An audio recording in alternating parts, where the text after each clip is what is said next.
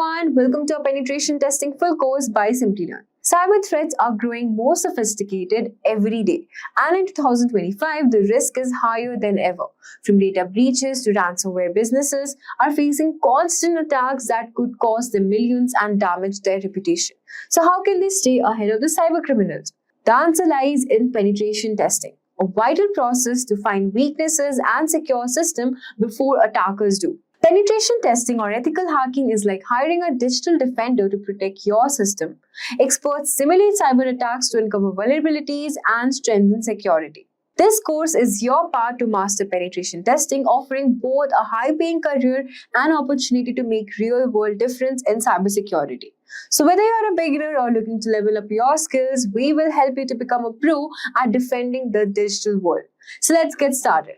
Also, if you are interested in stepping in one of the most in-demand skills of 2025, the Advanced Executive Program in Cybersecurity by Simplilearn is your perfect opportunity. In just 6 months, you'll gain expertise in ethical hacking, penetration testing, ransomware analysis, advanced defense strategies through a hands-on learning, industry-relevant approach. So this program is in collaboration with the IIIT Bangalore and IBM, features live interactive classes, real-world projects, and industry-recognized certifications. So hurry up and enroll now and find the course link in the description box below and in the pinned comments. In recent years, the cost of data breaches has steadily risen.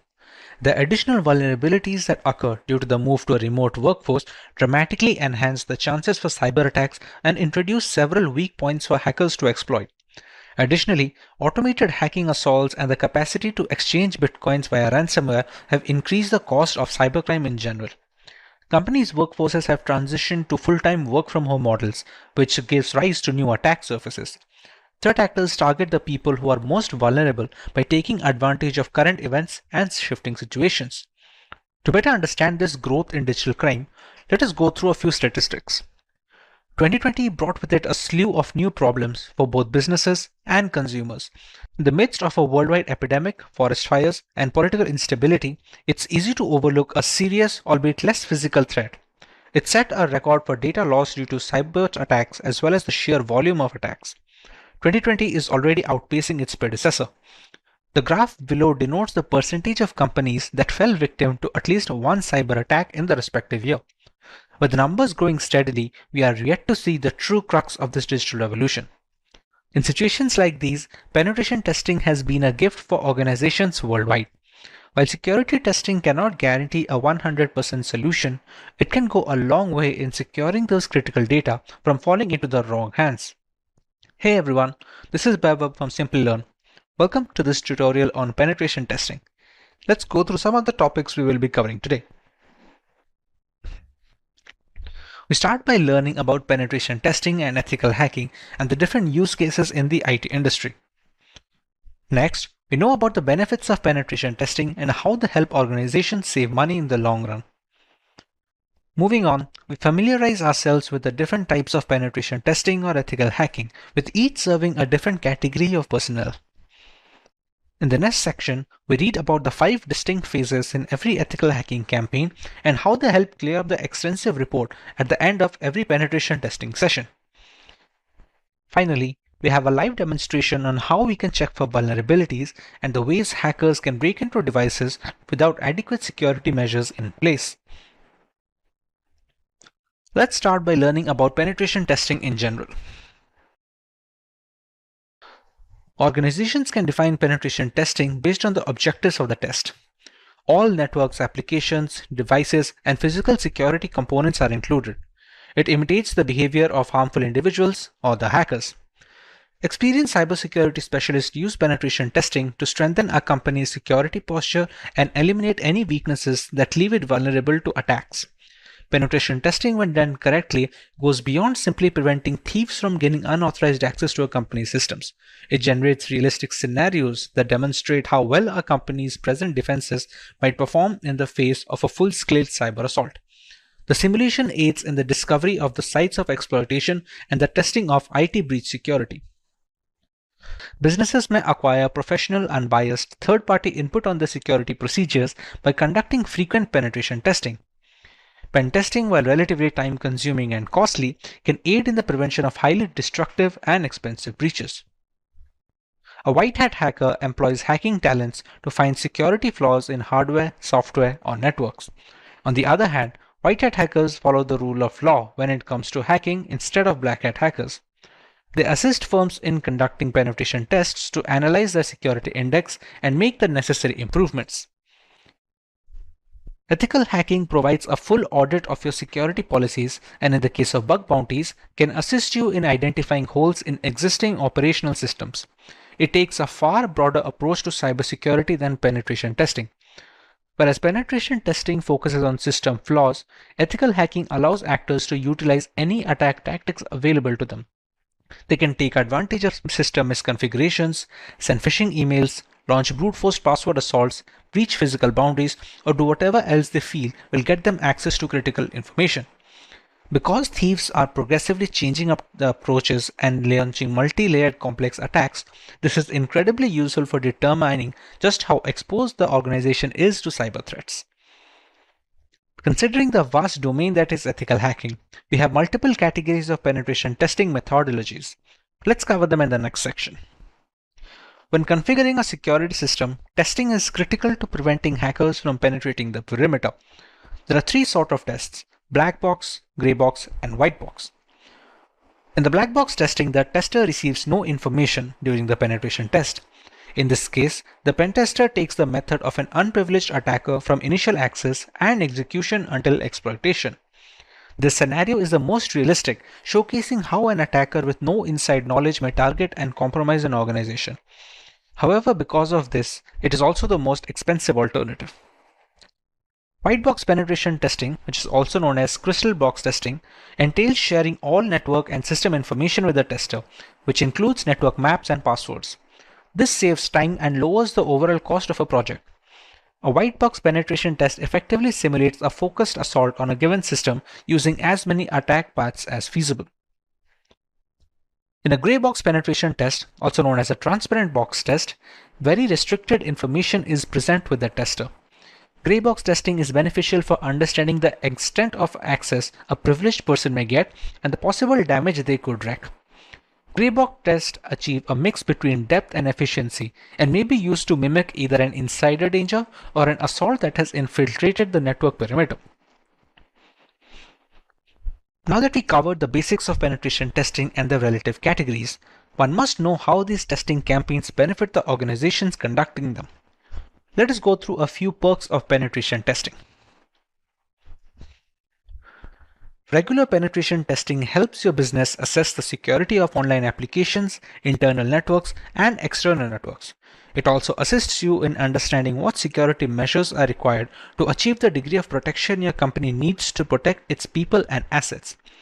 Prioritizing these risks offer firms an advantage in anticipating hazards and preventing harmful assaults. Penetration testing is similar to a real-life hacker rehearsing for a real-life hack. Regular penetration testing helps you be proactive in your real-world approach to reviewing the security of your IT infrastructure.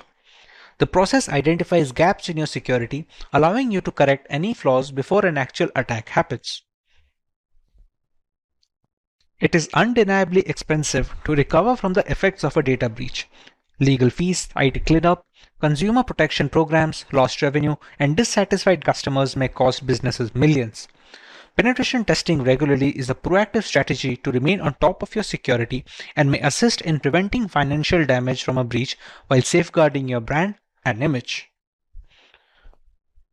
Penetration testing aid in meeting the compliance and security duties imposed by industry standards and regulations such as PCI, HIPAA, FISMA, and ISO 27001. Having these tests done regularly help demonstrate due care and your commitment to information security, all while avoiding the significant fines associated with the non-compliance. With the entire process seeming to be a lengthy ordeal, what are the multiple phases in the process? Theoretically, we have to follow a 5-stage process. Reconnaissance is the first phase of the penetration test. In this phase, the security researcher collects information about the target. It can be done actively, meaning you are collecting information by sending a request directly to the target and interpreting it. Passively, where you are collecting data without contacting the target, or both. It helps security firms gather information about the target system, network components, active machines, etc. This activity can be performed by using information available in the public domain and using different tools. The scanning phase is more tool-oriented rather than performed manually. The penetration tester runs one or more scanner tools to gather more information about the target. By using scanners such as war dialers, port scanners, network mappers, and vulnerability scanners, the penetration tester collects as many vulnerabilities which help in turning to attack a target in a more sophisticated way. The third phase is gaining access of the system. In this phase, the penetration tester tries to connect with the target and exploit the vulnerabilities found in the previous stage. The exploitation may be buffer overflow attacks, denial of service DOS attacks, session hijacking, and many more. Pen tester extracts information and sensitive data from the servers by gaining access using different tools. In the fourth stage, the hacker has to maintain access. The penetration tester tries to create a backdoor for himself. It helps the penetration tester to identify hidden vulnerabilities in the system and can later access the machine should the need arise. In the final phase of clearing and covering tracks, the penetration tester removes all logs and footprints which help the administrator identify his presence. This allows the penetration tester to think like a hacker and perform corrective actions to mitigate those activities. With the cost of cybersecurity platforms going up, trained penetration testers receive an excellent level of remuneration for their efforts. As per reports, the average yearly salary for a penetration tester is 6 lakh Indian rupees or $110,000 in the American counterpart. Finally, let's go over some of the ways hackers can identify vulnerable positions on a system to gather information in a live demonstration. In this demo, we will start by setting up a VPN connection that will allow us to access to a vulnerable network by creating a local virtual group over the internet. We then try to scan the victim machine for breachable entry points, find the username and password of the user in question, and eventually grab the root password from the device. To start our demonstration, we're going to need a vulnerable machine to work on. Now, this vulnerable machine can be found on the website known as TryHackMe, which is a service catered towards penetration testers. Before we connect to the machine, we need to join the network where the machine is located. We can do that using an OVPN file, which is short for OpenVPN protocol. To connect to this OVPN file, we're going to go into a new workspace on Parrot Security. We're going to activate the root access and we're going to connect to it. hacktest.ovpn.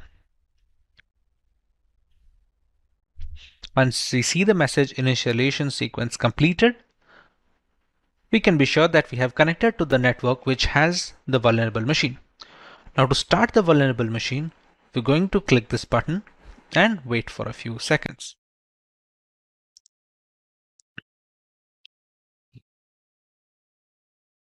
As you can see, it gives a 1-minute countdown before it shows you the IP address.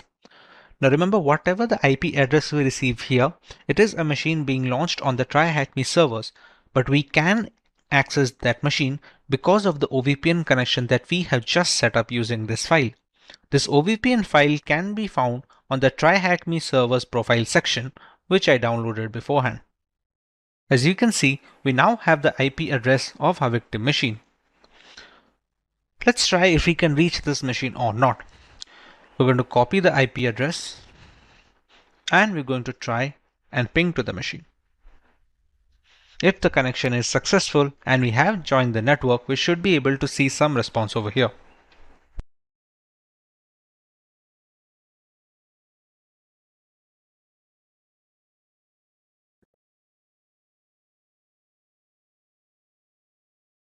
As you can see, we're receiving request pings from the victim machine, which means that we have already joined the victim network.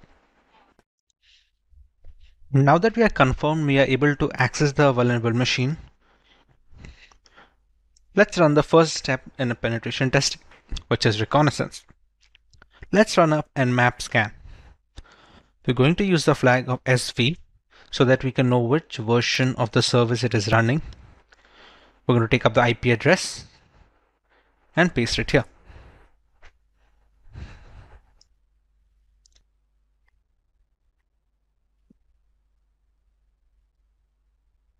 This scan will only be possible if the OpenVPN connection is up and running. As we can see, it is still running. And we have our results over here. We're running this scan so that we can find the services running on the host machine that we will run Nmap against. We conclude that a web service is running actually on port 80, as we can see over here, which is using the Apache server system. In addition to this, there is a SMB Samba service as well, running on ports 139445. Now that we know that we have an Apache server, we can use this IP address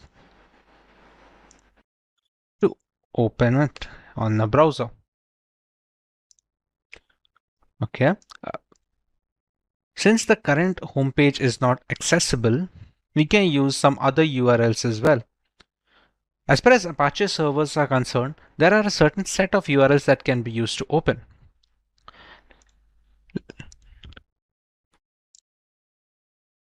However, if we go to the URL, which is IP address / development, this opens up a new folder. If we try to check the contents of these files, this is for the dev.txt. You can see the version of the Apache HTTP server that is being run. This is the dev.txt. If we go back and we check the second file as well, it says the contency shadow has the credentials. Okay, if we go back again, SMB has been configured, which we have already found at Nmap that it is running a Samba server. Now, with this version of the Apache server, we can find version-specific exploits that can be run on Metasploit, but there is sometimes no need of that. We can use another technique, as we now know that there are multiple users that is being run over here.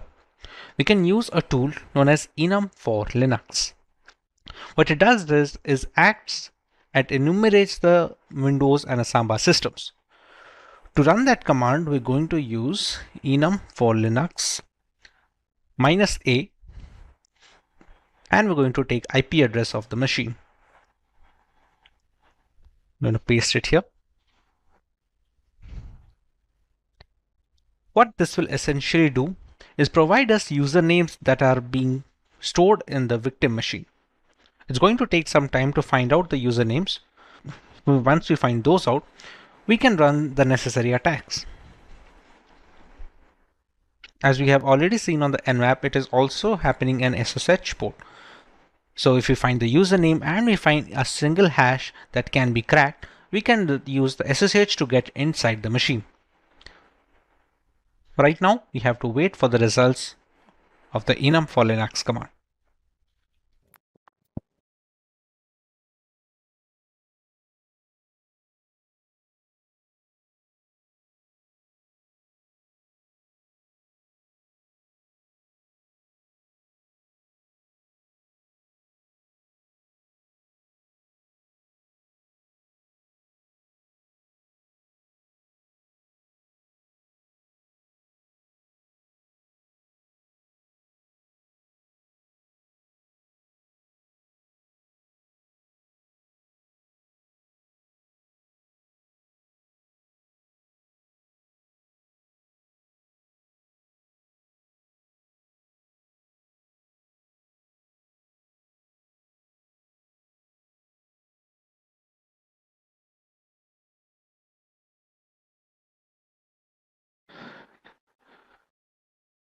As you can see, we have found two users of the machine known as K and Jan. I think we can stop the enumeration right now since we have the two users of this machine. Next step, what we can do is we can try to SSH into the machine.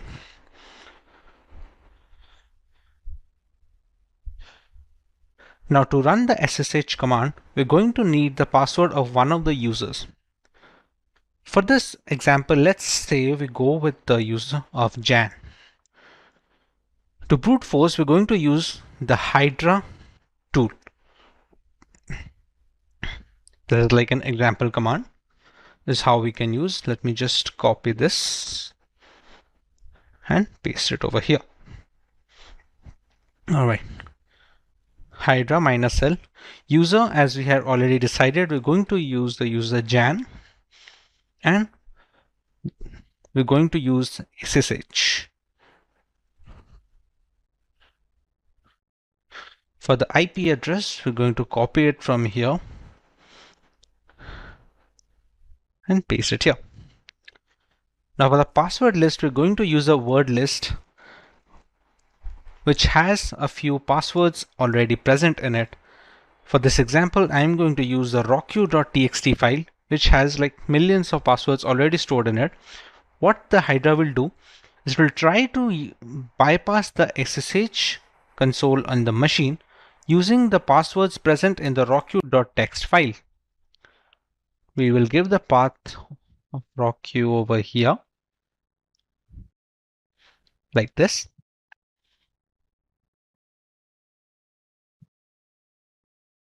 And we're going to run it.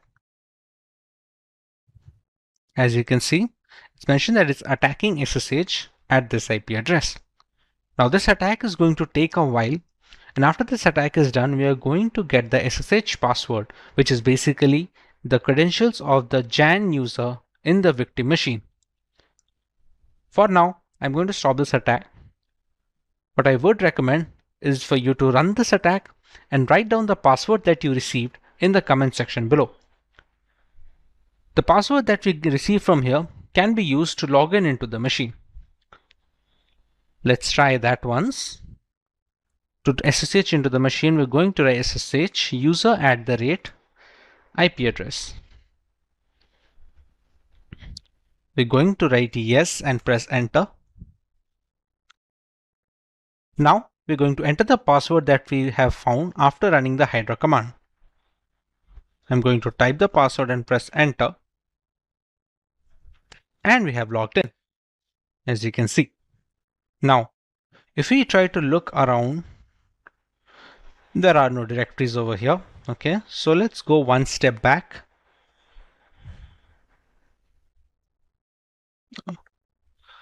Give a space over here. Okay.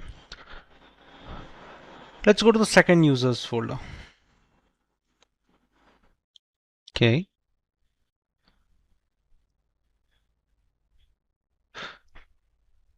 These are the contents of the K folder, and you can see there's a .ssh folder over here. So we're going to enter that.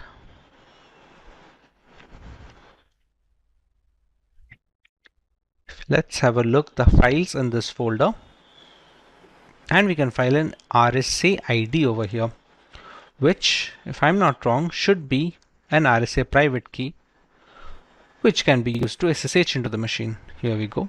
You can see it's a begin RSA private key, and it should end here as well.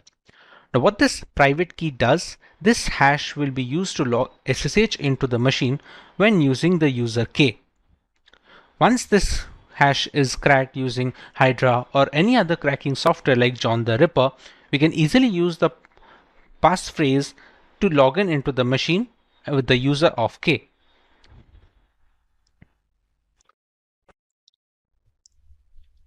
What I am going to do is copy this private key .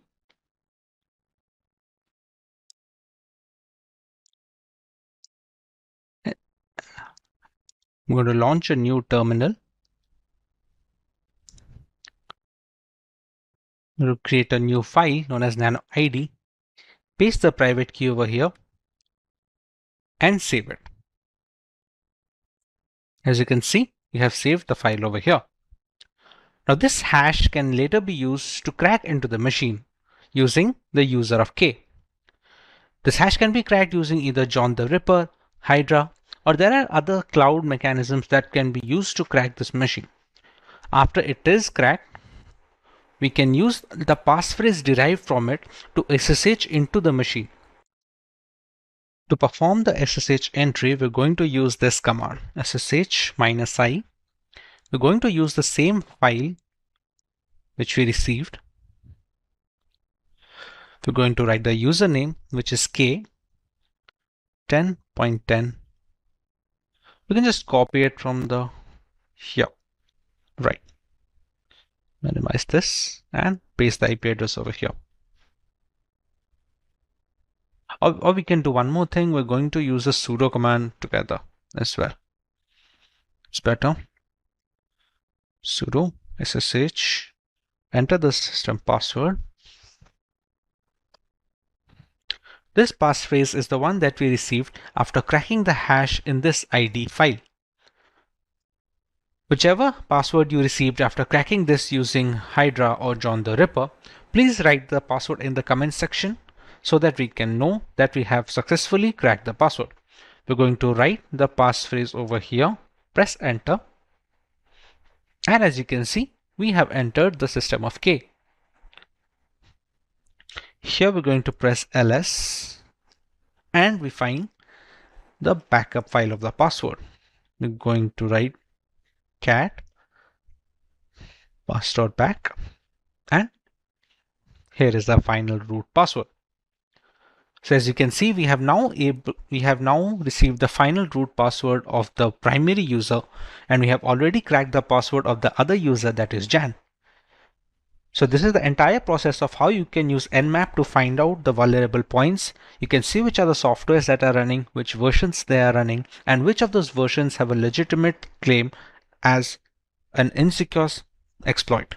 Have you ever wondered what could happen if cyber criminals gained control of the AI systems driving our cars, managing our power grids, or even making critical decisions? With AI changing the world and automating the many tech jobs, cybersecurity is becoming one of the most promising career choices. As machines getting smarter, doing everything from writing code to designing cars, the risk of cyber attacks are growing just as fast. Hackers are using advanced tools, making companies more vulnerable than ever. This has created a huge demand for the cybersecurity experts to protect data, stop ransomware, and secure systems. Companies like Google, Microsoft, IBM, and the consulting firms such as the Deloitte and Accenture, along with the specialized firms like the Palo Alto Networks, are actively hiring cybersecurity professionals. In India, cybersecurity salaries range from 4 to 6 LPA for the entry-level roles to 25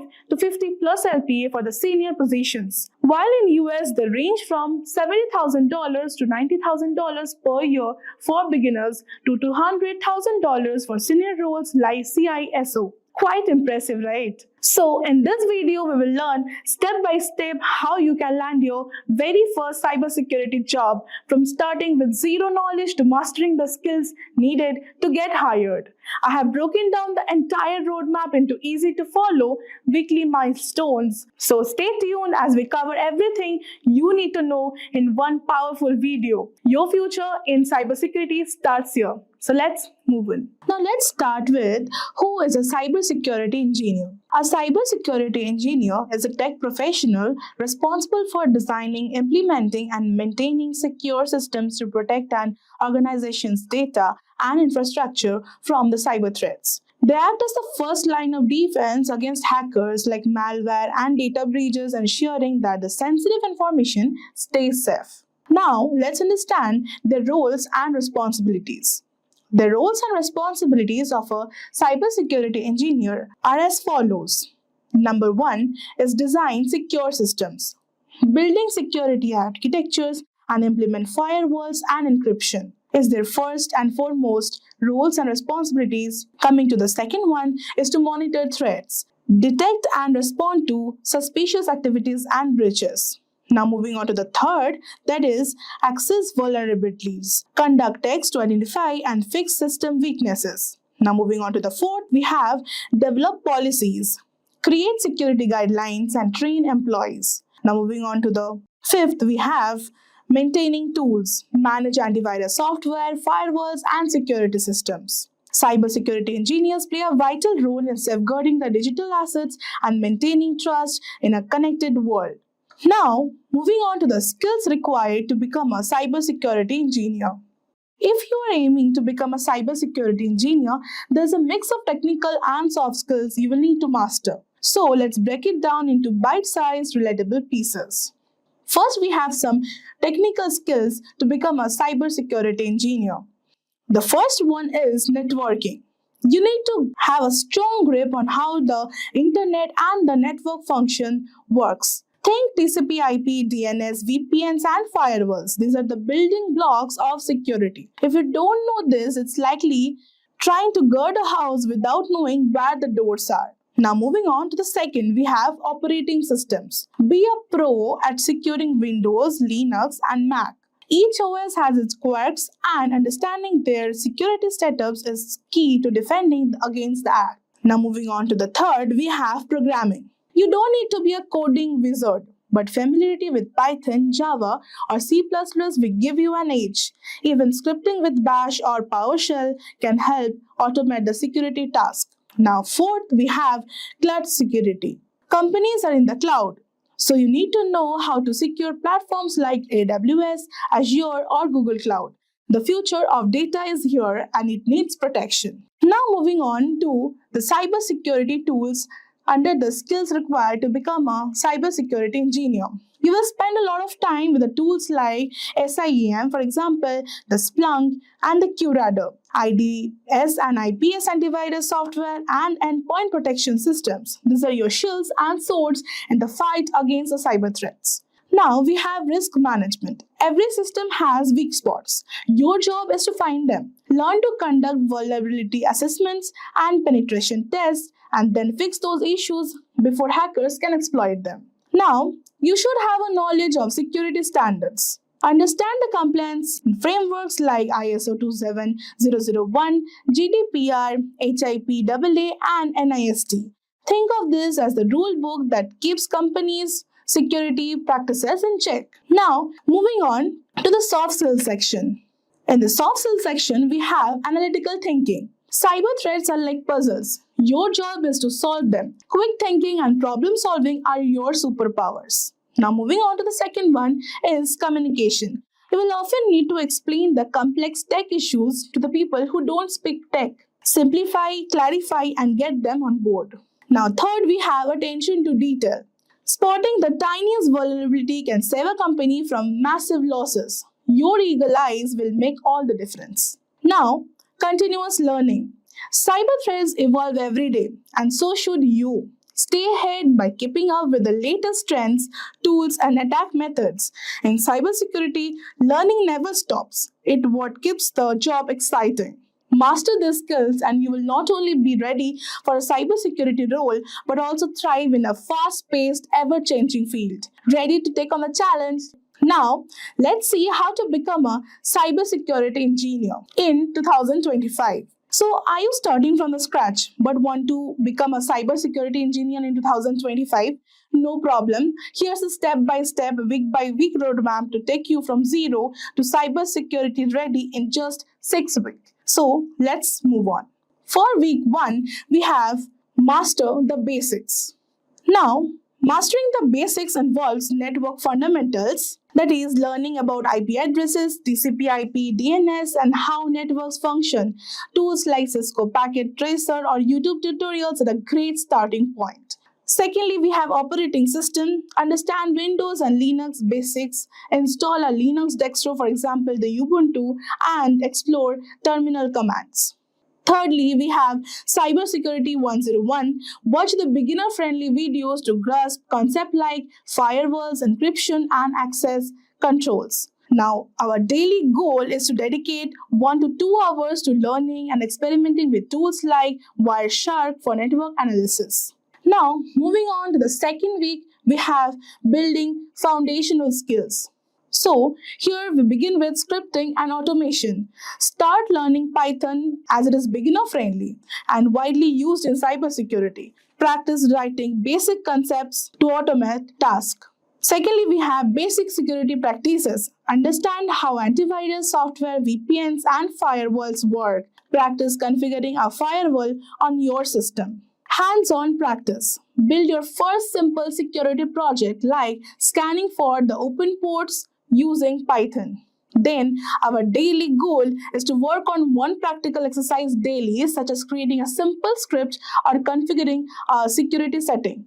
Now, moving on to the third week, we have exploring tools and techniques. Firstly, we will start with cybersecurity tools. Get familiarized with essential tools like SIM, Splunk, QRadar, and endpoint protection software. Then we have vulnerability assessment. Learn about the penetration testing and practice with the free tools like Kali Linux and Metasploit. Now, moving on, we have cloud security basics.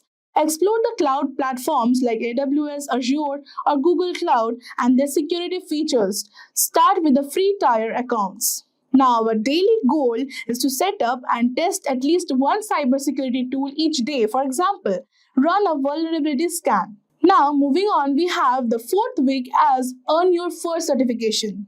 So, we will begin with the certification preparation. Begin preparing for the beginner-friendly certifications like TIA Security Plus or Certified Ethical Hacker SEH. Use free resources or enroll in a boot camp if needed. Then we have practice exams. Take mock tests to familiarize yourself with the certification format. Hands-on labs. Use platforms like TryHackMe or Hack the Box for real-world practice. Now, our daily goal is to study for 1 to 2 chapters of the certification syllabus and practice related skills. Now, moving on, we have the fifth week as work on projects for your portfolio. Now, creating a portfolio like a penetration testing report for your home lab, a Python script that automates the basic security tasks like the password strengthen checker, a case study on a famous cybersecurity breach and how it was resolved. Now, you must be thinking why it is so important. Like why the projects are so important. Projects demonstrate your practical skills to potential employers, and that's why it is so important. Now moving on to the sixth week, we have the job ready preparation, our ultimate goal in 2025. So, start with creating your portfolio. Showcase your certifications of Simplilearn projects made in this live class and achievements. Include details about your hands-on experience. Then comes resume and LinkedIn, like the projects, building a professional resume tailored for cybersecurity roles. Optimize your LinkedIn and highlight your skills. Now, apply for jobs. Target the entry-level roles like the SOC analyst, security analyst, or IT support with a focus on security. Now, getting interview preparation, like practice the common cybersecurity interview questions and perform the mock interviews. Our daily goal will be to apply at least 5 jobs daily and connect with the industry professionals for guidance. Now, by following the structured 6-week plan, you will gain the foundational skills, hands-on experience, and confidence needed to step into the world of cybersecurity. Stay consistent, keep learning, and remember, every expert was once a beginner. Your cybersecurity journey starts now. All the best. In today's digital age, where technology fills every aspect of our lives, the dark underbelly of the digital realm is growing concern. Cyber threats and attacks are on the rise, targeting everything from personal data to critical infrastructure. In response, organizations are investing heavily in fortifying their digital defenses, spurring a surge in demand for cybersecurity professionals. Among these, experts are penetration testers or ethical hackers who specialize in identifying vulnerabilities before malicious hackers can exploit them. This video delves into the fascinating realm of penetration tester salaries, examining the factors that influence their earnings and evolving trends that shape the cybersecurity job market. So these are the topics that we will be covering in this video: the role of a penetration tester, factors influencing penetration salaries, trends in penetration tester salaries, and salary of a penetration tester. Now, before moving forward and understand the role of a penetration tester, let me ask you a quick question. So, what is the primary goal of a penetration tester? A. Developing new software. B. Finding vulnerabilities in systems. C. Providing customer support.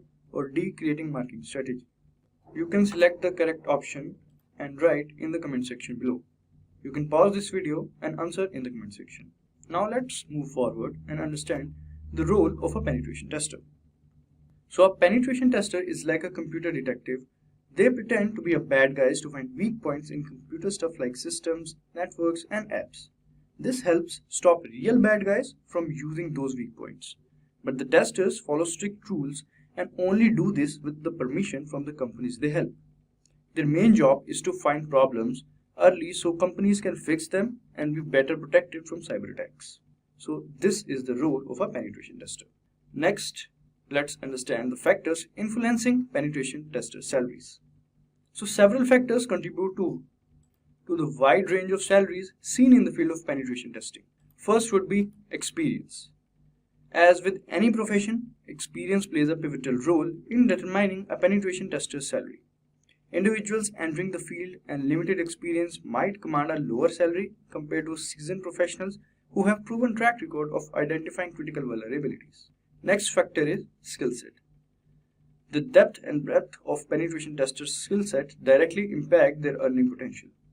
Proficiency in various tools, programming languages, and methodologies used in cybersecurity assessments can lead to higher compensation. Third is certifications. Industry recognized certifications carry considerable weight in cybersecurity field. Alright, now coming to the next factor, which is geographical location. The geographical location in which a penetration tester works can significantly influence their salary. Tech hubs and cities with high concentration of business tend to offer higher salaries to attract and retain top talent. However, the cost of living also comes into play, as higher salaries in some areas might be offset by higher living expenses. At last we have is specialization. Penetration testers can specialize in various areas such as web applications, network security, or mobile devices. Specialization can lead to higher salaries as organizations seek experts with an in-depth understanding of specific vulnerabilities. So these were the factors that were influencing penetration tester salaries. Now let's move forward and understand the trends in penetration tester salaries. So the dynamic nature of the cybersecurity landscape is reflected in the salary trends for penetration testers. So first would be rapid salary increases. The increasing frequency and severity of cyber attacks have heightened the demand for skilled cybersecurity professionals, including penetration testers. This demand has led to a steady forward trajectory in penetration tester salaries over the past decade. And second is remote work revolution. The COVID-19 pandemic has catalyzed the acceptance of remote work across various industries, including cybersecurity. This shift has expanded the talent pool, allowing organizations to hire penetration testers from different geographic locations. Consequently, salary negotiations might be influenced by factors beyond traditional office locations. Next is shortage of skilled professionals. The shortage of skilled penetration testers remains a significant challenge for organizations seeking to strengthen their cybersecurity defenses. The scarcity of qualified candidates has created a competitive job market, prompting companies to offer enticing compensation packages to attract and retain top talent. So these were the trends in penetration tester salaries. Now let's come to the interesting part, which is salary of a penetration tester. So according to various sources, the salary of a penetration tester can vary depending on the location, experience, skills, and certification of the individual. Here are some average salary estimates for penetration testers in India and US. First, India. The average salary for a penetration tester in India is 5 lakhs per annum. The salary range is from 4 lakhs to 20 lakhs per annum. The pay also depends on the skills and certifications of the penetration tester. The next is USA. The average salary for a penetration tester in US is $128,000 per year. The salary range is from $107,000 to $166,000 per annum. The pay also depends on the location, experience, skills, and certifications of the penetration tester. So as you can see, penetration testing is a rewarding career option for those who are interested in cybersecurity. However, it also requires a lot of technical knowledge, creativity, problem-solving skills, and ethical standards. If you're considering becoming a penetration tester, then do check out our course. The link is mentioned in the description box. So let's talk about hacking and what exactly hacking is. Hacking refers to exploiting weaknesses in a computer network to obtain unauthorized access to information. A hacker is a person who tries to hack into computer systems. Now here there are some keywords that we need to understand. First and foremost, exploit. When you are exploiting weaknesses are technically called vulnerabilities, which are basically design flaws, misconfiguration errors, usage of default usernames and passwords which have not been modified. So any misconfiguration or anything that has been left behind by a security administrator that can be misused, which means exploited by a hacker to gain unauthorized access. So the next term is unauthorized access, something that you're not allowed to do. And when you say a hacker is a person who tries to hack, it's basically a person with malicious intent trying to gain access to a system or a resource that they are not authorized to access in the first place. How do they do it? They find a vulnerability that is a weakness or a flaw, and then they misuse it to gain access to that particular network. So here in the diagram, you can see that the sender on the left hand side is trying to send some data to the receiver on the right hand side. The hacker would try to gain unauthorized access to the transmission that is being sent and would try to capture the data packets and read the secrets within. Let's look at a business case scenario into hacking. Now there is an organization, everybody is going around their own business when they realize that their systems may have been compromised. Now they're trying to look at the customer data to ensure that that has not been compromised and trying to assure the customers. However, they do realize that some customer data has been lost and even the company reports have been modified as well. Now, this is the scenario where there have been some security controls in place and those controls have been identified. They realized that there is an attack that has happened, and based on that attack, they have realized that their data has now been compromised and their records have been modified by the hacker, which means that the data is no longer trustworthy and thus cannot be used by the business for any legal transactions. So then the hacker gives a call to the organization or gets connected to the organization demanding a ransom for the data to be replaced, to be taken back into the original state where it was trusted, and thus the organization can utilize it for business transactions. The organization has probably no backup, so they decide that they want to pay the lump sum to the hacker to restore that data so that they can continue on with the business. Thus money exchanges and the hacker is able to restore that data and the business continues as usual. However, the activity here of a hacker trying to leverage the misconfiguration of the weaknesses in the organization's security, thus being able to hack them and make these ransomware demands. So the company then wants to figure out, even if having a security system in place, how was the hacker able to hack their systems? Thus, one of the employees comes up with a brilliant idea of identifying vulnerabilities in the network to proactively search for any flaws that have been left behind, so that they can plug those flaws and nobody can misuse them. Thus, they figure out that they want to hire an ethical hacker who would help them identify the security posture of the organization, identify the weaknesses, vulnerabilities and flaws, and help them remedy those flaws so that in future scenarios, these scenarios will not happen. So before we go into an ethical hacker, let's understand what are the types of hackers. So what are the types of hackers? Hacker is a technically skilled person who is very adept with computers. They have good programming skills, they understand how operating system works, they understand how networks work, they understand how to identify flaws and vulnerabilities within all of these aspects, and then they understand and know how to misuse these flaws to get a outcome which would be detrimental to the health of the organization.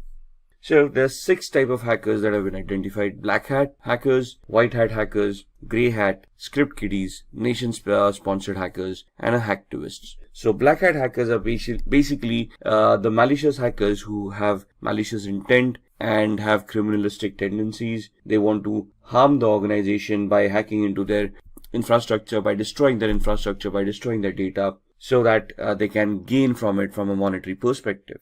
These guys are also known as crackers. The main aspect of these people are that they have malicious intent, they try to do unauthorized activities, and they try it for personal gain. Another important aspect to remember is that a black hat hacker will always try to hide their identity.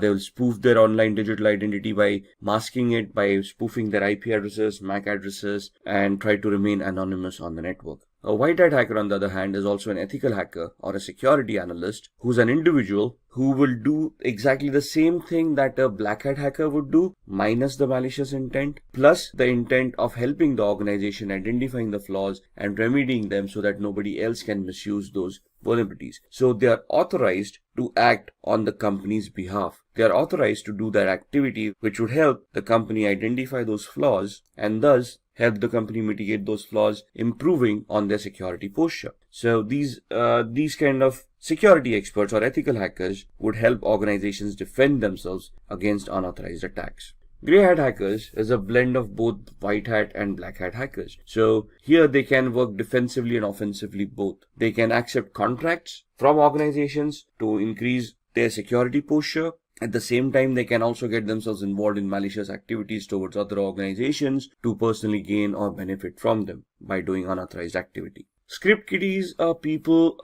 who are technically not much aware about what hacking is. They rely on existing tools that have been created by other hackers. They have no technical knowledge of what they're doing. It's just a hit or miss for them. So they just get their hands on a tool. They try to execute those tools. If the hack works, it works. Otherwise, it doesn't. So these people are basically who are noobs or newbies who are trying to learn hacking, or just people who with malicious intent who just want to have some fun or trying to impress people around. Then we have the nation or the state-sponsored hackers. As the name suggests, these hackers are sponsored by their government. Now, this may not be a legitimate job, but most of the governments do have hackers enrolled in their on their organizations to spy on their enemies, to spy on various countries, and try to figure out the aspirations of those countries. So this is basically a spying activity where you're technically trying to get access to other countries' resources and then try to spy on them to figure out what their activities have been or what their future plans have been. And then we have the hacktivists, who is an individual who has a political agenda to promote, and they promote it by doing hacking. So these guys, what is the difference between a black hat hacker and a hacktivist? The black hat hacker may try to hide their identity. A hacktivist will claim responsibility of what they have done. So for them, it's a political agenda, a political cause, and they will try to hack various organizations to promote their cause. They would probably do this by defacing the website and posting the messages that they want to promote on these websites. So what exactly is ethical hacking then? We have discussed the types of hackers. We have identified a malicious hacker as a black hat hacker with the intent of doing harm to an organization's network for personal gain. We have discussed what the ethical hacker is. So an ethical hacker would be doing the same activity but in an authorized manner. So they would have legal contracts that they would be signing with the organization, which would give them a definite scope of what they are allowed to do and what they are not allowed to do.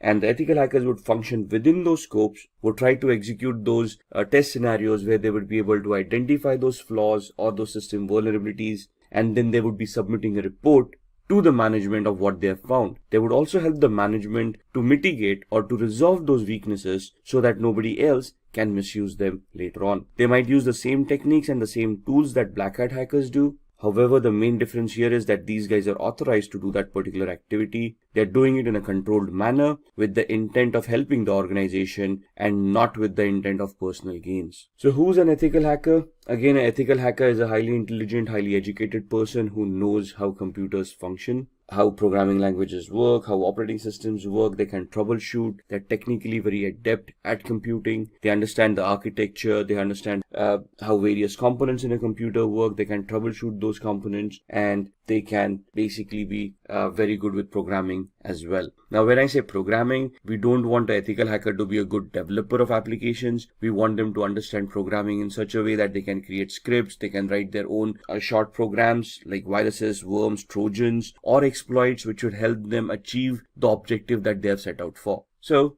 here you can see the ethical hacker. They are individuals who perform a security assessment of their companies with the permission of concerned authorities. So what is a security assessment? A security assessment is finding out the exact security posture of the organization by identifying what security controls are in place, how they've been configured, and if there are any gaps in the configurations themselves. So an organization will hire an ethical hacker. They would give the ethical hacker the information about what information is, or what security controls, what firewalls, what IDSS, IPSS, intrusion detection or intrusion prevention systems, antiviruses are already in place, and then they will ask the ethical hacker to figure out a way to bypass these mechanisms and see if they can still hack the organization. What is the need of an ethical hacker? The need of an ethical hacker is proactive security. The ethical hacker would identify all the existing flaws in an organization and try to resolve those flaws to help secure the organization from black hat hackers. So ethical hackers would prevent hackers from cracking into an organization's network by securing the organization, by improving on their security on a periodic basis. And they would also try to identify system vulnerabilities, network vulnerabilities, or application level vulnerabilities that would have been missed or have already been missed, and then try to figure out a way of plugging them or resolving them so that they cannot be misused by other hackers. They would also analyze and enhance an organization's security policies. Now, what are policies? Policies are basically documents that have been created by an organization of rules that all the employees need to follow to ensure that the security of an organization is maintained. For example, a password policy. A password policy would help users in an organization to adhere to the standards the organization has identified for a password complexity. For example, a password, when a user is creating them, should adhere to standards where they are using random words. They contain the alphabet A through Z, uppercase and lowercase, 0 through 9 as numerics, and special characters,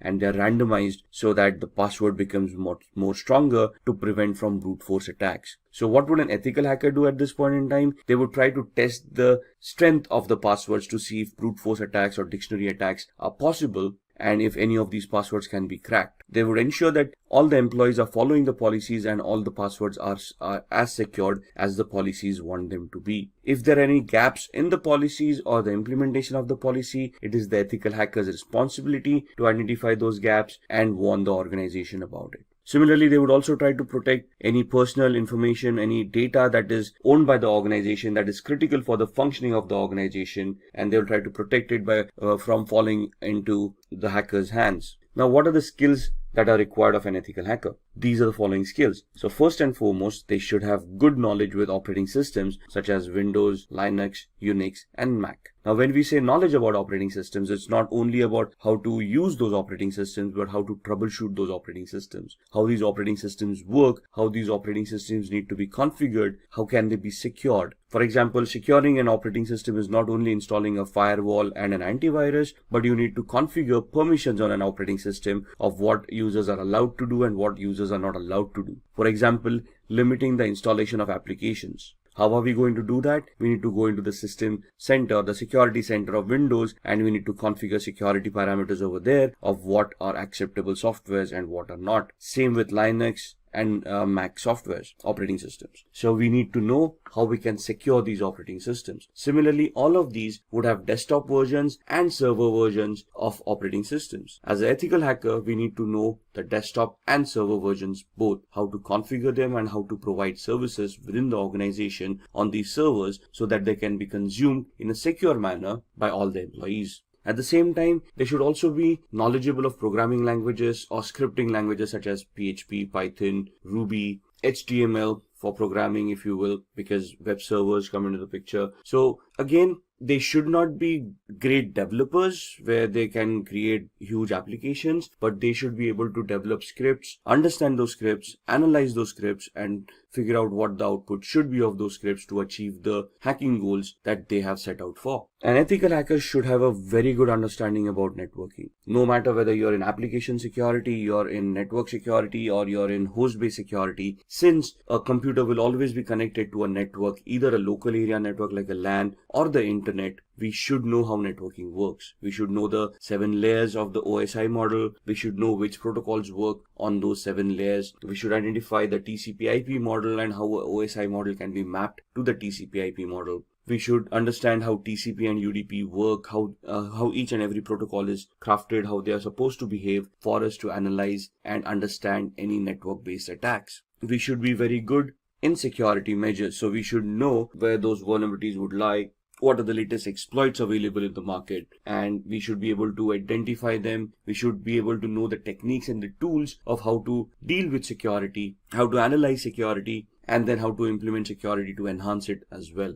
Along with that, it is important that a security analyst or ethical hacker is aware of the local security laws and standards. Why is that? Because an organization cannot do any illegal activity. Whatever responses that they have, whatever security mechanisms, whatever security controls they will implement, they need to be adhering to the local law of the land. They should be legal in nature and should not cause undue harm to any of the employees or any of the third-party clients that they are dealing with. So the ethical hacker should be aware of what security laws are before they implement security controls, or even before they start testing for security controls. And all of these should be backed up by having a global certification or a globally valid certification related to networking, related to security, ethical hacking, the law of the land, anything and everything. Maybe even programming. It's good to have a certification in PHP, Perl, Python, Ruby, and so on and so forth. Why? Because most of the organizations, when they hire ethical hackers, look out for these certifications, especially globally valid certifications, so that they can be sure, or they can be assured that the person that they are hiring has the required skill set. So let's talk about a few of the tools that an ethical hacker would utilize in their testing scenarios. To be honest, there are hundreds of tools out there. What you see on the screen are just a few examples of them. Nessus is a vulnerability scanner. What is a vulnerability scanner? It is an automated tool that is designed to identify vulnerabilities within hosts, within operating systems, within networks. So they come with their ready-made databases of all the vulnerabilities that have already been identified, and they scan the network against that database to find out any possible flaws or any possible vulnerabilities that currently exist on the host or the operating system or on the network. Similarly, there would be application scanners like Acunetics or Arachne that would help you scan applications and identify flaws within those applications as well. Now, all of these are automated tools. The essence of ethical hacker is when these tools churn out the reports, the ethical hacker can understand these reports, analyze them, identify the flaws, and then craft their own exploits or use existing exploits in a particular manner so that they can get access, or they can bypass the access or security controls mechanisms that are already in place. How can they do that? With the tool called Metasploit. You see that big M there on the right hand side? That M logo is for a tool called Metasploit, which is a penetration testing tool. What is a penetration testing tool? It is that tool that will allow an ethical hacker to craft their exploits or choose their exploits for the vulnerabilities that have been identified by Nessus. Since we are interacting with computers, we will always be interacting using tools, right? So the first tool, Nessus, identifies the flaws and the possible list of vulnerabilities. We do a penetration test using Metasploit to validate those flaws and to verify that those flaws actually exist, and try to figure out the complexity of those flaws. And that's where Metasploit helps us do that. Wireshark would be used in the background while we are doing both the activities using Nessus or Metasploit to keep a track of what packets are being sent and received on the network, which will help us analyze those packets. So whenever I run a Nessus scanner, I would run a Wireshark in the background. It will capture the data packets, and I can go through those data packets and analyze that data packets to identify what Nessus is actually trying to do. Similarly, when I try to attack a machine using exploit on Metasploit, I will keep on Wireshark running in the background to capture the data packets that have been sent and the responses that I've received from the victim, so that I can also go through those packets and analyze the responses and analyze the attack, whether it was successful,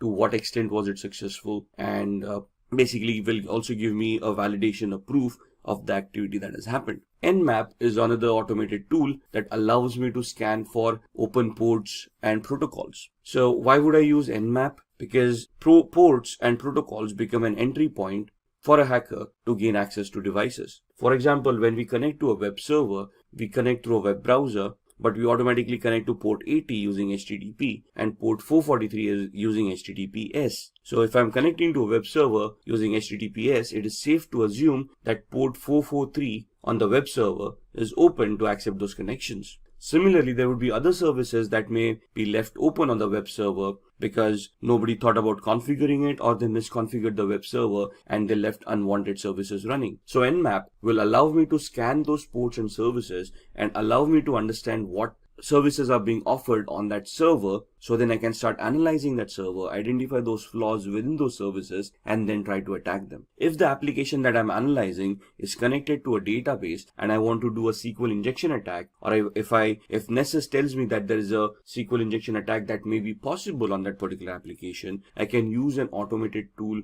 called SQL Map or SQL Map that would allow me to automatically craft all the queries that are required for a SQL injection attack and help me do that attack at the same time. So here I do not have to manually create my own queries. The SQL map tool would automatically create them for me. What I would do is I would use Nessus to identify that particular flaw. If Nessus reports that flaw, I would then go use the tool SQL map, configure it to attack that particular web server, and when I fire off the tool, it will then automatically start directing queries, SQL injection queries to the database to see if those databases are vulnerable, and if yes, what data can be retrieved from those databases. So all of these tools in a nutshell would help me hack networks, applications, operating systems, and host devices. And this is what an ethical hacker does. They use these kind of tool sets, they identify what attacks they need to do, they identify the right tool for that particular attack, and they write their exploits, they create those attacks, and then they start attacking, analyze the response, and then give a report to the management, providing them feedback about how the attack was created or crafted, what was the response to that attack, and whether the attack was successful or not. If successful, they would also give recommendations of what to do to prevent these attacks from happening in the future. So when we are doing these attacks, or when we want to launch these attacks, what is the process that we would follow? So there are 6 steps that we would do as an ethical hacker. If you're just a hacker, you probably wouldn't do the 6th step, which is a reporting step. So the first step that would be done is the reconnaissance phase, which is the information gathering phase, which is very important from an ethical hacker's perspective or a hacker's perspective. Because if I want to attack someone or something as a digital device, I need to know what I'm attacking.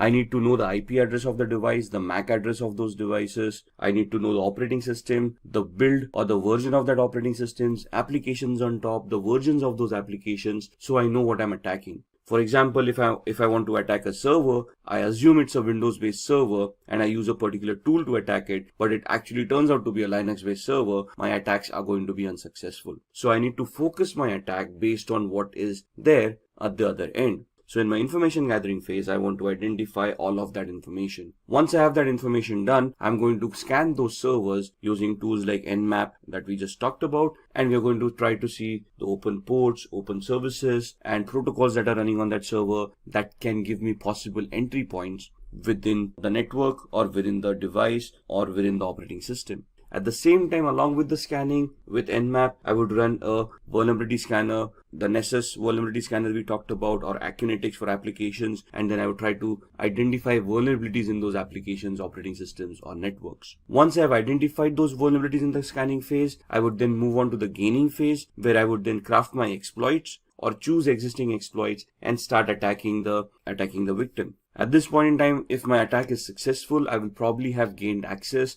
by either cracking passwords or escalating privileges or exploiting a vulnerability that I may have found during the scanning phase. Once I have gained my access, I want to maintain my access. Why? Because the vulnerability may not be there for long. Maybe somebody updated the operating system and hence the flaw was no longer existing, or somebody changed the password that I may have cracked, thus I no longer have access. So what do I do to maintain my access? I install Trojans or backdoor entries to those systems using which I can secretly, in a covert manner, get access to those devices at my own will, at my own time, as long as those devices are available over the network. So that's where I maintain my access. I have hacked them. Now I want to maintain my access, so I install a software which would give me a backdoor entry to that device no matter what. Once I have done this, I want to clear my tracks. So whatever activity that I've been doing, for example, installing a Trojan. A Trojan is also a software that would create directories and files once installed on the victim's machine. So I want to hide that. If I have accessed data stores, if I have modified data, I want to hide that activity, because if the victim comes to know that something has happened, they would start increasing their security parameters. They might start scanning their devices. They may take them offline.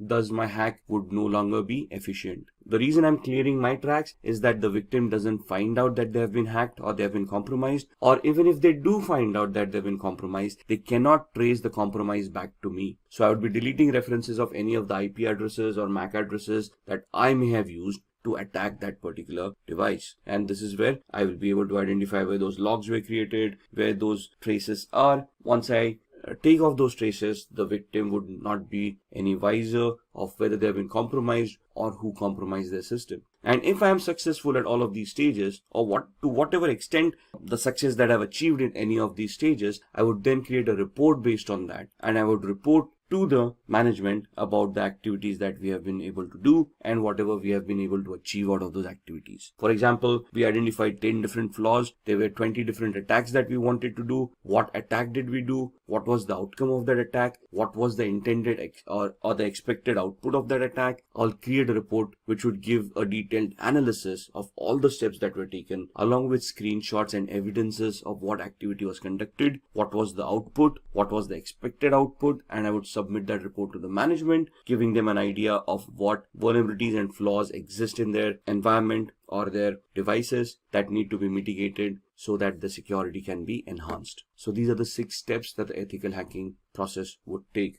Just going through this, the reconnaissance is where you're going to use hacking tools like Nmap, HPing to obtain information about targets. There are hundreds of tools out there depending on what information you want. Then in scanning, again, Nmap, Nexpose, these kind of tools to be utilized to identify open ports, protocols, and services. In gaining access, you're going to exploit a vulnerability by using the Metasploit tool that we talked about in the previous slides. In the maintaining access, you're going to install backdoors. You can use Metasploit at the same time. You can craft your own scripts to create a Trojan and install it on the victim's machine. Once you have achieved that, clearing tracks is where you're going to clear all evidences of your activity so that you do not get caught or the victim doesn't even realize that they have been hacked. And once you're done all of this, we are going to create reports that are going to be submitted to the management to help them understand the current security evaluation of their organization. So now let's see how we can hack using social engineering. Now, what is social engineering? Social engineering is the art of manipulating humans into revealing confidential information which they otherwise would not have revealed. So this is where your social skill and your people skills come into the picture. If you are able to communicate effectively to another person, they would probably give up more information that they intended to give out. Let's look at examples, right? If you see on the screen, phishing activity. What is phishing? We receive a lot of fake mails on a regular basis. We have always received those emails where we have won a lottery of a few $1 million, but we have never realized that we didn't purchase a lottery to win a lottery in the first place. We have always had those Nigerian frauds where a prince died in some South African country and you out of 7 billion people on the planet have been identified where they want to transfer a few $100 million through your account and they want to give you 50% of that money in return as thank you. So some very basic attacks where you go onto websites and there's a banner flashing at you saying congratulations, you're the 1 millionth visitor to this website, click here to claim your prize. All of these are social engineering attacks, phishing attacks, fake websites, fake communications being sent out to users to prey on their gullibility. Most of humans always have that dream of striking it rich, winning a huge lottery once and for all, and living their life lavishly ever after. But sadly, in the real world, that doesn't happen that often. And if you're receiving those mails, it is very important that you first research the validity of those communications before you even want to act upon them. So why are humans susceptible to social engineering? Because humans have emotions. Machines do not. Try pleading with a machine to give you access to an account that you have forgotten a password to. The machine wouldn't even know what you're doing. Try pleading with a human, sympathy or empathy, where you could try to create a social engineering attack where you can plead with them saying, if I do not get access to this account immediately, I might lose my job. And then that would put my family into problems. Somebody would feel empathy or sympathy towards you and help you reset that password and give you access to that account. It's how good the attack is and how convincing you are for the success of this attack to happen. So what is a familiarity exploit? Attackers interact with victims to gain information which will benefit the attackers to crack credentials. As passwords, if we want to reset our passwords, what do we have as a mechanism to resetting passwords? We have some security questions that we set up. Those questions are nothing but personal information that we would know, but through a social engineering attack, it would be easily be able to gather the information that you have set for your security questions. The security questions can be as simple as the first school that you attended. You probably have that listed on your LinkedIn profile, where a person can just go in there and see your academic qualifications and identify the school that you were in, right? Similarly, it might also be a question, what was your mother's maiden name? That's a very good attack. And that's, if a person can interact with you, let's say they're trying to take a survey and they approach you for a feedback on a particular product that you have been utilizing, and they ask you these questions, you wouldn't think twice before giving those answers. As long as the request sounds legitimate to us, we are able to justify that request, we do answer those queries. So it's upon us to verify the authenticity of the request coming in before we answer it. Phishing, as discussed, would be fraudulent emails which appear to be coming from a trusted source. So email spoofing comes into mind, fake websites, and so on and so forth. Exploiting human curiosity. Curiosity killed the cat, right? So there's so many physical attacks where hackers just keep pen drives lying around in a parking lot. Now this is a generic attack. Whoever falls victim will fall victim. So if I just throw around a few USBs in the parking lot, obviously with Trojans implemented on them, some people who are curious or who are looking for a couple of freebies might take up those pen drives, plug them in their computers to see what data is on the pen drives. At the same time, once they plug in those pen drives on their computers, the virus or the Trojan would get infected and cause harm to their machine. Then exploiting human greed.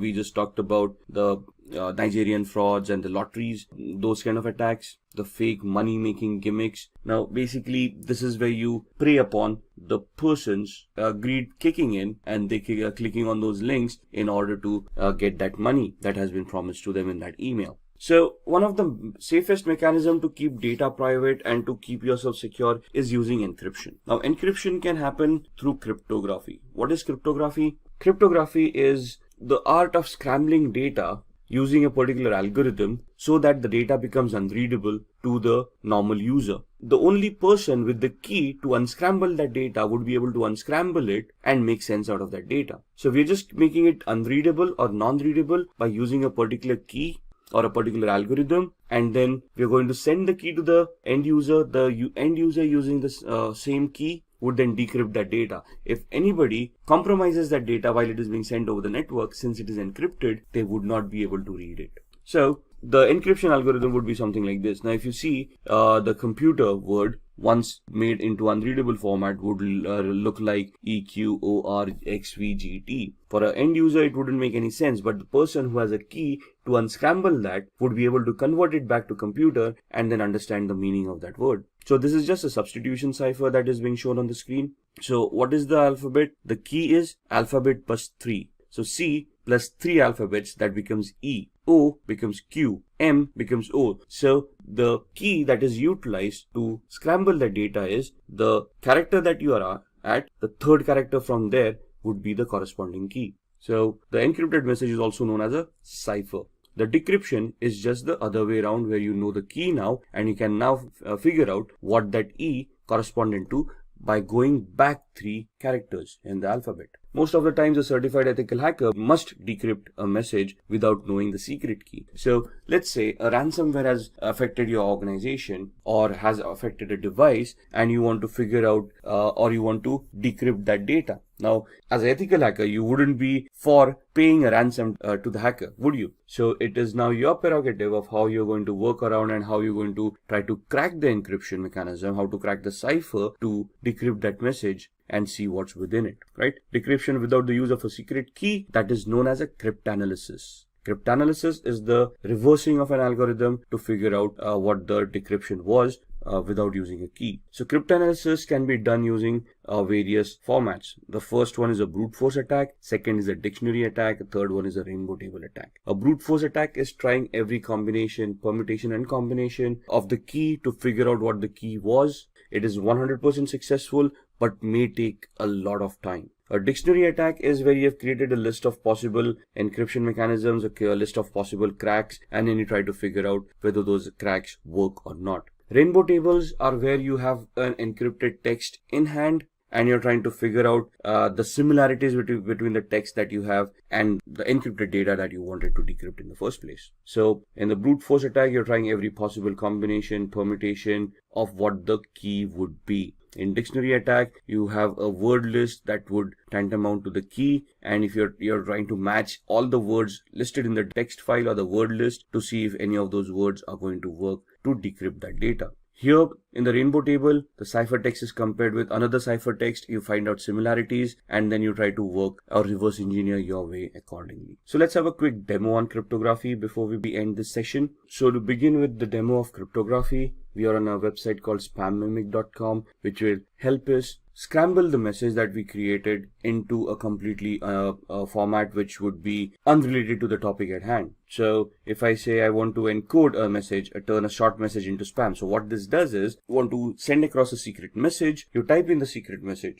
a short one, it will convert that into a spam mail. You send it across, so whoever's reading that spam mail would never get an idea of the embedded message within it. So if I want to type in a message here, hi, this is a secret message, the password is ASD@1234, and I want to send this out to people or to one of my colleagues, but I want to send it out in a secret manner so that others are not aware of this. So when I press on encode, what the algorithm will do is it will convert this message into a spam mail. So my message, hi, this is a secret message, the password is @1234 or ASD@1234, gets converted into this. Now if you read it, dear e-commerce professional, this letter was specially selected to be sent to you. This doesn't make sense. There is nowhere or no reference to the actual message that I've already said. So if I copy this entire message and I send it, let's say via email, to the recipient. Now the thing is that the recipient needs to know that I've encoded it using spam mimic. The algorithm needs to remain the same. So once they know that it is spam mimic, what they can do is, now in this instance what I'm going to do is I'm going to open up a new browser and I'm going to go to the same website. And at this point in time, I'm going to click on decode. When I click on decode, I'm going to paste the message that I've just copied. There we are. And this message is now being copied into a different browser. And if I decode this, you will see that it will convert it back to the original message that there was. So the key is there at spam mimic, and it is embedded within the message. So whenever we paste the message in the decode factor, it knows what the key was and it can decrypt that message and give me the actual message that was embedded within it. There we are, the entire message. This is what we created in the Google Chrome browser, and in the Firefox browser we decoded. Similarly, if I want to protect these kind of messages, there is an aspenencrypt.com website where, let's say, we use text encryption and I want to encrypt the same message. This is a secret message. The password is ASD@1234, and then I give it a password to protect this message, let's say the word password, and I use the cipher to scramble this by using, let's say, AES, which is the strongest cipher right now, and I say encrypt. So this is what the encryption would look like, and basically if I don't have the password over here, if I decrypt it, you would see that the error has occurred. Now if I type in the password over here and then decrypt it, it will be able to convert that back into the unscrambled text, and it will give me what the original message was. This is a secret message. The password is ASD@1234. So if I want to keep my data secure from hackers, I want to scramble it in such a way that they would not be able to crack it, or it would be very difficult for them to crack it. And this is one of the first mechanisms that would be recommended by any ethical hacker to keep the data secure. Now let's talk about downloading and installing Kali Linux. Along with that, we'll also be looking at the basic commands that are required for Kali Linux. Alright, so I've opened my browser and we want to go to the Kali website. So we want to go to kali.org. You can directly type in kali.org and go to the website. I can just do a Google search and say Kali download, and it will give you the same website, but it will directly take you to the downloads pages. So either here or you can go to the home page. Cookies are being installed on your machine, so see which cookies you want to allow. I'm only going to use the necessary cookies to support this site, and you can see that this gives you the latest Kali Linux news and tutorials, gives you the latest release, what is in that release, and gives you a lot of documentation which will help you understand what tools have been developed and what functionality has been given in the latest version.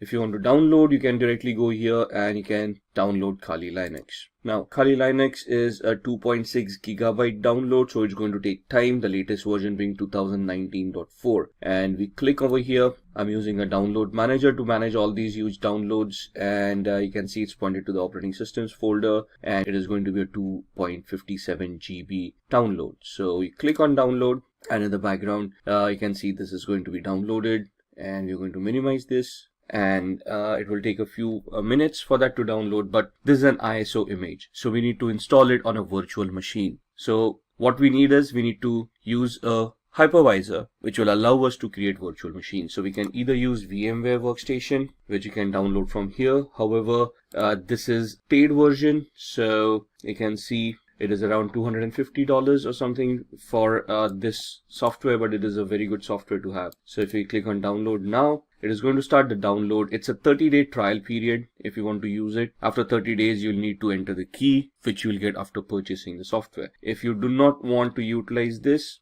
the free version that you have, you can either download VMware Player, but there are some limitations for VMware Player that you might want to look at. You want to compare these products before you want to purchase them, right? Otherwise, you can download Oracle VirtualBox, which is a free hypervisor. It's not as robust as VMware Workstation, but it does the trick, right? So the free version 6.1 is free, and you can then create your own virtual machines over there and install operating systems on them. What I already have a VMware Workstation installed, so I'm just going to open that up, and that's my VMware Workstation. As you can see, I already have a lot of virtual machines created over here. What we are going to do is we are going to configure a virtual machine for the Kali Linux operating system that we are downloading, which should be somewhere here. Let's see, it's at 43%, so halfway there. Till then, let's create the virtual machine. So I click on File, create a new virtual machine. I'm going to customize the machine, so click on Next. This leave it default, we don't want to change that, and then we want to install the operating system later. We don't want to point it out right now, so I'll just click on I will install the operating system later. Click on Next. We want to install Linux. Now in the drop down you would not see Kali Linux over here. However, you can choose Ubuntu 64-bit. That's what I'm going to choose. There it is. Next. What is the name that we want? I want to give it Kali Linux without the typo, and I want to store it in one of the folders that I've created. By default it stores on the C drive, which is not a good place to store. You don't want to run out of space on your C drive. So I'm going to click on this PC, and this is my data, and in here I'll have a folder called VirtualBox or Virtual Machines. There it is, within which you can see the other softwares that I already created. I'm going to create a new folder and call it Kali 2019 L. L for is latest for me, because you can see I already have a Kali Linux. So I'm just going to identify this folder with the L at the end. Going to select it and click on OK. You can see the path being changed over here. Click on Next. It's going to ask you how many processors. Now depending on the processor that you have, you can see I've got an 8-core i7. So if I give it 16 cores or 16 processors, that's not going to work. I cannot go beyond what the physicality already is. So for this machine, one processor with 1 core is more than enough. If you're going to use a lot of tools at the same time, you might just want to give it 2 cores. So we're giving it 2 cores. It will ask us for RAM to be provided for this virtual machine. By default 2048 megabytes, that's 2 GB of RAM is more than enough. If you require more, we can change this later on. So click on Next. We want to use NAT for now. Leave this default. Next. Whatever is recommended, keep it the way it is. We do not want to change it.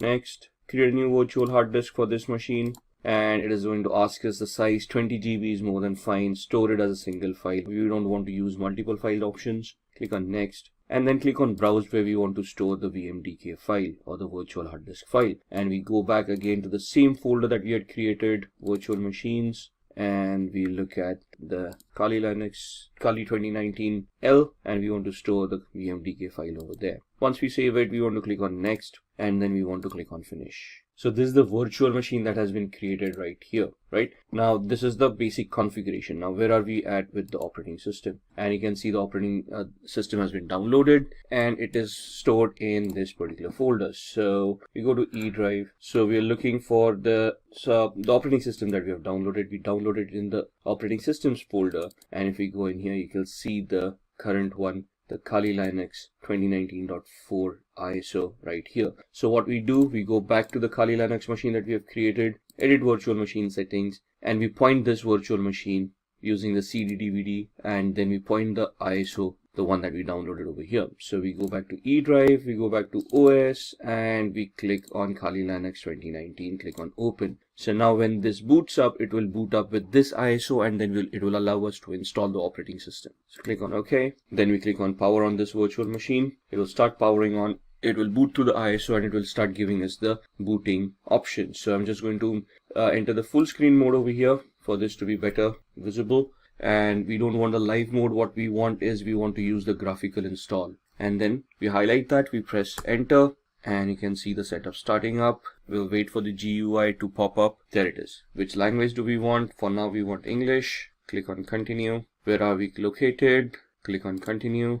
And the configure your keyboard, we want the US keyboard, American English, continue. It is going to detect the hardware. So as you can see on the screen, it's attempting auto configuration for most of these settings. The network with DHCP, it has identified the network cards, hardware like the processor that has been provided. Now it is asking for a host name. We're going to leave it at default. We're going to click on continue. Domain name, I'm not joining this into a domain as yet. This is going to be a standalone machine, so I can leave this blank. Click on continue. Now it is going to configure the network. It is asking for a password at this point in time, the root password. Type in any password that you want. Ensure that you remember the password. Now by default, the username for the account is the word root. We are just creating the password for the root account. And then we want to click on continue. Setting up the clock, looking at the hard disks. Now here it asks us, do we want to use the entire disk, the 20 GB virtual hard disk that we had provided, or do we want to give it a manual configuration or a guided one where we want encryption and a logical volume management coming into the picture. We're just going to use the first option, guided, use entire disk.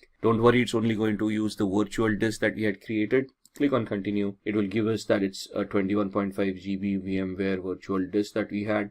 And click on continue. All files in one partition, that's what we want, recommended for new users, whatever it is. We don't want to change these folders. Continue. And this is what we have configured. Once we click on continue, it is going to say, are you sure you want to make these changes? Click on yes. Click on continue, and it will start installing Kali Linux on your device. Now this is going to take a few minutes for the installation to work. Alright, so that's the installation that's completed. Now it's asking us to configure a package manager. A network mirror can be used to supplement the software that is included on the installation media. This may also make newer versions of software available. Do you want to use a network mirror? We can click no for now and then click on continue. Now this is going to install the grub bootloader. This might take a few minutes as well. Install the grub loader to the master boot record. Yes. Click on continue. Click the hard disk that you have just utilized. This is the one. Click on continue. It will install the grub bootloader, running through the last phases of the installation. And now it says the installation is complete. We want to click on continue, finishing the installation, and then it will do a reboot. Alright, and you can see this is starting up. So we are going to you just wait out the boot, and now it started the booting sequence. Just going to maximize the screen. And you can see it's asking me for the password. This is the one that we created. Now that's not the password, that's the username, that's the root, and the password that we had created at that point in time. And then click on login. And this is your screen. Now what we need to do here is we need to install VMware tools, which will help us manage the screen and help the virtual machine to be a little bit better integrated on the system. So that's not mounted yet, so we're just waiting for it to mount. There it is. And what we want to do here is open VMware Tools Upgrader. Alright, so what we want is we want to extract, or we want to use this Open X Archiver, and once we do that, we'll see the VMware install.pl. Double click on that. Alright, we've got the VMware tools here. What I've done is we have extract to, and I've extracted that on the desktop, right? So what we just did was click on the desktop over here, open, and this is what it will do. And click on extract. Now the error is happening because I've already extracted this. Open this up. We want to run this VMware install.pl. So what do? We open up the terminal window, which is the command line interface over here.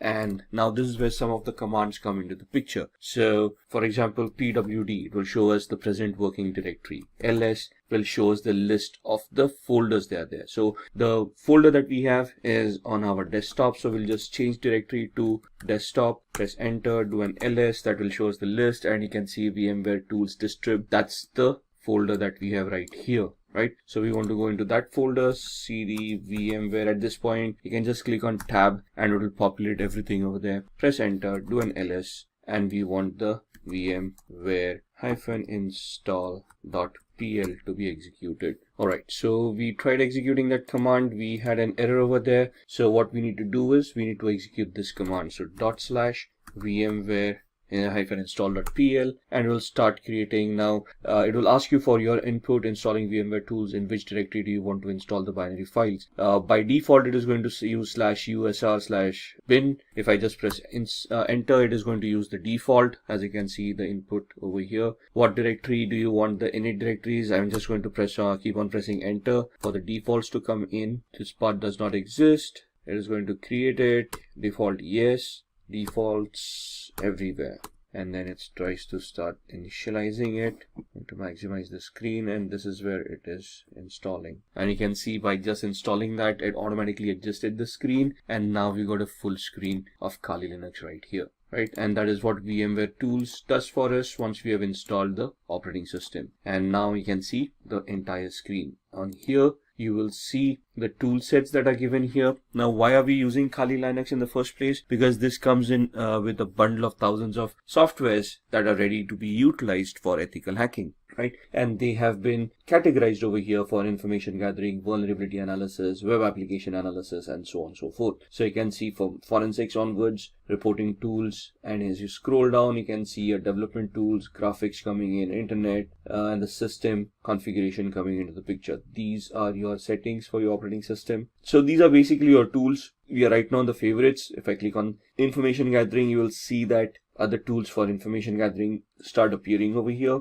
For vulnerability analysis, we have got Sparta, Nmap, fuzzing tools, web application analysis, we have got comics, Skipfish, SQL map, database assessments, password attacks, and so on and so forth. So if you just go in the favorites, this was the terminal emulator that we utilized. This is the command line that we saw. We used the cd command. We used the pwd command. We did the ls command as well to give us the list of the directory that we are in. Similarly, there would be commands like cat. So let's go to cd downloads. Let's see what's there. You can see this case sensitive. So if I type in a capital D and then do a tab ls, there's nothing over here on downloads. So cd ... will take us back one directory. Now you can see we are back from downloads to root. If I want to go to desktop, this is how I go to desktop. Do a ls, you can see the VMware tools folder over there, cd VMware tools, and we go into that folder ls, where it will give us the list of all those files. Now you can see install is a file that we had edited back then. So if I do a cat install, you will see the cat basically is the command that will help us look at the contents of the file, all right, without opening up the file or without editing the file. So you can see just if I scroll up, this is where we gave the cat command. It then printed the contents of the file over here, and then it exited and gave me back to the command line right here. Right, now if I want to copy this, cp root desktop VMware install, and if you want to copy it to root downloads and press enter. Now what we are going to do is we are going to see if this file, the install file that we just edited over here, has been copied to the downloads folder. So we are currently in the VMware, on the desktop VMware tools district folder. We do a cd ... that takes us down one directory. So we are still in the desktop. Do a cd ... Now you can see we are back in the root, and now we are going to do a cd downloads, do an ls, and you can see the copied file right here. So if I do a cat install, you can see the same content of that file coming in. So these are some of the commands that we would need to learn as we go ahead. The remove command is, let's say we've got install, we do a man rm. Man is the manual page command that gives us the pages with the description of how that particular command is to be utilized. So rm is remove files or directories. Synopsis, the description, the options, -f for force, -i for prompt, -capital I prompt once before removing more than 3 files, and so on and so forth.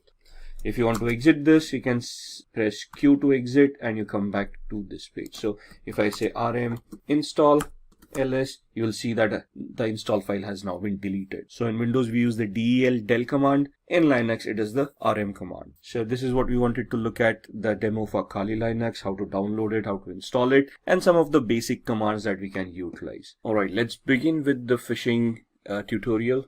We have the Kali Linux operating system booted up over here. What we are going to do is we are going to open up a tool called SET, Social Engineering Toolkit, which you would find in this option, and that's the tool that we want. It's a command line tool, a menu driven tool. We are going to host a fake Facebook page, and you can see how we can harvest credentials by this kind of an attack. So these are some disclaimers you might want to go through there. Do you want to agree to the terms of service? Yes.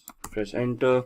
And that's your social engineering toolkit. And we are talking about a phishing attack which comes under the social engineering attack. So like I said, it's a menu driven tool. So we just have to look at these options and then just type in the number of the option that we want. So we want to do a social engineering attack. So I type in 1. Press enter. In that, it is asking me whether I want a spear phishing attack, a website attack vector. We are going to choose a second option. So I type in 2, press enter, and then it asks me what I want to do. I want to take the third option here, credential harvester attack methodology, and we want to do the third attack. Now it is asking whether we want to use the in-house website templates that it already has, or do we want to clone a site, or do we have a customized site that we have prepared that we want to migrate into this tool. If you're going to do the site cloning option, so we're going to type in 2, press enter, and then it is going to ask me the IP address where it wants to capture and store the credentials. By default, this is the IP address that I'm using, so if I leave it blank, it will take my default IP address. So I'm just going to press enter, and now it is asking me the URL to clone. So I type in https www.facebook.com. What it is going to do, it is going to connect online, and it is now it has cloned the website, Facebook login.php. The best way to use this attack is if the username and password form are in the same field or the same page. Regardless, this captures all posts on a website. So you may need to copy www into HTML depending on where your directory structure is. Press return if you understand what we are saying here. So press enter. The social engineering toolkit credential harvest attack is running on port 80. Information will be displayed to you as it arrives. So the site was 71.134, right? The default IP address, and this is where the website is being hosted. Let's check that out. So let me open up a browser on my host machine, and let me point it to the Kali Linux machine that we have just created, 192.168.71.134, and you should see a login to Facebook coming up right here. Looks genuine. It is genuine because we just went online and downloaded this. Let's just have a recap. Let's have an explanation of what we are trying to do. I am trying to host fake Facebook page on my server which has an embedded script in it which is going to do credential harvesting. So the attack here is, let's say if I'm now hosted this, I can craft a fake email, send it across to a victim saying your Facebook account has seen some unforeseen activity, create a hyperlink using HTML coding. Within that, click here to access your account and verify that the account is secured. And when they click on that link, they will be redirected to my fake page, which is here. You can see the IP address is my virtual machine's IP address, but I'm seeing a Facebook login page, and I'm going to type in someone@somewhere.com, and the password I'm just going to type in the regular ones that I use. And if you see it, when we typed in the username and password, the page just refreshed and gave us the login page again. But now if you look at the URL, I'm actually on Facebook's login page, which is exactly the same that I was hosting. So a layman wouldn't probably figure out they've been hacked by now. They just would figure out, okay, they probably typed in the incorrect password and the page refresh or something like that, and they're just going to log in and they're actually going to access the Facebook page. Thus, they might not even realize that something went wrong. But if I go back to my virtual machine, you can see that it has captured some data and it is reporting over here of what has happened. So if I just scroll up, let's see what happened here and if we have been able to capture anything. So we got a hit printing the output. This is the HTTP 1.1.200. Okay, response coming in, password field found, and we just looking. There it is. Email someone@somewhere.com, and password that I typed in ASD@1234. So it has captured the username and the password right here. Once we are done, I mean, this is the way attackers work. Now, this is a very basic attack. Again, in the actual trainings, you would then look at how you would host this on a real website, make it a global attack. Right now, it's a virtual machine with a class C IP address. So here, the thought process is, where can we get a free hosting where we can host this kind of sites? Maybe I'll have to purchase a domain which looks like similar to Facebook or the victim that I'm trying to attack. So this is just a POC. So we just wanted to find out if we can, how phishing is done. And this is exactly how it is done, right? So pressing Ctrl C would exit this tool and takes you back to the actual menu. Press 99 to exit, and there it is. Close the window, and that's the phishing practical. After phishing, let's talk about SQL injection. SQL injection stands for structured query language injection, which is a database attack, though it resides within the application. So it's the application vulnerability that we are trying to look at to try to bypass authentication. As the name suggests, a SQL injection vulnerability allows an attacker to inject malicious input into a SQL statement. What is a SQL statement? A query that is used by an application and is fired off to the database. Database executes that query, gets that information that is required, and sends it back to the user if the user is authenticated. So we're going to look at the SQL injection attack demo here. And what we are going to do is we are going to go back to our VMware workstation. And I've got a tool over here called OWASP, Broken Web Application, which is a utility that has been created for people like us to test our skills, to learn on how we can develop our skills further. So this has a lot of vulnerable applications built within it. We're just going to try to access it, and we're going to see if we can create a SQL injection attack. Just waiting for it to boot up. Once it boots up, it will give us an IP address. There we are. So we need to connect to 71.132. So I can just use the same browser I was using, close up Facebook, and now go to 192.168.71.132. And this is the OWASP Broken Web Application project. What we're going to do is we're going to go to Utilities, and this is an application that has a lot of information within it. You can see it gives you links about what you should do, help me, video tutorials, listing of vulnerabilities that they have, and so on and so forth. So you can see we are not logged in right now. I'm just going to do this as a demo. So what we're going to do is we're going to look at this and bypass authentication. So we are taken to the login page where you need a username and password to log in. I'm going to type in test as the username and test as the password.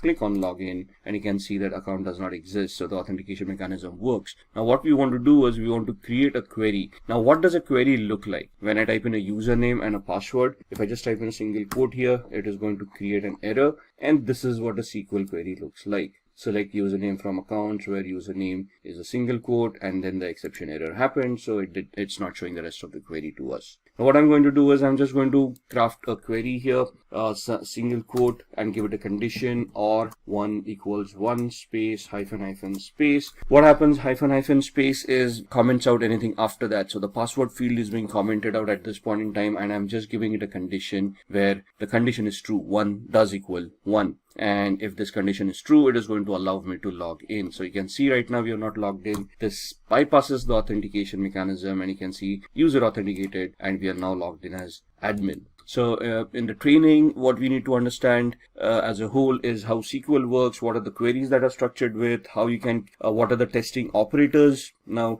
the single quote that we used, that was an operator in the SQL syntax, what these operators are, how they function, and then how you can leverage these attacks. There are different tools that are given to you in Kali as well that you can utilize. So in Kali Linux, you can just open up a command prompt, and there's a tool called SQL map. You need to give it a particular site. So SQL map -u for the URL and whatever the URL is. Now URL here, and then once you're here, you just press the enter key. This tool will craft all the queries in the background for you. You don't even have to know SQL query or SQL languages.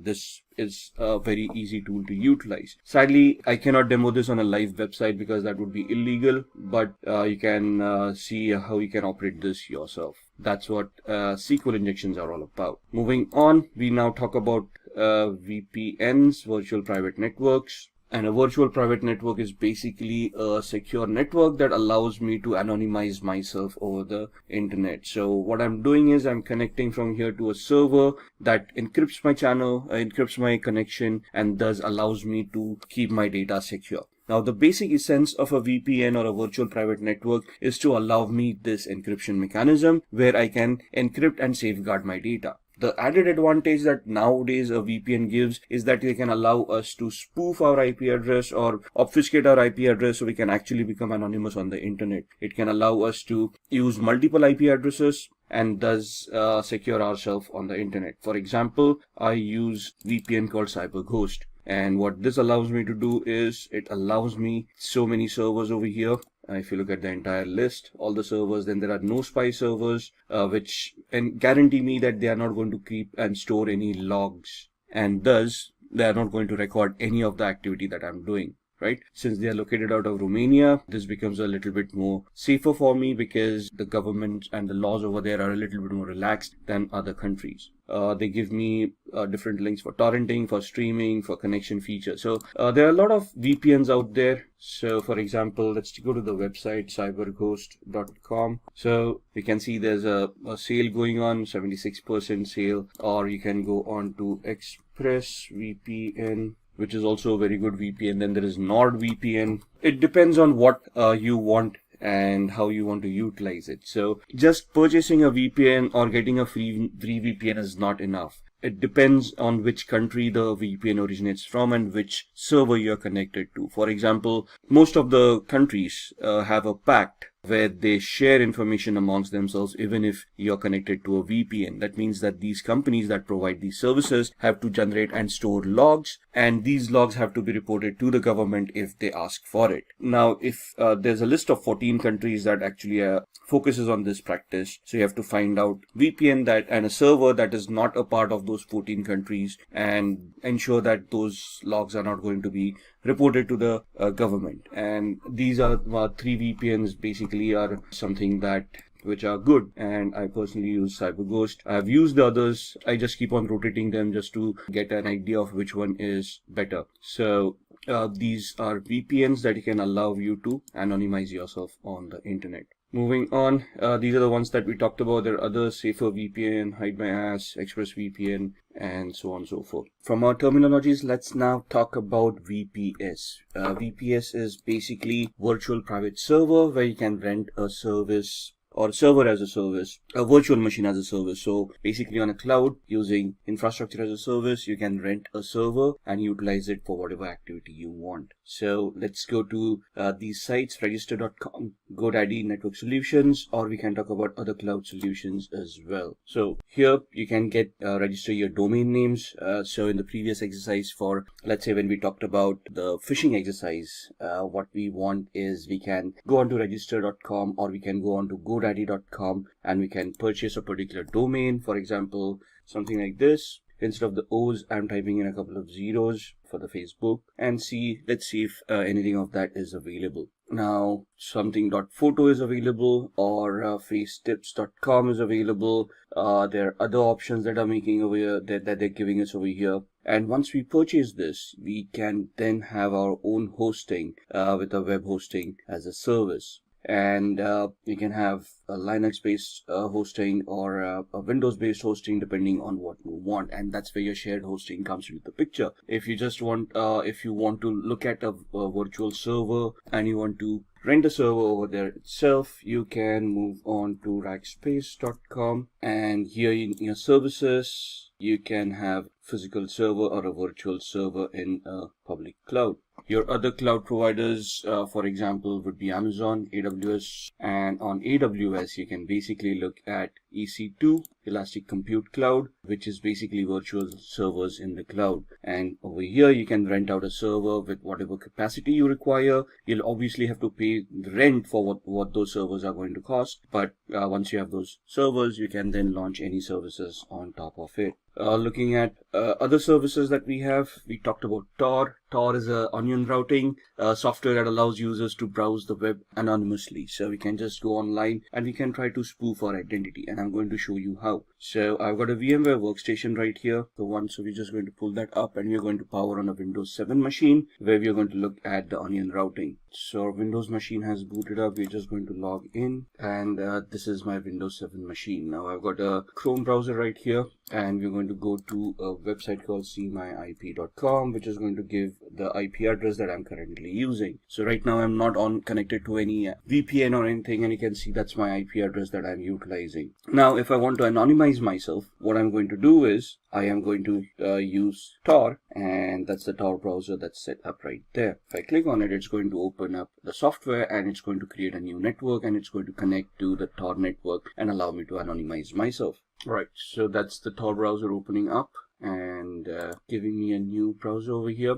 So I've got one which is the old one, which is my current IP address. If I just refresh that, you'll see that I'm still on the same IP address as far as this browser is concerned. There's a refresh and it's still showing me the same IP address. Where if I go on to Tor right now and if I go to cmyip.com, you will see that it is going to give me, and you can see the amount of time it is taking to reach that site. That's because I am using a VPN and there's a lot of encryption running off, and you can see now I'm suddenly connected via Hong Kong. And even to reach this site, what Tor does is it gives me a proxy chain. A proxy chain is where it creates multiple hops to hide my identity, and before I reach cmyip.com, I am using 3 different IP addresses over here. One in France, one in Germany, and one in Hong Kong. So if I do something over here to trace back my steps to my actual IP address, the law enforcement agencies or anyone who's going to search, like a forensic investigator, would have to go through these IP addresses before they come back to me. Now, it's not impossible, but the effort and time that's going to be taken to come across 3 different countries is going to be phenomenal. So it may just defeat the purpose of having so much resources spent to identify who did what. So that's what Tor does for us. Alright, moving on from Tor, we are going to look at keyloggers. Keyloggers are basically softwares that run in the background and record all the keystrokes of the user. So if I've got a keylogger installed right now, whatever I type will be stored in a text file for the hacker so that they can look at it later on. And just to give you an example of that, we go back to my VMware workstation and we open up another Windows 7 machine. I'm going to power this on, and I'm going to close this one till then. So this virtual machine has booted up. We are going to use user 1, log in as user 1, just close all these softwares which are not required. And once this machine is booted up, what we're going to do is I'm just going to open up a random websites and see what we're doing. Basically, there's a keylogger that's there in the startup that's going to record our keystrokes. And we just want to see what it actually does. Now, Firefox is getting updated, so let's hold on. Now, this is the latest version of Firefox, right? And we're just going to go to, let's say, facebook.com. Wait for the website to open up. All right, let's try opening it up again. And that's facebook.com. And we're just going to type in some random username and password someone at somewhere.com, and the password being again ASD@1234. 567890. Login, obviously that login is not going to work. User probably doesn't exist, or if it does, the password probably is incorrect. And so we're going to close this. We're going to, let's say, open up another browser window, go to another site, rediff.com, and then go to rediff mail. Try the same thing over here, someone at somewhere.com. Password ASD@12345667, whatever it is. Don't say, we can see the combination is incorrect. Now there's a keylogger running in the background, and what we want is we now want to open up the keylogger. Now it is visible here because I've kept it visible. You can hide it in the start menu, and there's a shortcut key for you to pull it up later on. So this completely becomes invisible. And what it can do is it basically creates a record of whatever you have been doing so far. So you can see these things populating on the 25th of December. So if I look at the visited websites, you can see I opened up Mozilla Firefox, the first where there was a problem loading the page. Then we opened up Facebook, then we opened up rediffmail.com, and so on and so forth. So it just gives me the list of visited websites. Whereas if I look at keystrokes and clipboard, you will see whatever we have typed in. So we first typed in facebook.com. Then again, the second time I try to type in, then I hit backspace, then I type in facebook.com, and then you can see I typed in someone at somewhere.com, and in tab ASD@1234567890. We closed up the browser, we opened up a new one, and we went on to rediffmail.com, and then you can see me typing this one, then going back one space, then the rest of what I typed, and then the password coming in. So that's what a keylogger does. If you look at the taskbar, it's not going to show you a keylogger running in the background. It's in the processes, you're not going to see anything at all, but it's going to mask itself as a service. So if you look into the properties, you can see that icon coming in over here, which matches this one. And so you can see that this is masking itself as a service.exe. If this gets hidden as well, it would be very difficult for a user to even identify this. All right, so that's what a keylogger is. Moving on, let's see what else we want to talk about. So we've talked about Tor, we've talked about keyloggers, and now we want to talk about firewalls. Now, for keyloggers to be prevented, we need antiviruses, right? So we need a good antivirus program that's going to be installed, updated, and run on a regular basis. to protect ourselves from malwares. But what about network connections? And you need a firewall and a system to prevent or to detect what kind of connections are going on in the first place. Now, we cannot rely on software 100%. So even if a firewall is not configured properly, that's going to be a problem. So what we need to do is we have to have a firewall, configure it correctly, and then allow and disallow certain activity from happening. And what we're going to do is, I've got such a system on my machine here. I use a software called Glasswire. What it does is it is a network analyzer. So it allows me to analyze whatever is going on. You can see all the apps that I'm utilizing and how much upload and download they have been doing, all the traffic. So you can see the protocols that I'm utilizing. So I come to know what's going on in the background. And this gives me the entire graph of how much I have been doing for the past 24 hours, past 3 hours, past 5 minutes, and so on and so forth. Right, so this is what the activities, and these are the alerts that it has been generating. I can click on those alerts and it will start telling me what it was all about. If the graph doesn't work for me, it gives me usage as well. So how much I have utilized since I've installed this software, right, and what applications have been utilized, which hosts have been connected to, and the traffic type that was utilized. And then the things on my network. So these are the devices that I have currently on my network that have been identified. And then comes the firewall. So on the firewall is clicked on. You see all those services that have been identified, and you can just click on a particular service to lock that service. So this becomes a discovery tool, identifies whatever networking is going on, gives me all that information, and then I can look at and I can just click on any of these services that I find it as malicious and block them.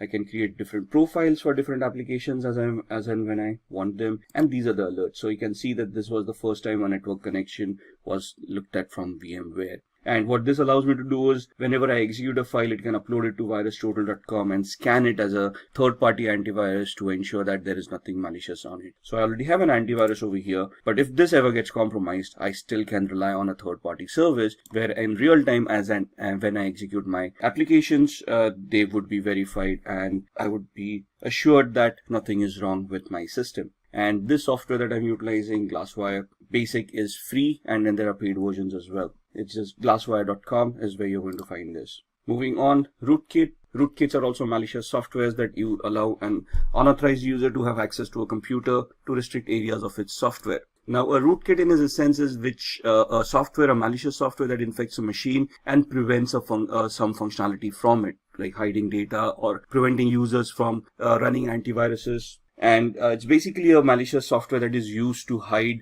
information from the victim so that they would not realize that they have actually been compromised. It's going to be a difficult showing of a rootkit, so I cannot show that demo to you. So we're just going to move on, and we are going to talk about ethical hacking techniques now. Now, when we say ethical hacking techniques, we want to look at what kind of audits are available when we want to do ethical hacking. So there's a black box audit, a white box audit, and a gray box audit. So if I'm invited in an organization to conduct a test, to conduct a audit, to conduct a vulnerability assessment or a penetration test, to identify vulnerabilities and then try to plug them out, they are going to give me 3 different variations. In a black box audit, they're not going to tell me about the infrastructure. They're not going to give me any information, and they want me to start from the basics of gathering information, identifying the systems, and based on the information that I gather, whether I'm able to develop any hacks and compromise their infrastructure. So it will be a simulation of a hacker who's sitting outside the organization and trying to find a way in. Whereas a white box audit is where full infrastructure knowledge is given, anything and everything that is required for an audit is given. And this is a simulation of an insider attack, a person sitting inside the organization misusing their permissions and then trying to compromise, trying to get access to data that they do not have access to. So the simulation is from a malicious insider. A gray box is where some partial knowledge is available, and from that partial knowledge, you're going to try to build up more information, and then you're going to try to get access to those resources. What are the tools that we utilize? So we've already had a couple of demos on keyloggers, SQL injection, SQL map, and so on and so forth. Metasploit is a very much used tool for penetration testing, and having knowledge on Metasploit is very much necessary as far as ethical hacking is concerned. Nmap, this is a tool used for network discovery. Nessus, a vulnerability scanner. Wireshark is a packet capturer that allows you to capture packets and analyze whatever is going on. SQL map is something that we have seen, a SQL injection attack tool which generates its own queries. And John the Ripper is a password cracking tool. Backtrack used to be an operating system that was utilized for penetration testing. However, Backtrack has now been replaced by something called Kali Linux, and that's the operating system that we have utilized in all our demos, where we try to look at SQL map and those injection attacks that we did. So what are the areas of ethical hacking? We have just talked about all these areas as well. Network services, we looked at the Glasswire application that showed us how my machine is consuming networks, which protocols are being consumed, how the connections are being created. If somebody is able to install a Trojan on my machine, it is going to try to create a new connection on the network with the hacker to allow that hacker a backdoor access. Now, if I have that Glasswire or a similar firewall implemented, it is this firewall that is going to detect it and prevent that connection from happening. So if I install a software that is suddenly suspicious, or that installs something else in the background that I may not be aware of, that tool is going to identify all the connections that are being made, and it is going to highlight that connection. I need to go through all of those connections and identify whether they are legit or not. And if I find some suspicious or doubtful, I'm going to block that connection, and then I'm going to investigate what's going on.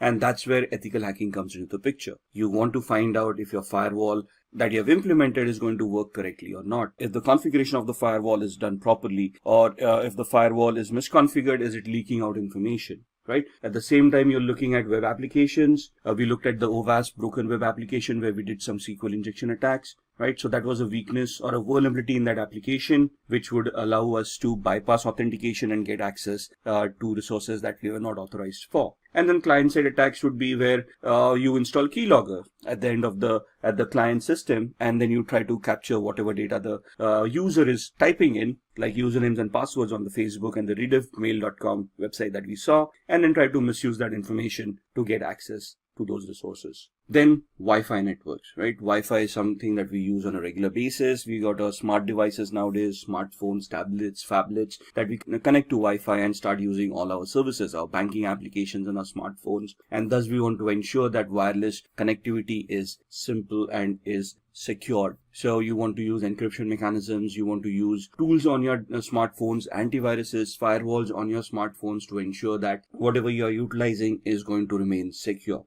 And then social engineering, we've looked at the phishing website on facebook.com. We've seen how easy it is to clone websites and host them on Apache server.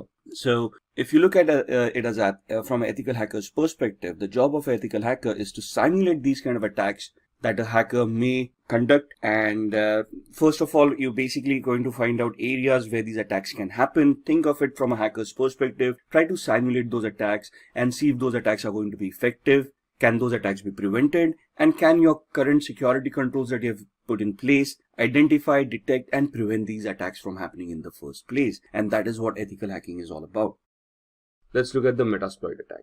Metasploit is a framework of penetration testing that makes hacking very simple. You just need to know how to utilize the tool. You need to identify the vulnerability associated with a particular exploit and then run the exploit on Metasploit. We'll be demoing this during the practical. So there are active exploits and passive exploits. In active exploits, it exploits a specific computer, runs until execution and then exits, uses brute force and exits when an error occurs. In a passive exploit, these exploits wait for incoming requests and exploit them as soon as they connect. They can also be used in conjunction with emails and web browsers. So in passive exploits, we create a payload, like a reverse connection payload. We send it to the victim. Once the victim installs that software, the machine will then initiate a connection to us. Our machine will be in a listen mode, and then we will, once the software is executed at their end, we would then try to connect and exploit that particular vulnerability. This is the practical that we'll be doing on Metasploit.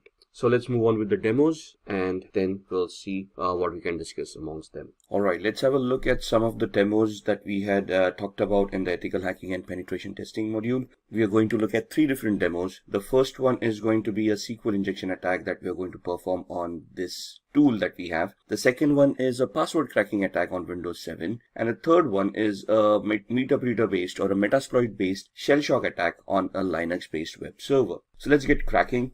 I've powered on this virtual machine, which is the OWASP broken web application. It is a tool that is provided for people who want to enhance their skills, and they can practice how to do these attacks in a legal manner.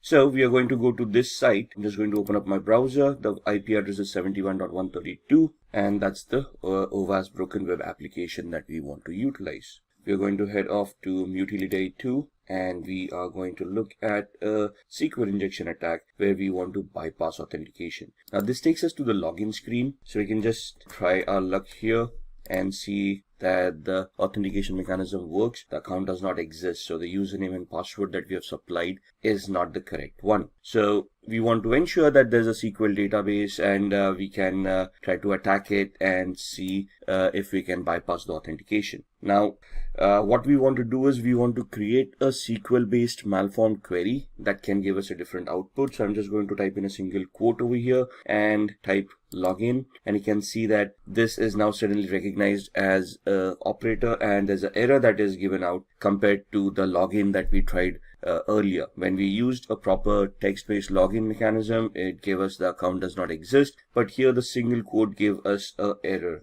and it shows us how SQL works. This is the query that we had created. Now in the trainings that you have for ethical hacking, there would be explanations of what these queries are all about, how the syntax works. Here we're just going to see if we can create a malformed query to log in as a user in this case. So what I'm going to do is create the query over here, and we're going to give it a comparison. So we're going to give it a or 1 equals 1 space hyphen space. And if you now click login, you should be able to bypass authentication, and you can see user has been authenticated, and we now have admin access to this application. Now here the SQL queries need to be crafted in such a perspective that they're going to work. So there would be a lot of exercise in identifying what the database is. There's a Microsoft database, an Oracle database, and so on and so forth, and then you have to choose those proper commands. But identifying that would come in the training. Right now we're just looking at a demo. This is how a SQL injection attack works. Now let me log out here. Similarly, now we are in a login page. The same query worked wonders where it allowed us to bypass authentication. So it also depends on what kind of a page I am and what query would be accepted at this point in time. So here application understanding would also come into the picture, where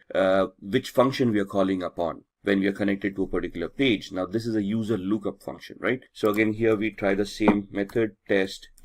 That's not going to work. Authentication error, bad user or password. And if we type in the same query over here, single quote or, and give it a condition, single quote or 1 equals 1 space hyphen space. Now here it is not going to log us in because this is not a login page. This is a user lookup form. So here it would instead give us a dump of all the databases that it has. So you can see all the usernames and passwords coming in that are stored in the user lookup field. So this is where the understanding comes in of which query to create at what page, depending upon the function that is being called, right? So that's the SQL injection attack that we wanted to look at.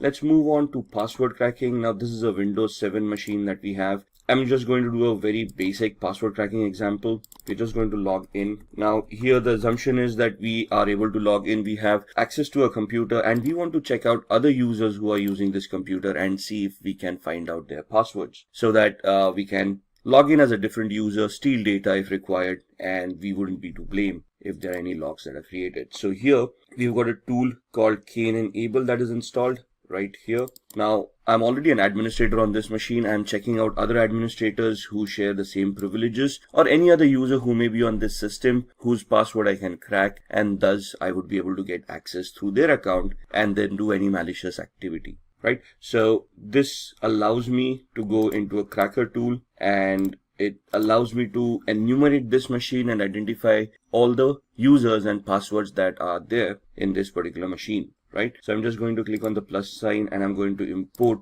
hashes from a local system. So where are these files stored? Where does Windows store its passwords? In what format are they stored? And what this tool does to retrieve those? That's something that we all need to know as an ethical hacker, right? So import the hashes from the local system. Click on next. It's going to enumerate that file, and it is going to give you a list of all the users that are there. So you can see the users are hacker admin, test, the one that we are logged in as, and then there's a user called virus as well. And you can see that this is the hash value of the password that is being utilized. Now there's a particular format for a hash value for Windows and how it stores. But once we have these hash values, let's say if I want to crack this password, there are various attacks that we can do. For example, a dictionary based attack or a brute force attack. Let's try a brute force attack, right? NTLM is the hashing mechanism that is used by Windows. So we're going to try to create an NTLM hash attack. And here we are going to use a predetermined rule set For example, we are not sure what characters are being utilized over here, so we just create an attack like this using all characters and lowercase a through z, uppercase a through z, numeric 0 through 9, and all the special characters. Let's say the password is between 7 and 16 characters. And this is the character set that we want to try the brute force attack on. What is a brute force attack? It is an attack where the computer is going to try each and every permutation and combination out of this character set and try to figure out if the password is going to be correct. So if we click start, it's going to start with a particular characters, and then it is going to identify if that NTLM hash is going to work against this character. And you can see the time is going to be phenomenal over here. So it's not necessary that this attack would be viable. It will be 100% successful given the time frame. However, the time frame is huge enough for this attack to become a little bit redundant. There are other attacks that we can do which can easily identify this data for us as well, but that is something that we will look on in future videos. So that's how we can get access to users and passwords. There are different mechanisms where, let's say we don't have login access, then what are we going to do? How we can create a fake user, login, or how we can remotely access a machine and then try to get the same access. And that is what we are going to try to do in the next demo on a Linux machine. So what we are doing in a Linux machine could also be doable on the Windows machine with a different exploit. So what I'm going to do is, this is the Linux web server that I have that I'm going to power on. I'm going to use a Kali Linux machine to hack that device, and I'm going to just power off my Windows 7 machine. Give it a minute till it boots up. Now this is also a demo machine that we have which has its own pre-configured vulnerabilities. So here we've got something from the pen testers lab and has a shell shock vulnerability implemented inside. Shell shock vulnerability affects Linux, Mac, and Unix based operating systems for a particular version of the bash shell. Bash is the born again shell, which is the command line interface in these operating systems. So what we are trying to do here is we are going to use the Kali Linux machine, try to find out the vulnerability over here, and if it exists, we are going to use Metasploit to attack this machine. Now the first and foremost thing is we want to identify the IP address. We have no idea what the IP address is. We are in the same subnet, so we are assuming that we are able to connect to this machine. So what I'm going to do is I'm going to open up a tool called ZenMap.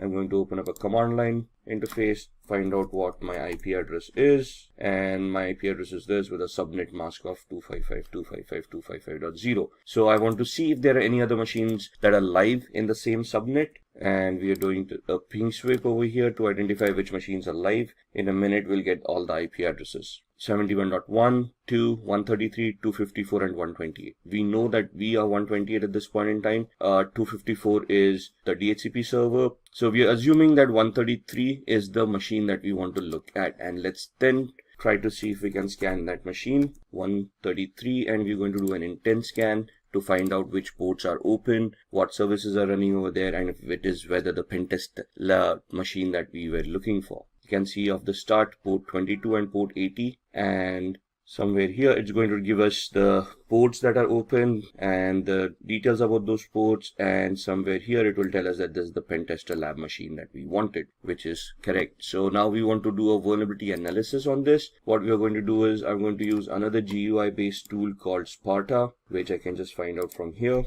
Sparta uses two tools in the background, a Nmap tool and a tool called Nikto. So we're just going to start scanning. 192.168.71.133 was the IP address. Add to scope, and over a period of time you can see all of these will start populating with information. There we are. That's the Nikto tool coming in, scanning on port 80, which means that it's a web server using HTTP. It tells us it's an Apache HTTPD 2.2.21, and gives us the 22 port number as well. If we head over to the tab of Nikto, or let's look at the screenshot first. This is what the website would be looking like, and Nikto gives us the options over here. It tells us that there is a vulnerability over here for shell shock, and this is the path where the vulnerability is going to exist. So what we are going to do, we go back to the command line, we open up a new one, minimize all these other windows, and we are going to open up Metasploit. Metasploit is a penetration testing tool that is used by most hackers and ethical hackers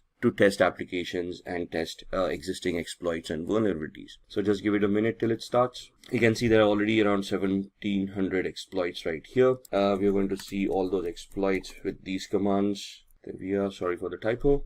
and it will just give us a list of all the exploits that are stored in Metasploit in this version. So all of these are Windows based. If we scroll up, we will be looking at other vulnerabilities as well, or exploits, the Unix based exploits, Linux, OS X, multi-exploits. And we are looking for a exploit for multi-based Apache or HTTP. Let's go up. Let's look at, so this is the one that we're looking for, Apache mod CGI bash environmental executable. So what we're going to do is we're just going to copy it, go back to the bottom, say use exploit, and paste the one that we wanted. Press enter, say show options. So it will ask us to configure this. I'm just going to configure it based on the knowledge that we have. Set our host, which is the remote host, the victim's machine. So we put in the IP address. It asks us for the target URI. So that's the path that we saw. Set target URI to cgi-bin/status. Enter. Now with the exploit, we need to find a payload that is going to give us the output that we want. So we say show payloads, and it will give us a list of all the compatible payloads with this exploit. And we want to create a reverse TCP connection, which is this. So we know it's a Linux operating system. We want this payload to be set. So set payload, press enter. That's the payload coming in. Show options. Now that we have set the payload, this is the options for the exploit. And now we want to set our options for the payloads as well. So we are creating a reverse TCP connection, which means we are remotely executing code at the victim side and we are making the victim connect back to our machine, which means we need to set up a listener. So I need to put my IP address over here, set localhost or lhost 192.168.71.128, which was our IP address. Show options again, just to ensure everything is fine, which looks like it is, and we then type in the word exploit so that it will start this attack. I can see that it has created a meterpreter session at the victim side and it has opened up a session. So if I do a pwd, now pwd is a Linux command for present working directory, and it will show us that we'll connect it to var www cgi-bin. Do an ls, it will list all the files. That's the status file over there. Do a cd /, it will take us to the root of this machine. Now remember, we saw the passwords on a Windows machine. Similarly, we can head over to the cd etc folder, ls, and you can see these files, psswd and shadow. Now psswd is the file where Linux stores its usernames, and shadow is the file where passwords are shown. So do a cat command, psswd, and you can see these users coming up. So you can see the last user, Pentest Lab, and you can see there are no passwords. So let's do a cat shadow, and that's your hash value for the password that we have for the user Pentest Lab. So these are the different attacks that we need to understand and we need to create based on the vulnerabilities that exist on different machines. So if we just look at Windows and Linux and how we can exploit them depending on existing vulnerabilities. As an ethical hacker, this is what we need to learn in our trainings, and then we need to clear our exams based on this knowledge of how these things work, so that we get certified and then we can position ourselves for the penetration testing jobs. Now let's begin with who is a certified ethical hacker. A certified ethical hacker is a person who's also known as an ethical hacker. An ethical hacker is just the opposite of an hacker. A hacker is a person who, with malicious intent, tries to misuse vulnerabilities that they have identified in an organization structure and then gain access to unauthorized data. Whereas an ethical hacker does the same thing. They try to locate the weakness, they try to locate the vulnerabilities, and they see how they can be misused. However, the intent is completely different. And that is what differentiates a hacker from an ethical hacker. Hacker would be a criminal with a malicious intent who would try to misuse and personally gain by doing criminal activity from that particular activity that they have done. Whereas an ethical hacker would try to help the organization in an authorized manner. So that's where the permission comes into the picture. The ethical hacker has permission from the organization to conduct some activity that would identify vulnerabilities or weaknesses in the information technology structure of that organization. And then once they have been identified, the ethical hacker would then help the organization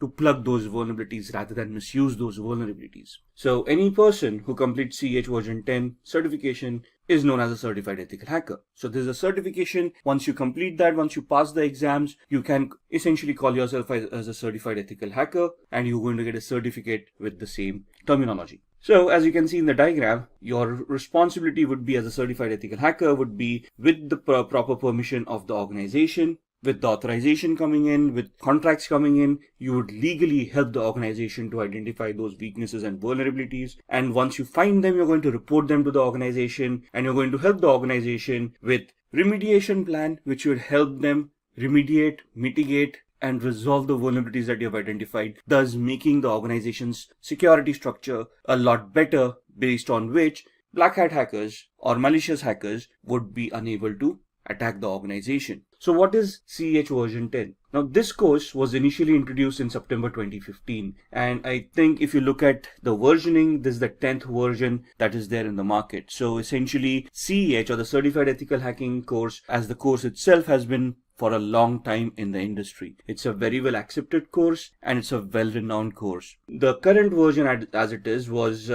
introduced in September 2015 and is one of the toughest certifications in the cybersecurity field. This includes a lot of information that you have to learn, that you have to know before you can attempt the certification. You will master all ethical hacking methodologies that are used in penetration testing and ethical hacking situations. What does that mean? That means that CEH version 10 is a structured course that will help you look at all the phases that are used in ethical hacking, all the terminologies that are utilized, all the tools that are utilized in such a manner that you can penetration test or a vulnerability assessment and identify and test the vulnerabilities for their complexity. And this course, once you complete the course, you would have mastered all the ethical hacking techniques that are required. There are two exams. One is a written exam and the other is a practical exam. Now you can opt for either or. The written exam is basically a multiple choice question exam where they'll ask you scenario based questions and you have to answer those questions. That is something that we're going to look into during this video. The practical exam is basically a simulation exam where they give you a scenario and you have to complete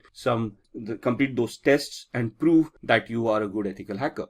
Based on the report that you give, if the report tallies to what the test was, you would be clearing that exam. So practical exam is a little bit tougher. It's more hands-on. It tests this actual skills that you would perform in a hacking scenario or a ethical hacking scenario. Thus the practical exam going to be that much tougher. The written exam, to give it credence, tests you a lot on your mentality, on your thought process, on your judgment characteristics. So they will give you a scenario and ask you, what do you think is happening? What does this attack tantamount to, or would be what would be the next step in the particular attack that they're describing? Thus, it's more of an intellectual test where when your thought processes are being checked and you are giving those exams. So what would be the difference between these exams? In a practical exam, you would be conducting all those steps yourself and you would be reaching a conclusion. So here essentially you're being tested on the skills that you have developed on the execution part of it and to see whether you can execute a test end to end. Whereas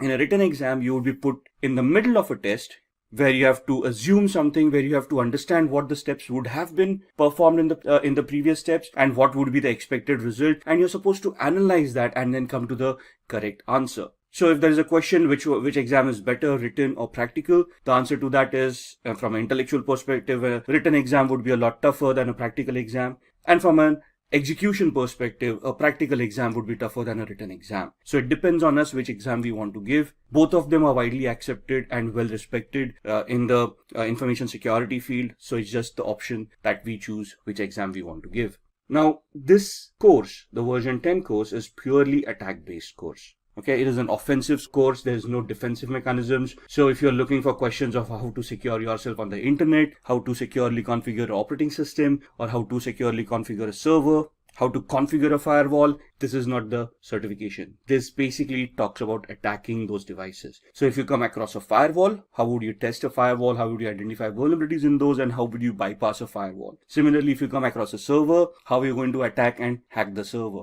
Let it be Windows or Linux based. So this basically becomes an attack based course. You're looking at offensive mechanisms over here and not defensive ones at all. So what's new in this version? In this version, there's a new module for IoT, Internet of Things. It focuses on emerging attacks, vectors like cloud, artificial intelligence, and machine learning. It basically talks about smart devices. And it talks about the vulnerabilities, the risks that the smart devices face in today's world, For example, it will tell you about the industries that are utilizing all these smart devices, why are they utilizing it for, what kind of devices they are utilizing, and what are the risks within those devices. It will also give you a lot of tools for you to practice upon to identify such IoT devices. What would constitute an IoT or an Internet of Things device? Any device which has an IP address and can connect to the internet and create data. So even your smartwatch, your smartphone, your cars that have internet connectivity nowadays, your Google Homes, Amazon Alexas, all of these devices would come under the IoT umbrella. And have you ever wondered about sitting at home, having a Wi-Fi, having all of these devices, even a smart TV, if you will, connected to the Wi-Fi? And have you ever questioned how a hacker would then be able to access your home through all of these devices, record information, and basically just spy on you? Similarly, an organization where they are utilizing IoT, they would be vulnerable for the same vulnerabilities. And this course does include IoT security to a certain extent, where we talk about vulnerabilities and how to identify those vulnerabilities in IoT. Then there's a new vulnerability analysis module where it gives you risk assessment. It talks about CVSS scoring systems. It talks about how to do a vulnerability management program in the first place. What are the steps required in a vulnerability management program? How should it be repeatable and how it should be measurable as a program? And what should be the outcome? So basically, it will give you a structured way of how to do a vulnerability management assessment and how do you want to achieve the end goal, thus leading you to a penetration test. So all the modules are leveled up. What do you mean by leveled up? That means they've been updated to the latest tools, latest standards, latest technologies. So you've got cryptographic attacks, you have got attacks on applications like SQL injection, we'll be talking about packet sniffing using various tools. All of these are upgraded, which means they are up to the latest operating system. So even when we do this course, you'll be looking at operating systems like Windows 10, Windows 8, Windows Server 2012, Windows Server 2016, Kali Linux machines, Android machines, and Ubuntu desktop as well. So all of the operating systems are latest, the tools are latest, and you will be interacting with these tools. And then there's a mobile security toolkit as well, which will help you do a penetration test on a mobile device. So these are what is new in version 10. Now let's talk about the roles and responsibilities that an ethical hacker should have when they actually go into the world. Now, what are the responsibilities, roles, what are the capabilities that we should have? That we should be able to look at scripts that would test for vulnerabilities. So for example, a SQL injection attack, it's a script-based attack. Let's say a cross-site scripting attack, that is again going to be a script-based attack. So we maybe we want to go ahead a little bit, look at Windows systems and do a PowerShell attack and know about PowerShell scripting a little bit. If you look at Linux Windows, there's a bash shell where there is bash scripting and you'll want to learn that scripting as well. Now the course doesn't include all these scripting languages. It does help you understand what these scripting languages are, and it does have some basic introduction to how these languages can be utilized to create those scripts. Then we also want to develop tools to increase security. You want to look at those commands that are utilized on all operating systems. You want to look at the capabilities of the operating systems, of how to create security parameters and ensure the operating systems and applications devices are secure. You should be able to perform risk assessment. Now, when you say risk assessment is the likelihood of an attack being actually executed on an organization based on the threats and the vulnerabilities that we have identified. So risk assessment is something that you find out a vulnerability and then you try to figure out in a hypothetical manner of what is the likelihood of that vulnerability being exploited by a hacker if they find that vulnerability. And if they do execute that, what is the impact that is going to happen on the organization, and what is the penalties or the repercussions that the organization is going to face if that vulnerability is exploited. That's what a risk assessment is. Then we should also be able to develop security policies or set up security policies and implement them to ensure that the security mechanisms are standardized and are consistent. And then we should also look at training staff for network security to ensure that they are aware of these vulnerabilities and they know what their responsibilities are to maintain some semblance of security in the organization. So why do we want to become a certified ethical hacker? Now, since you're watching this video, it's easy to assume that we all are interested in security, we all are interested in hacking, but hacking is not a real job. For us to get a job in the industry on a security parameter or information security parameter, we want to become a certified ethical hacker. So if you look at the popular hacking cases that have happened, in 1990s, there was a national crackdown on criminals. Microsoft NT operating system was hacked. Now, this was back in the 90s when security wasn't that much evolved. And there were a lot of attacks back then that crippled infrastructure, that crippled banks, when they started realizing that computing isn't as easy as it seems. Of course, if you use a computer, the functionality is always there, but if the functionality is not properly configured, you're just exposing yourself to cyber criminals where they're going to steal information, and your organization may just go bankrupt because of that. In 2013, an example, Adobe reported 2.9 million accounts as stolen. In 2016, Kaspersky, which is an internet security firm, announced that there were 758 million malicious attacks that occurred worldwide. Imagine that, 758 million malicious attacks that were identified and reported. In 2018, Facebook reported a loss of 13 million to accounts that were stolen. 2018 again, Quora reported 100 million customer accounts being stolen. And in 2018 again, Marriott, 500 million travelers' accounts stolen and manipulated. Now, when you say accounts were stolen, how does it affect the organizations? Now, first and foremost, if those accounts were stolen, that means usernames and passwords were cracked, and those accounts may have contained credit card information or may have contained some personal information that would identify the person and thus make them gullible for a social engineering attack or an identity theft attack. So it has a cascading effect. If I would have been affected, or you would have been affected with these attacks, the repercussions would have been catastrophic. Your credit card information being stolen, that means somebody else would have misused it, and you would have seen a huge bill come your way. Now, you can go back to the bank and dispute that, but that's again a dispute that you're trying to have with the bank for something that you didn't do, which requires a lot of energy and a lot of time. And at the end of it, somebody has to pay for that particular loss. Now, in this scenario, the bank would have had to bear the loss, but then that's a loss for the bank, and bank doesn't want to do that. And that's where they would try to hire certified ethical hackers who would try to test these vulnerabilities and plug them in so that the end consumer is also secured, the bank is also secure, right? In this case, Marriott, there were 500 million travelers' accounts that were stolen. A lot of credit card information was leaked out. Email accounts were hacked and compromised, and thus there was a lot of repercussion that happened. Now, the thing is that there are also laws that these organizations need to adhere to that tell the organizations how to keep their information secure, and also have penalties in place if the organization gets hacked. And the penalties are pretty severe. So organizations do not want to get hacked or do not want to get compromised, not only from the customer's perspective, where they would be losing customers, losing reputations, and then thus facing losses, but also from a legislative perspective, where they would have to pay fines to the government for the frauds that have happened. So these are some of the popular hacking cases that have cost these organizations quite a lot of money, and thus they have a lot of security in mind. If you look at the news, in BBC News, there was something reported from a French police that there was a virus that infected more than 850,000 computers worldwide. Now, on the similar lines, if you remember ransomwares, and if you look at WannaCry that happened in 2018 or 2017, it also cost the world $4 billion in losses during that just one small month of its infection. Then Google basically disclosed that a large-scale hacking effort was targeted at Apple devices. And this has been, it has reported that there was a sustained effort to hack iPhones over a period of at least 2 years, which means that there's a specific target towards Apple consumers, and they are at a higher risk of getting hacked than others. Then the Texas government organizations hit by ransomware attack.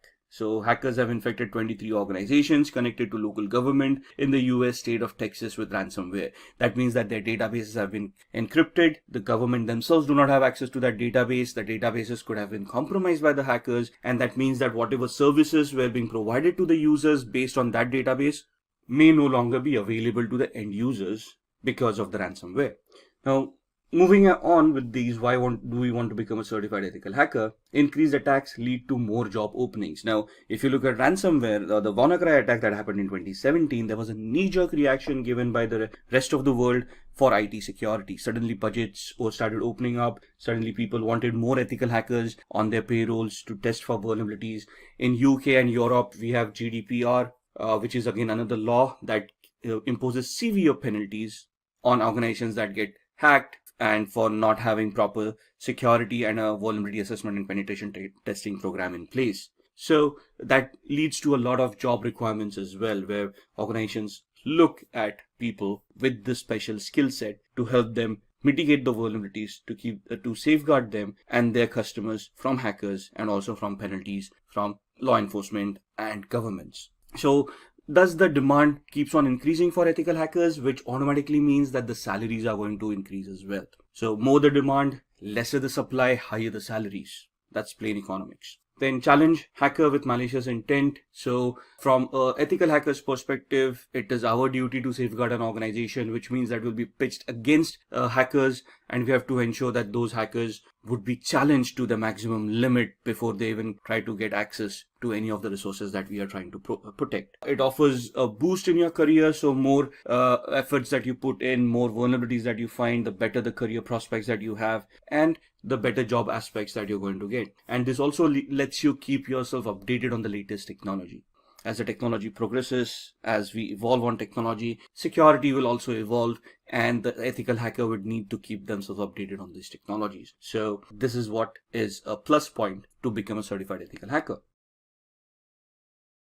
So why do we want to get the certification, and what would it mean by being a CEH certified individual? Take this into consideration. You are applying for jobs, and you have been applying for cybersecurity related jobs, of course, and you go in for an interview. In the interview, you are asked quite a few questions, and they will be testing you on cybersecurity concepts. So they will be asking you a lot of technical questions about cybersecurity, about information security, and any other related topic. So let's say in a few minutes into the interview, there are some concepts that you have not brushed your skills upon, and they ask you about certifications.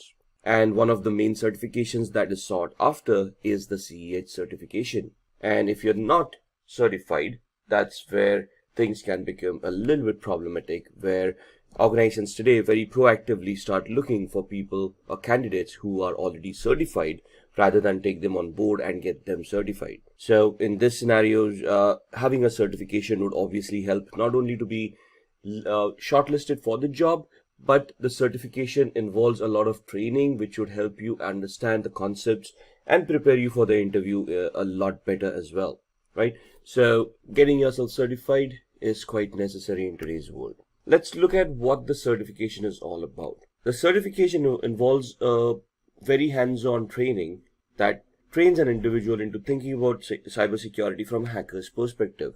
And developing this mindset is very important, because to catch a thief, we have to think like a thief. Teaches the candidate to spot vulnerabilities in a system, so it trains you on how to identify flaws, how to verify that they exist, and then how to treat them as well. Like I said, this is a very sought after certification, and companies look for people who are already certified as CEH, or a certified ethical hacker. So what is this certification all about? This is a globally accepted certification, and it tests the knowledge that a candidate will have about threats and their preventive mechanisms. So the certification, the exam itself, will test you on the parameters. The training would provide you with all the information that you require to clear the exam and to gain knowledge from a real world perspective. So it will train a candidate to think like a hacker. It will train the candidate to use the tools to identify those flaws, to spot those flaws in the first place. And it will give an understanding to the candidate where to look for those flaws in the first place. So essentially, when you get certified as a certified ethical hacker, you become a white hat hacker or an ethical hacker, which means that you will be looking at flaws ethically and reporting them to those organizations. The certifying authority is the EC Council. It is a very well known and a widely accepted certification authority across the globe. It is based out of the United States, but the certification is valid across the globe. So what does it take to take the exam, and who can take the exam in the first place? Now, the basic criteria is that a candidate should be 18 years and above. So any person who has completed an official EC Council training is eligible to attempt the exam without going through an application process. So there are two ways you can actually attempt the exam. You either have work experience, that means you're already in the cybersecurity space, you already have some hands-on knowledge, and you want to give the exam. In that scenario, you just have to prove that you've got 2 years of experience with network or information security, and then you can apply to EC Council to directly appear for the exam without attending the training. Else, you can then approach EC Council and register yourself for a training course, after which you can give the exam. So there are two ways that you can deal with it. What are the fees for these exams? Now, the fee itself is $500 for the exam, candidates who take the second route where they prove that they have experience and they directly want to appear for the exam. There is another additional $100 of application fee that they have to pay to EC Council for them to verify that you actually have that experience and then allow you to appear for the exam. So what are the exam questions like? What is the exam all about? The exam code is 312-50 and there are 125 questions that need to be answered in 4 hours. Now that sounds like a lot of time, but trust me, it isn't. The questions are descriptive in nature. They give you a scenario. You have to identify those keywords based on the knowledge and the understanding that you have, and then gauge the correct answer for that particular scenario. And the scenarios could be a little bit complex, could be a little bit confusing. The exam will be a multiple choice question exam, so 1 question with 4 answers. If any question has multiple answers, they will mention it in the question itself. The pass percentage cuts off at around 60 to 85%. So there is no fixed percentile.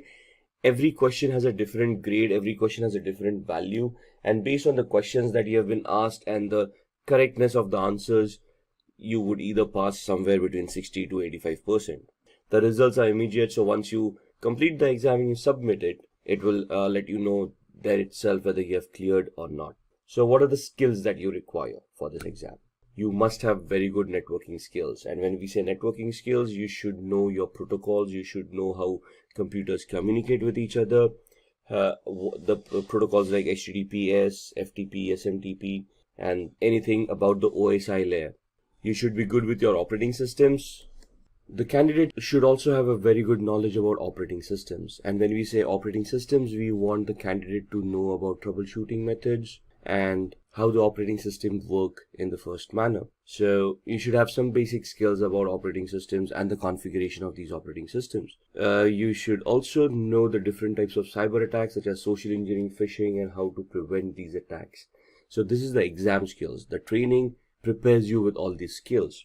The candidate must be able to hack into an organization system with permission and erase all digital evidences. So the training itself will get you accustomed with all the hacking phases, how a hack is constructed, how a hack is made more effective, and how the hack evolves, and later on how you can delete all the evidences of the hack that has happened. So for the exam, you should have, or you should be very good with your networking skills, understanding protocols and how they work, configuring operating systems and troubleshooting them. You should be able to classify different cyber attacks and know how to launch them as well. And you should be able to hack into devices and erase all digital evidences that may have happened. Password cracking and cryptography is also a very much required skill to clear the exam.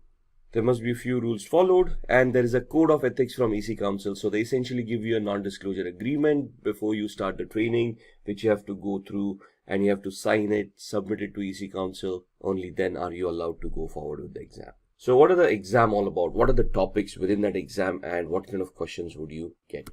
So there are 7 domains in this training based on which they will ask you questions. When you say background, background is nothing but your knowledge on networking skills, your knowledge on a little bit of operating systems, how communications happen, how protocols work, and so on and so forth. Analysis would be where you analyze certain attacks and you're able to analyze, let's say, packets, and based on those packets, you can identify whether it's a legitimate packet or is it a malicious packet with any malicious data within it. Then with security tools, you are able to talk about security as in the concepts of security like confidentiality, integrity, and availability triad, the IAAA identification, authentication, authorization, and accountability aspects, and various other concepts that are there in security. So you'll be questioned on those topics as well. Tools and programs. Ethical hacking carries a lot of tools, and you should be conversant with those tools.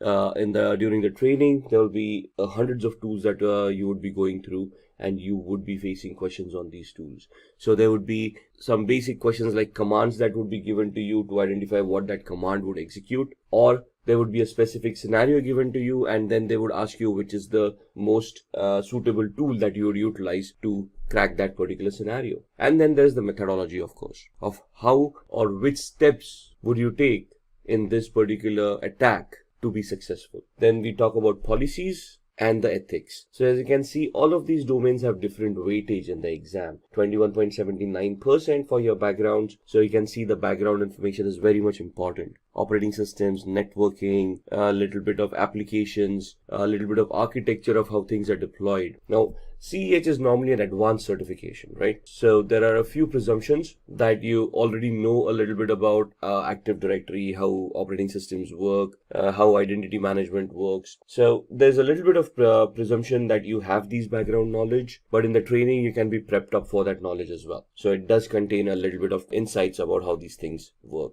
Analysis is where you're looking at some scenarios, and based on the evidence is given to you, you can analyze what's going on. So that's at 20.73%. Security, which is the main topic, is at 23.73%. Tools and programs related to security would be at 28.91%. The methodologies would carry a weightage of 8.77, policies 1.90, and ethics 2.17%. So you have 125 questions. You can figure out percentile wise how many questions you would get on each of these domains. So let's have a look at these domains a little bit more. The background is about network and communication technologies. Again, like I said, protocols, procedures, services, how computers work. So ports on a computer, how ports are utilized by services, and how communications happen over these services and these ports. How we can scan these ports to identify what's going on, and then try to find out vulnerabilities within them. Then we have got information security technologies and the information security threats as well. So when I want to launch an attack on a device, where would I find vulnerabilities? Is it just on the network? Do I look at the operating system? Do I look at different applications that are there on the operating system, and so on and so forth? So where are the threats? That's something that we need to identify, and that's what this domain deals with. So 27 questions from this domain. Then analysis and assessment, information security assessment and analysis, and the security assessment process. So let's say you're in a penetration test and you want to launch an attack. What is the assessment that you want to do before you launch that attack? What is the process you want to conduct? And how you're going to analyze the vulnerability in the first place to identify which penetration test or which attack you should do at that particular point in time. Then security would talk about information security controls. Controls would be all the security elements that you can implement to prevent hacking. So firewalls, IDS, IPS, antiviruses or endpoints, all of these would be included in this domain. Information security attack detection. So it's not only about how you can attack, you also want to know if you're being attacked in the first place. So analysis would basically identify how you're being attacked, and the detection is where you first detect that something is wrong, after which you can analyze it, right? And how you can prevent security attacks happening at your organization as well. So which firewall would fit at what OSI layer, what in the architectural aspect, where do you want to place an IDS or an IPS, where would you want to place a firewall, where would you want to place a UTM, to have a layered approach, a structured approach towards security, where a hacker would have to peel off layers of security to reach the data that they wanted to get access to in the first place. So there will be 30 questions from the security domain, 16 questions on the analysis and assessment domain. The fourth domain is the tools, systems and programs. So this is where all the tools that you would have utilized resume. So this is where all the tools that you have utilized in the ethical hacking scenario, and there will be questions asked about those tools. So in the training, there are some tools that are prescribed in the course where you'll have to concentrate on those tools. You'll have to get your hands on those tools to understand how those tools work, and then give appropriate answers in this domain. So there would be 36 questions for tools, systems and programs. Then the fifth domain is procedures and methodology. Information security procedures and assessment methodologies would be asked over here. So how would you conduct a test? How would you conduct a vulnerability assessment? What is the method and the procedures that you would follow in conducting these tests? So there would be around 11 questions for this domain. The sixth one is regulations and policies. So this is all about some basics that you need to be aware about for information security policies and frameworks, like ISO 27001, PCI DSS, and these regulations that are available in the real world that can help you or guide you to place a security architecture on your organization. These questions are not going to be in depth about any of the laws or policies. It's just checking your awareness, whether you're aware of these laws or policies and where they can be implemented. So you can see there are only a couple of questions that would come in regulations and policies. And then ethics. Ethics is the code of conduct of how you are expected to behave as an ethical hacker, what is expected out of your job role, what you should be doing and what you shouldn't be doing. So there would be around 3 questions of ethics in the exam. Now let's look at a few sample questions from the exam as well. So this will help you get an idea what the exam questions would be. So consider the attack scenario given below. There are 5 steps listed. Step 1 starts with user browses a web page. The second step is where web server replies with the requested page and sets a cookie on the user's browser. In the third step, attacker steals the cookie by either creating an attack on the network for sniffing, or at the application with cross-site scripting, or sending a fake mail, or hosting a fake website by a social engineering attack, which is a phishing attack. In the fourth step, attacker gets access using whatever they have done and orders a product using modified cookies. And in the fifth step, the product is actually delivered to the attacker's address, whereas the bill is footed by the victim. So what is the attack that is happening here? Identify the web application attack. Is it a session fixation attack? Is it a unvalidated redirect attack? Is it a cookie poisoning attack, or is it a denial of service attack? So again, going through these steps, which of these would be the correct answer? In this scenario, it is C, which is a cookie poisoning attack, because if you look at the steps, the attacker basically hijacked the cookie or stole the cookie and then modified it to be utilized for some malicious reasons. Second question, which one of the following scanning techniques do attackers use to bypass firewall rules, logging mechanisms, and also hide themselves as usual network traffic? A. Stealth scanning technique. B. TCP connect scanning technique. C. Maintaining access. Or D. FIN scanning technique. Now here, as you can understand, we need to know what these techniques are, right? So what does a FIN scan mean? What is maintaining access? What is TCP connect? What does TCP mean? TCP is transmission control protocol. How does it work? So when you connect using TCP, what is actually happening in the backend?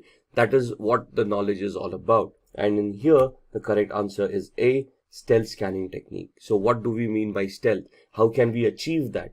Which tools help us achieve that? That is what we want to gain an understanding in before we can attempt the exam. Question 3. Which of the following Wi-Fi chalking method refers to drawing symbols in public places to advertise open Wi-Fi networks? War walking, war flying, war chalking, or war driving? Now, here we need to know first that there is something known as Wi-Fi chalking, right? And there are some symbols that are utilized globally and they are recognized globally. They're standardized, by the way. And these symbols represent some type of Wi-Fi networks. For example, open Wi-Fi, which means you can freely connect to the Wi-Fi, or paid Wi-Fi, where you have to pay before you can connect to the Wi-Fi, or once you get connected, you're first to have to make a payment, only then the internet would be activated, right? So for different Wi-Fi mechanisms, there are different options that can be utilized, and the question is which of the Wi-Fi chalking method refers to drawing these symbols in public places to advertise open Wi-Fi? So in this, the answer is war chalking. Now the question here itself is a little bit, so here the question itself is a little bit misleading, because it mentions Wi-Fi chalking in the question itself, and that would then lead us to whether war chalking is a correct answer or not. So some of the questions could be a little bit misleading. So let's start looking at the certifications. So to be an ethical hacker, you must hold a certification which specializes in ethical hacking or in cybersecurity. Companies look for candidates who are globally certified. When we say globally certified, they're looking for a certificate that has been given by an organization that is recognized globally and is well accepted in the industry. So these are the top 5 certifications a candidate can obtain. The first one, become a certified ethical hacker. Then there is Global Information Assurance Certification Penetration Tester. Then Offensive Security Certified Professional, CompTIA Pen Test Plus. And finally, the Licensed Penetration Tester. Now, these certifications are offered by different organizations. All of these organizations are recognized globally and their certifications are well accepted in the technical space. So let's start off with the Certified Ethical Hacker, and we'll look at the organizations that provide these certifications and how we can attain them. So CEH, or Certified Ethical Hacker, in its current form is in its version 10. It's been revised and updated over a period of time. EC Council is the certifying authority for CEH. They have their own authorized training centers through which you can attend trainings, give those exams, get yourself certified, and thus become globally certified and can be eligible to apply for security related jobs. It is a very well-known certification and is widely accepted at the same time. It would test the candidate's knowledge of security threats and preventive measures. Now, there are two types of exams that you can give with CEH. One is a multiple choice question exam, which is theoretical in nature. They ask you questions and you answer the correct one.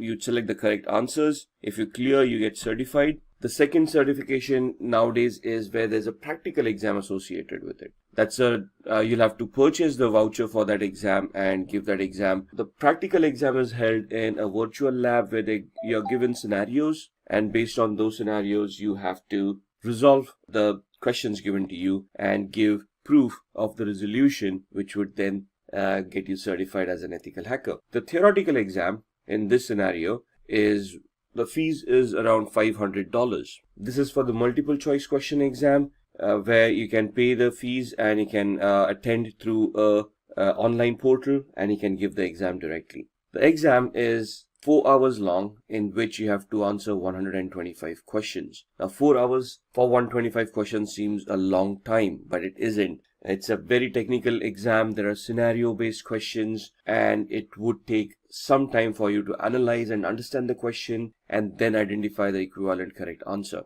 So it's a very competitive exam and you'll have to study really hard to clear this exam as well. The cutoff for passing varies from 60 to 85%. So there is no exact grade and all the questions have different weightages. So depending on the questions that have been given to you and the way that you have answered them, you would pass at either 60% or you would pass when you've scored 85%. Once you are CEH certified, which is a very technical certification, you will be qualified to apply for job roles as a penetration tester or a security engineer.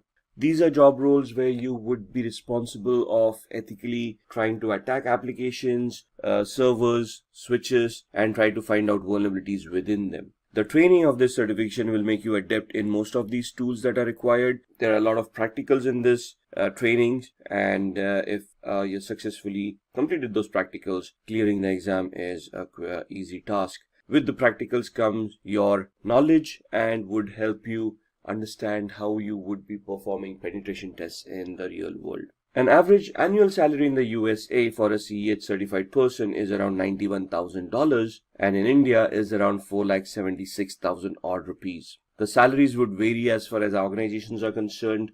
More established organizations can afford to pay a little bit more, but these are averaged out salaries that we have seen across the market. The next certification is the GPEN, also known as the Global Information Assurance Certification Penetration Tester. This certification looks into the different pen testing practices and methods, also focuses on the various problems and pen testing. So again, this is where you're getting certified as a penetration tester. So it's again a technical certification where your knowledge on networking, applications, and security of which will be tested. You will be trained on this, of course. So the training will include all these areas where you need to focus, identify those problems, and thus be ready for the real world scenarios. The candidate will have to understand networking concepts and operating systems such as Linux and Windows, and you should be very well aware of the TCP/IP protocols. This is true for any of the technical certifications for ethical hacking. GIAC is the certification provider. It's again a very well-renowned and well-accepted certification authority across the globe. The exam fees are $1,899. 82 to 115 questions to be answered in 3 hours. Now, why 82 to 115? It depends on the test that has been associated, and depending on how you're answering those questions, you would be given those many number of questions to begin with. But all of these need to be answered in 3 hours. 74% is the pass percentage that is required to clear this exam. The average annual salary in the USA is around $96,000, while in India it is around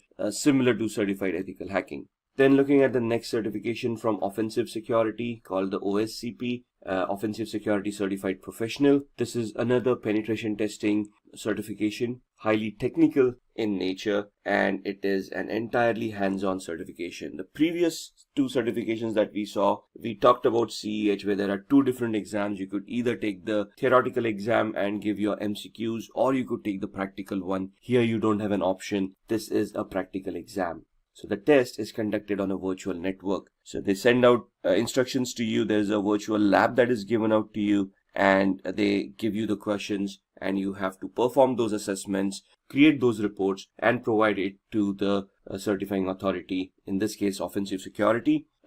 If you match their criteria of whatever you have identified in those reports, you get certified. Here, the requirements of good understanding of networking protocols, how systems function, how Kali Linux operating system functions, and the candidate must complete offensive securities penetration testing with the Kali Linux course and pass the hands-on exam. So this focuses purely on Kali Linux. Kali Linux is an operating system that is freely distributed over the internet and comes structured with around 300 plus tools used for ethical hacking. So this course totally relies on Kali Linux for you to use as a tool set for penetration testing. The certificate provider, as stated, is Offensive Security. The name of the course is OSCP, Offensive Security Certified Professional.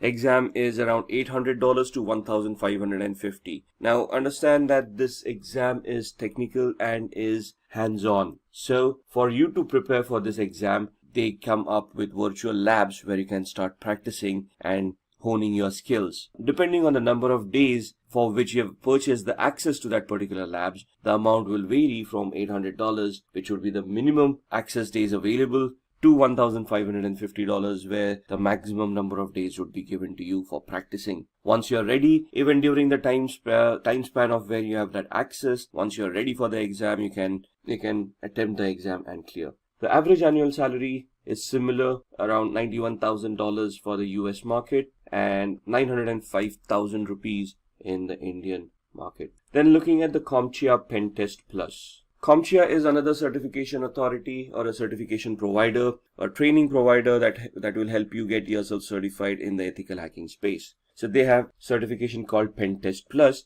which is focused towards penetration testing. So it is an intermediate level certification. It assesses the vulnerability assessment and the penetration testing skills of a candidate. Here, the training will provide you with all the essentials, where it will help you identify how to do vulnerability assessments, how to identify those vulnerabilities, and then which tools to utilize for what kind of a penetration test. For the requirements, a minimum of 3 to 4 years of hands-on experience in the information security field. Also, a CompTIA Security Plus or a Network Plus or equivalent knowledge is required. So in the Network Plus, they talk about securing networks, and they help you understand the OSI layers, the TCP/IP layers, and help you understand the protocols and all of those things. So having that knowledge is an added advantage. The certificate provider is CompTIA, and the cost of the exam is around $349. Maximum number of questions is 85, and I think it's a 3-hour exam. The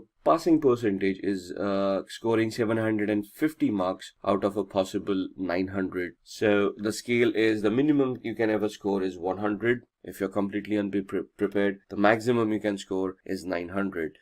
You get a leeway of 150 marks for your certifications. So you have to score a minimum of 750 to clear the exam. Average annual salary for a CompTIA Certified Penetration Test Plus Professional is $97,000 in the US market, and in the Indian market it would be around 5 lakh rupees. Then comes the Licensed Penetration Tester. Now this is an advanced certificate again from EC Council. This is where EC Council gives you a license which certifies that you have undergone thorough training and have cleared your exam, in which you can conduct or lead an audit for vulnerability assessment and penetration testing. It is an expert level certification, comes after the CEH certification. It is the ultimate test which tests this candidate's penetration testing skills. So there are 2 certifications over here. One is the ECSA, EC Council Certified Security Analyst. Once you clear that, you can appear for the Licensed Penetration Tester. Both of these are hands-on certifications. So you will be given a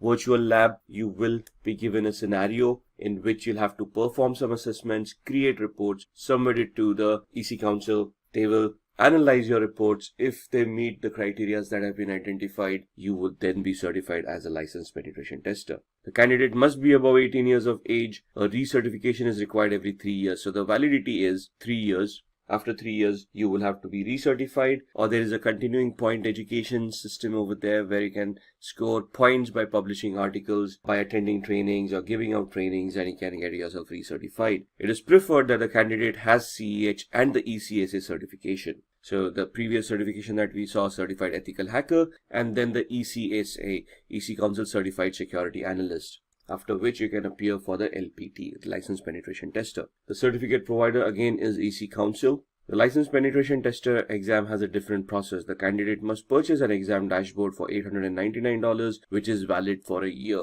So once you purchase the voucher, the validity is 1 year. You can prepare within that 1 year and then give the exam and attain the certification. Only once you are ready, the exam can be scheduled and you can give that exam. The exam consists of 3 different levels. Each level has 3 different challenges. The candidate must pass at least 1 challenge in order to qualify for the next level. And for each level, the exam is 6 hours. So this is a grueling exam. This is hands-on. They're giving you challenges and they are going to test you on your skills as a penetration tester. So be ready to be very hands-on for this kind of a certification. Average annual salary in the US is around $100,000 and above, and in India, $825,000 and above. Next, Shruti will guide you through the career of an ethical hacker. With the increase in the number of cybercrimes across the globe, there is also an increase in the number of cybersecurity jobs, and the role of an ethical hacker tops the list. Hi guys, this is Shruti from Simplilearn, and today I will run you through this video on ethical hacking career. So let's get started and explore the world of ethical hacking. Let's begin with a few facts. Did you know that by the year 2021, there will be 3.5 million cybersecurity job openings? That is a huge number, isn't it? And also, according to the US Bureau of Labor Statistics, there will be 28% increase in the number of jobs from 2016 to 2026 for information security analysts, which includes ethical hackers. This proves that there is a great demand for ethical hackers at the moment. As I mentioned earlier, the number of cybercrimes across the world will increase as the digital era will only continue to grow. Organizations will be on the lookout to hire professionals who can fight these cybercrimes and protect the company's data. And to fight these cybercrimes, we will require individuals who can think like a hacker. And who is that? Well, to do this job, we have ethical hackers. As you might be knowing, an ethical hacker is trained to discover system vulnerabilities. An ethical hacker is also known as a white hat hacker. He or she is given authorization from the company to perform security assessments. And at the end, an ethical hacker would have to report the findings back to the company so that the vulnerabilities can be fixed. An ethical hacker performs these security assessments with the help of various hacking techniques and tools. Let's now move on to our next topic, that is the steps to become an ethical hacker. You might wonder how to start your ethical hacking career, right? Well, I will take you through that step by step. Firstly, the candidate must have a computer science or an information technology bachelor's degree. It is also possible to become an ethical hacker without these degrees, but provided you have the required skill sets and experience. The next requirement to be an ethical hacker is that the candidate must have a minimum of 2 years of experience in the information security field. You have to start your career with a software or a networking job, and only then can you move on to the ethical hacking field. You have to start your career with a software or a networking job, and only then can you move into the ethical hacking field. Coming to the certifications, it is necessary for the candidate to hold various cybersecurity certifications. Certifications play a vital role in the field of cybersecurity. Your job opportunities can solely depend on these certifications. To become an ethical hacker, you can start off with the foundational level certifications such as the CCNA and CompTIA Security Plus certifications. Finally, the last step to become an ethical hacker is to clear the Certified Ethical Hacker examination. CH certification is provided by the EC Council. It trains the candidate to protect a company's network by using the same tools and methods that a hacker would use. The CH exam will have a duration of 4 hours with 125 number of questions.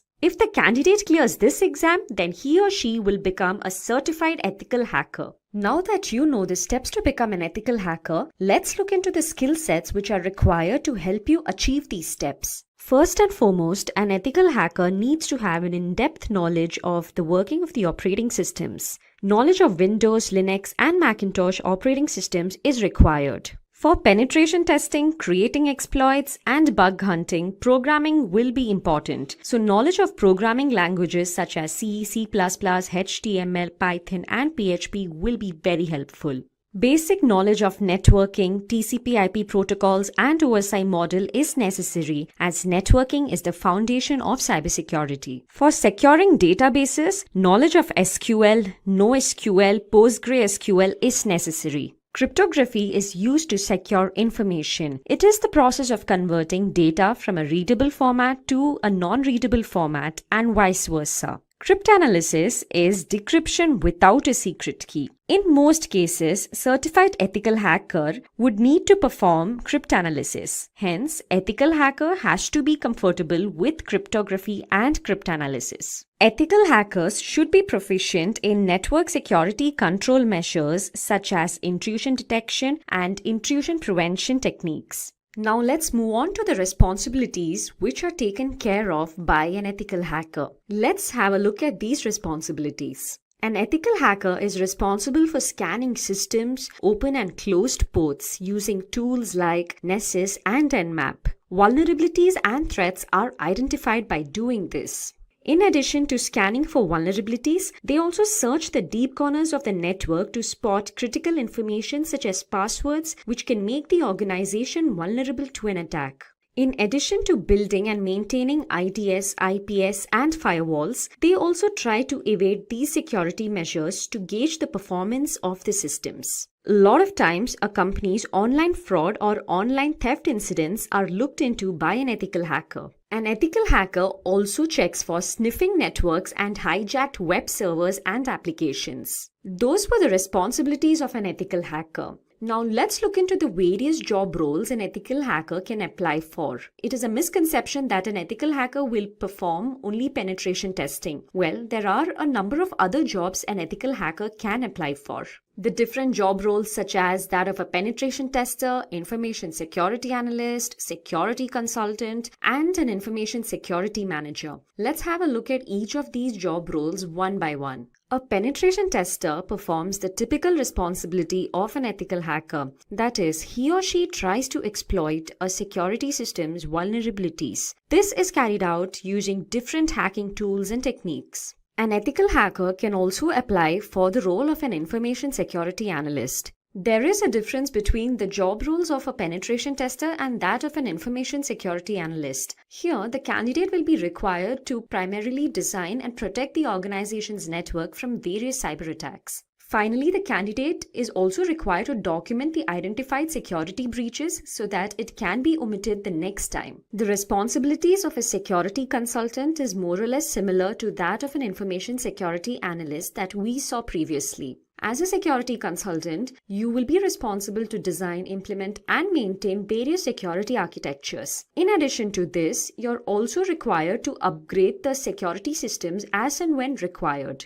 Finally, an ethical hacker can also apply to the role of an information security manager. As the name suggests, this role will require the candidate to possess managerial skills, as an information security manager is responsible to head the IT and the information security team. Now that we have seen the responsibilities, the skills, and the steps to become an ethical hacker, let's have a look at the different companies hiring ethical hackers. To name a few, we have Bank of America, Ernst & Young, KPMG, Urban Pro, and IBM. Let's now look into the salary structure of an ethical hacker. Well, in India, the average annual salary of a certified ethical hacker is nearly 4,76,000 rupees. And in the US, the average annual salary of a certified ethical hacker is $91,000. Now I will guide you through a sample resume of a penetration tester. As you can see on your screens, this is a sample resume of a penetration tester.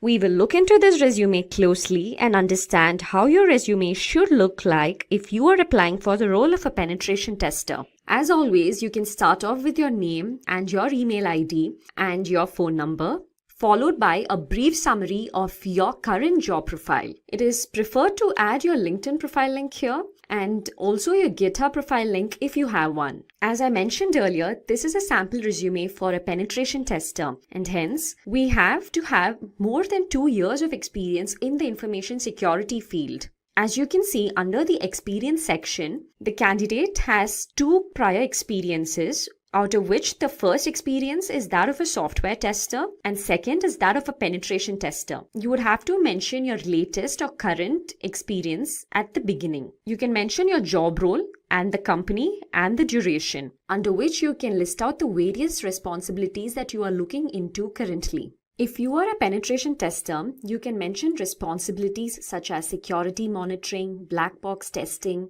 documentation of the results, vulnerability scanning, and so on. Below this, you can mention your first company's experience with the roles and responsibilities that you have performed earlier. Here, the candidate was a software tester before becoming a penetration tester. Let's move on to the education section. Here, the candidate holds a bachelor's degree in computer science. You can mention your degree followed by the university name. Or if you're applying for any other role in the cybersecurity domain, it is recommended that you list out the certifications as well. To start off with, a CCNA certification will be preferred, followed by a certified ethical hacker certification, which is a must if you are applying for the role of a penetration tester. In addition to it, the Certified Expert Penetration Tester certification will also hold a great advantage. After mentioning the certifications, you can go ahead and mention your skill sets. Here we have the technical skills and non-technical skills. Under technical skills, you can mention the programming languages that you know. Here we have C, C++, Java, Perl. You can also mention the operating systems that you have worked on. For example, Windows, Linux, Unix. And in addition to the programming languages and the OS, you can also mention the tools that you know, such as Nmap, Metasploit tools, which will be helpful if you are applying for the role of a penetration tester. Then you can also mention encryption technologies, knowledge of SQL, and bug tracking systems if you have worked on them before. If you have participated in ecodathons, you can mention that here as well. Under the non-technical skills, you can mention various competitions that you have taken part in and the games that you like and other extracurricular activities. Finally, you can also mention the projects undertaken.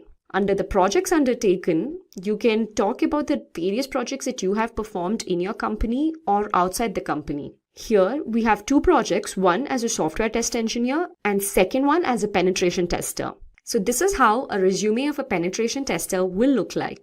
Today, we are diving into a super important topic that affects everyone: phishing attacks. As cybercriminals get more sophisticated, it's important for us to stay one step ahead. So in this video, I'll be walking you through what phishing is, how it works, some famous examples of phishing attacks, different types of phishing, how to protect yourself, and what to do if you ever fall victim. So let's jump right in. What is phishing? To start, let's talk about what a phishing attack really is. In simple terms, phishing is a type of scam where hackers pretend to be legitimate people or companies to steal your personal information, whether it's your passwords, bank details, or even social security number. They typically do this through emails, text messages, or fake websites that seem genuine at first glance. But phishing attacks don't just rely on fake emails. They use a psychological trick known as social engineering. Now, social engineering is all about manipulating people into making poor decisions, like clicking on a malicious link or sharing personal information. Let's take an example. Imagine you work in a company and one day you get an urgent email from someone who looks like your boss. The email says, "I'm in a meeting right now, but I need you to send me the financial reports immediately. Click here to access a secure file." Because it's your boss and the message sounds urgent, you might not think twice and click the link. But that's where the trick is.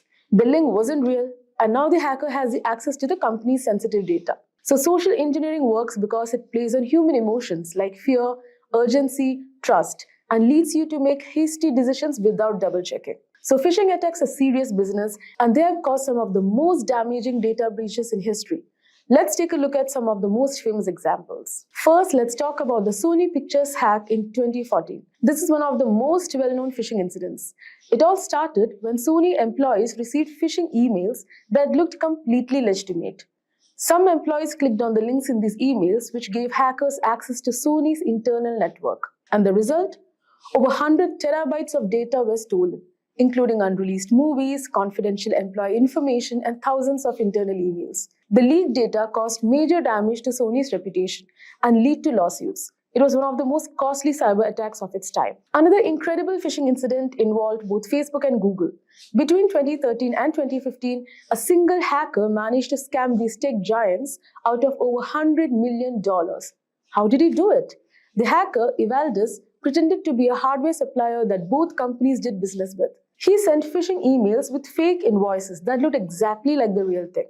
Because the emails were so convincing, the finance departments of the Facebook and Google didn't question them and wired the money directly to the attacker's account. So these famous examples show that phishing can affect anyone, from everyday people to major corporations. So let's talk about how they work step by step when hackers actually try to steal your information. So how does a phishing attack unfold?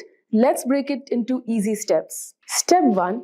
Phishing attacks typically start with a carefully crafted message, often in the form of an email or text. This message will look like it's from a legitimate company, like your bank, a popular service like PayPal, or even someone you personally know. Hackers usually use several techniques to make these emails look authentic. One common technique is domain spoofing. This is when hackers create a domain that looks almost identical to the legitimate website, but with subtle differences. For example, instead of paypal.com, they might use paypal1.com or pay-pal.com. Because most people glance at the sender's email address quickly, they don't notice the subtle change. The next step is to get the victim to visit a fake website. When you click on the link in the phishing email, you're often redirected to a website that looks exactly like the real thing. These fake websites are often designed to perfectly mimic the official login pages of services like your bank or email provider. To create these fake websites, hackers often use what's called a phishing kit. Now, phishing kits are pre-built tools that make it easy for attackers to clone real websites. The hacker then hosts the fake website on a malicious server or uses DNS spoofing, where they manipulate the DNS records to redirect users from the legitimate website to their fake version without the victim knowing. Now, once you land on the fake website, the next step is for the hacker to collect your information. So these fake pages are designed to look identical to the real ones. So when you enter your username and password, you think you're logging in securely. But hear what's happening in the background. Phishing sites use various methods to capture the information you type in. One common technique is form jacking, where the form on the website is modified to send the data directly to the attacker's server. Alternately, hackers can use key logging malware that records every keystroke you make, capturing usernames, passwords, and even credit card information as you type. So to make the fake site even more convincing, attackers often secure it with a real SSL certificate. Now, this means the website might show up as secure with a padlock symbol in your browser, making you believe it's legitimate. So this is why it's important to check more than just the HTTPS in the URL. Now, once the hacker has your data, they can use it in various ways. The most common method is using your stolen credentials to log into your accounts. This is known as credential stuffing. But they can also use your personal information for identity theft, or they might sell your data on the dark web. But phishing isn't a one-size-fits-all approach. Hackers use several different types of phishing attacks, and each one is designed for a specific target or method. So now let's talk about the different types of phishing attacks. First, we have general phishing, which is the most common and broad type. So in this type of attack, hackers send out thousands or even millions of phishing emails to random people, hoping that a small percentage will fall for the scam. For example, let's say you receive an email that looks like it's from a popular company like Netflix. The email says something like, your payment method has failed, click here to update your information. You click the link and it takes you to a fake Netflix login. When you enter your details, they are sent straight to the hacker. These attacks are sent out to as many people as possible. Whoever falls for it, falls for it. It's all about volume with general phishing. Next is spear phishing. So unlike general phishing, spear phishing is much more targeted. So the attacker picks a specific individual or company and tailors the attack to that person or group. So spear phishing requires some research and planning. So it's more sophisticated than general phishing. For example, imagine you work in the finance department of a company and you receive an email from someone pretending to be the CEO. The email says, he's unable to transfer the money to the partner company and asks you to transfer it. So since it appears to be from your boss and it sounds urgent, You might be tempted to complete the transfer without questioning it. That's the goal of spear phishing. Because the email is personalized and often uses real names or insider informations, it's much easier to fall for it. So this makes spear phishing especially dangerous for businesses. Now let's talk about whaling, which is similar to spear phishing but with a bigger target. So whaling specifically targets high-ranking individuals like CEOs, CFOs, or other executives. So these attacks are often highly sophisticated because stakes are so high. Let's say a hacker sends an email to the CFO of a large corporation, pretending to be a lawyer representing the company. So the email contains a fake warrant asking the CFO to click a link to download important legal documents. Because it's a legal matter and appears highly official, the CFO clicks the link, which leads to malware being installed on the company's network. So whaling attacks are dangerous because they often involve larger sums of money or more sensitive information. So when high-level executives fall for these scams, the consequences can be disastrous. Next comes SEO phishing. So SEO phishing takes a different approach. So instead of targeting individuals with emails or text messages, hackers create fake websites and manipulate search engines so that these sites show up at the top of search results. So people who are searching for services or products may unknowingly click on these malicious websites. For example, imagine you are trying to log into Bank of America and you search for Bank of America login. So a phishing site could show up at the top of the result, looking exactly like the original website. You fill out the form, entering your personal and payment information. But instead of going to the bank, all of that information goes straight to the hacker. So SEO phishing works because we trust search engines to lead us to legitimate sites. Hackers take advantage of that trust by manipulating search engine algorithms to display their malicious sites. And finally, there's smishing, which stands for SMS phishing. Smishing involves sending fraudulent messages through SMS or text. So these texts often appear to come from a trusted source, like your bank or a delivery service, and contain a link that leads to a phishing site. For example, let's say you get a text that looks like it's from a delivery company such as FedEx, telling you to set your delivery preferences. The message includes a link to do the same. When you click the link, it takes you to a fake FedEx site that asks for your name, address, and credit card information to cover delivery fees. So smishing is effective because people tend to trust text messages more than emails, especially when they are on the go and may not scrutinize the message as closely. Anyways, fortunately, there are several things you can do to protect yourself from phishing attacks. So first and foremost, always think before you click. If you get an email or text asking you to click a link, stop and think. Does this look suspicious? Hover over the link to see where it actually leads before you click. Next, don't upload personal information online. Be careful where you share your personal information online. Hackers often gather details from social media or public profiles to make their phishing attempts more convincing. So make sure to keep your software, operating system, and apps updated. Regular updates include security patches that protect against known vulnerabilities. Next is use antivirus and email security. Install a good antivirus program and use email services with phishing filters. These tools can block many phishing emails before they even reach your inbox. And lastly, use a secure DNS service. This can prevent you from even accessing malicious websites, adding an extra layer of protection. Now, even with these precautions, phishing attacks can sometimes be successful. So what happens if you're already fallen a victim? Let's talk about what to do after a phishing attack. So if you realize you have fallen for a phishing attack, don't panic. There are steps you can take to minimize the damage. First, report the attack to cybercrime authorities. In many countries, there are dedicated teams that handle online fraud, and the faster they are notified, the better. Next, change the passwords for any accounts that may have been compromised. Make sure each password is unique and avoid using the same password for multiple accounts. Next, enable multi-factor authentication on your accounts. MFA adds an extra step, like a code sent to your phone, which makes it harder for hackers to gain access. And lastly, run a full malware scan on your devices. If you clicked a link or downloaded something from the phishing attack, malware might have been installed. So it's important to remove it as quickly as possible. And there you have it. We have covered everything you need to know about phishing attacks, from how they work, the different types, to some real-life examples of phishing disasters, and most importantly, how you can protect yourself. In this video, we are going to learn about the fundamental rules that allow devices to communicate seamlessly across a network. But instead of just listening to technical definitions, we will also going to explain everything using a fun and relatable analogy. So guys, if you want to learn more about networking protocols, watch this video till then. Imagine a city so technologically advanced where every building, vehicle, devices communicates seamlessly through a vast interconnected network. And the backbone of that city is the network protocols, which are a set of predefined rules ensuring that all the devices, regardless of their make or operating system, can exchange data smoothly and securely. In this tutorial, we will explore the world of networking protocol, categorize them based on their functionality, and also dive deep into how they operate within the OSI model. So moving ahead, first, let's understand what is actually a protocol. So guys, protocol is a set of rules and standards that define how data is transmitted and received between devices in a network. It acts as a common language that enables computers, servers, and other devices to communicate effectively regardless of their differences in hardware or software architecture. For example, let us say, imagine you are making a phone call, okay, to a friend all over here, as you can see in this diagram.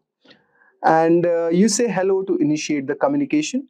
Your friend responds by confirming that they can hear you. You speak in a language both of you can understand. You take turns in listening and speaking. When the conversation is over, you say goodbye and end the call. This is the structured way of communicating following a set of unwritten rules, a real-world example of a protocols. But if I talk about protocols in networking, they define how data is packaged, transmitted, received, and interpreted. They ensure that data is sent in a correct format. The receiving device understands and processes the data correctly. Errors are detected and corrected if needed. Security measures are in place to protect data from unauthorized access. Now, let us move ahead and understand about what are different types of networking protocols available. Now we are going to study about types of networking protocols. So network protocols can be broadly divided into three major categories. The first one is communication protocols. Here, these protocols ensure there is a seamless data exchange between devices. If I talk about security, then these protocols ensure that there is a secure communication against cyber threats. And finally, if I talk about management protocols, they monitor and optimize network performance. To understand these better, let us explore each one of them one by one. So if I talk about communication protocol, so this protocol governs data transmission and defines structure, format, and method for exchanging messages between devices. So we have this HTTP protocol or hypertext transfer protocol. So this is a backbone of the internet and it facilitates the web exchange between a server and a browser. So this is one kind of a protocol. Then you have a TCP protocol, which is a transmission control protocol. So it is a connection-oriented protocol where protocol is ensured that the data packets are delivered accurately and they are in order. Then we have the Internet Protocol or IP protocol. These protocols addresses the system of internet, routes a packet across the given network. Then we have the UDP. So this is User Datagram Protocol. So it is a fast and connectionless protocol. And then you also have this File Transfer Protocol, which enables file sharing between servers using separate connections for controlling and data transfer. And finally, you could also see an ICMP, which is not mentioned in this diagram, so which is basically Internet Control Message Protocol. This protocol acts as a diagnostic tool, helping detect network errors and connectivity issues. So let us take an example and try to understand the communication protocol. Now, imagine you are sending a parcel from one city to the another, or you can also consider sending from one country to the another. Now, let us understand how these protocols are going to work. So if I talk about TCP IP that we have discussed earlier, you can consider it as a courier service. You choose a reliable courier company that ensures your package is delivered intact and it is in order. So the courier service, which is reliable, that is TCP IP protocol working all over here in this scenario. Now, if I talk about UDP or User Datagram Protocol, you can consider this as a public announcer. So instead of a courier, you broadcast a message over the city's public announcement system that everyone hears it. But there's no guarantee also that anyone will respond. Then you could understand FTP protocol as a parcel delivery system. So you use a secure delivery truck to send bulk packages from one place to the another. And if I talk about ICMP, so this is kind of a traffic reporter. This protocol is working like that. So this protocol service monitors traffic and alerts courier if certain routes are blocked. So in this way, these communication protocols are working. These communication protocols also ensure that fast, structured, and reliable delivery of data is happening in the digital network, just like cities' postal and transport system. Now let us move ahead and discuss about the security protocols. So if I talk about the network security protocols, so these security protocols protect sensitive data from unauthorized access, cyber attacks, and data breaches. Now, if I talk about SFTP, which is not mentioned here, so you can consider it as a secure version of FTP, so which basically ensures the secure file transfer. So here it encrypts a file transfer using the public key encryption for authentication. Then you have the HTTPS, which is Hypertext Transfer Protocol. This is a secure version of HTTP which encrypts data between browsers and the servers. Then you have the SSL also, which is a secure socket layer, and it ensures that all the encrypted communication is happening over the internet, preventing any eavesdropping or any data theft. Now, as you can see also here, we have the SMTP protocol, which is Simple Mail Transfer Protocol. It's also a communication protocol.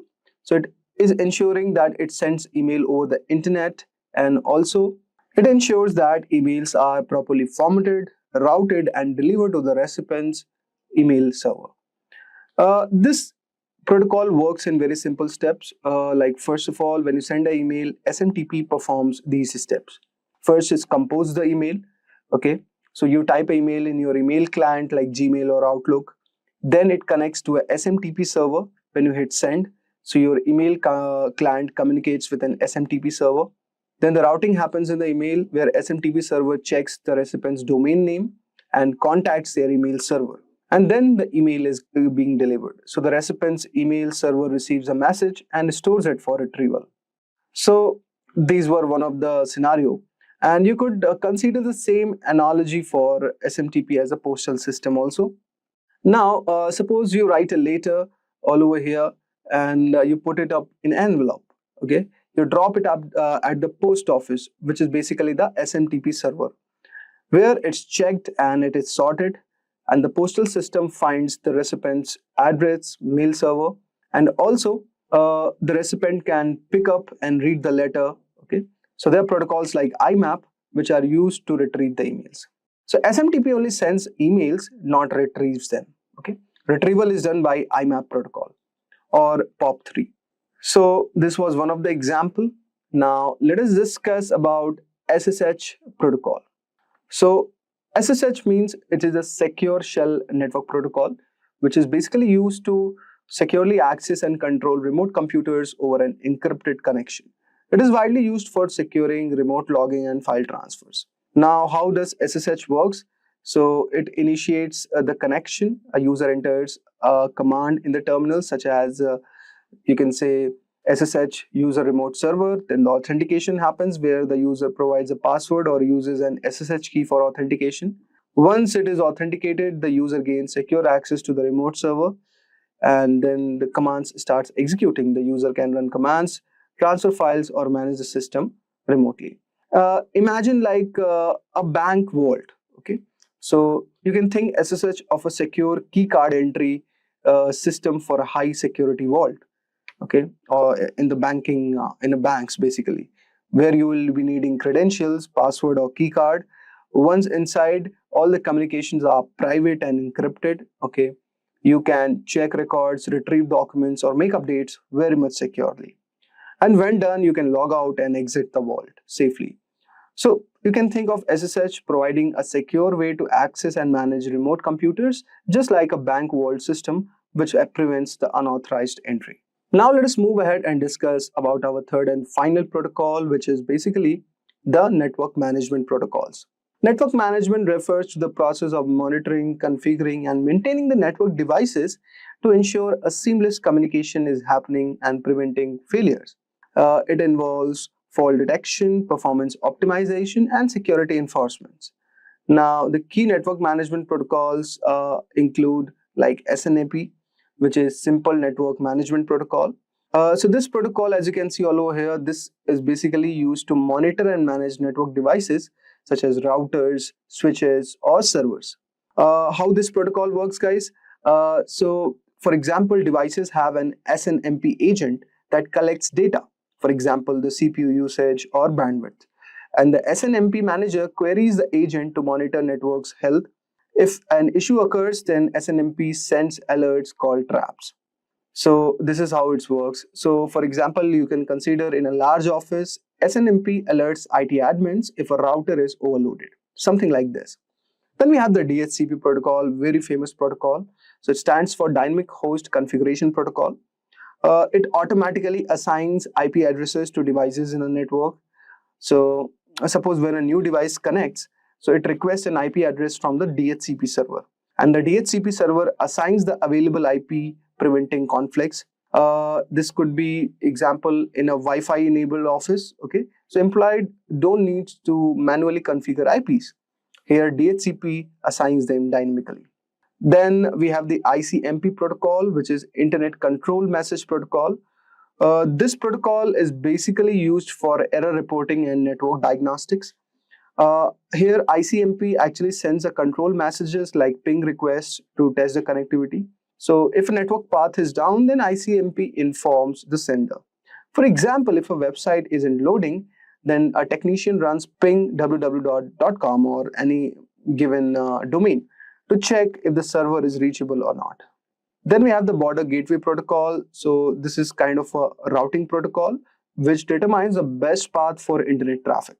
Internet routers use BGP to exchange routing information mostly, and it finds most efficient route to send the data packets.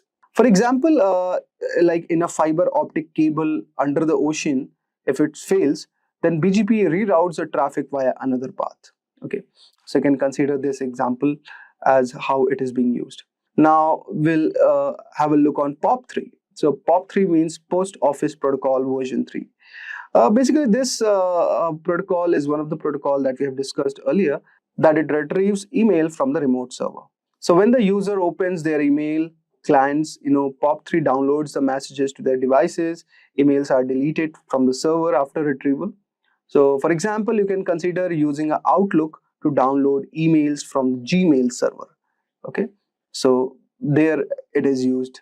Now, these protocols are very much important because they ensure network reliability by identifying issues before they cause any failure, optimize the performance by managing the bandwidth and traffic, and automate an IP allocation.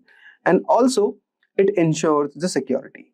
So you could see this is as an example of a network security protocol, how it's working. So suppose this is an office.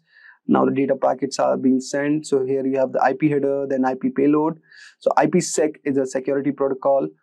So here the IPsec header is added and a secure payload is added, and the same is data is being transferred. This packet is to the laptop and it is routed via router IPsec. Okay, with IPsec protocol all over here to the branch office. So this is how you can consider architecture where the network security communication is happening. Now this is an example of a network monitoring protocol where there are endpoints. Okay, and these you could see you are sending the data about health and performance, and it aggregates data from multiple endpoints. The network monitoring tools are present which converts raw data into usable metrics, and then the following data is given to the network administrators. Also, it generates alerts and reports. So this is how the network monitoring protocols are working in this alignment. So we've discussed about these protocols, and this was a certain diagrammatic explanation. So I hope so you would have got a brief idea regarding these protocols. Okay, so now let us briefly understand the 7 layers of the OSI model. Okay, now this is OSI stands for Open System Interconnection Model. So there are 7 layers in this model. Okay, and along with there are protocols also mentioned and the components associated with each layer. So let us break down these layers. So first of all, we have the physical layer. Okay, the purpose of this layer is to define the physical structure of the network, such as cables, switches, and wireless transmission. Here, The function is that of this layer is that it converts data into electrical signals like radio or optic signals for transformation. It also manages bit rate control and transmission media. Now, this is all about the physical layer. Then you have the data link layer, or you could say the error detection layer. This layer basically manages the direct node-to-node data transfer and error detection. The function of this layer is that it ensures that the data is correctly framed before transmission. It detects and corrects errors in transmission, and it basically uses MAC address for device identification. Examples of this layer could be considered as Ethernet or PPP, point-to-point protocol, switches, bridges. All these come into this layer. The third one, we have the network protocol or the routing layer. So this layer determines the best path for data to travel between different networks. It assigns logical IP addresses, routes data using protocols. It manages network congestion and fragmentation. The examples of this protocol could be IP protocol, ICMP, IPsec, IGMP, okay, Internet Group Management Protocols. Just like navigation systems, that determine the best route for a vehicles to reach destination. Similarly, this layer is working like that.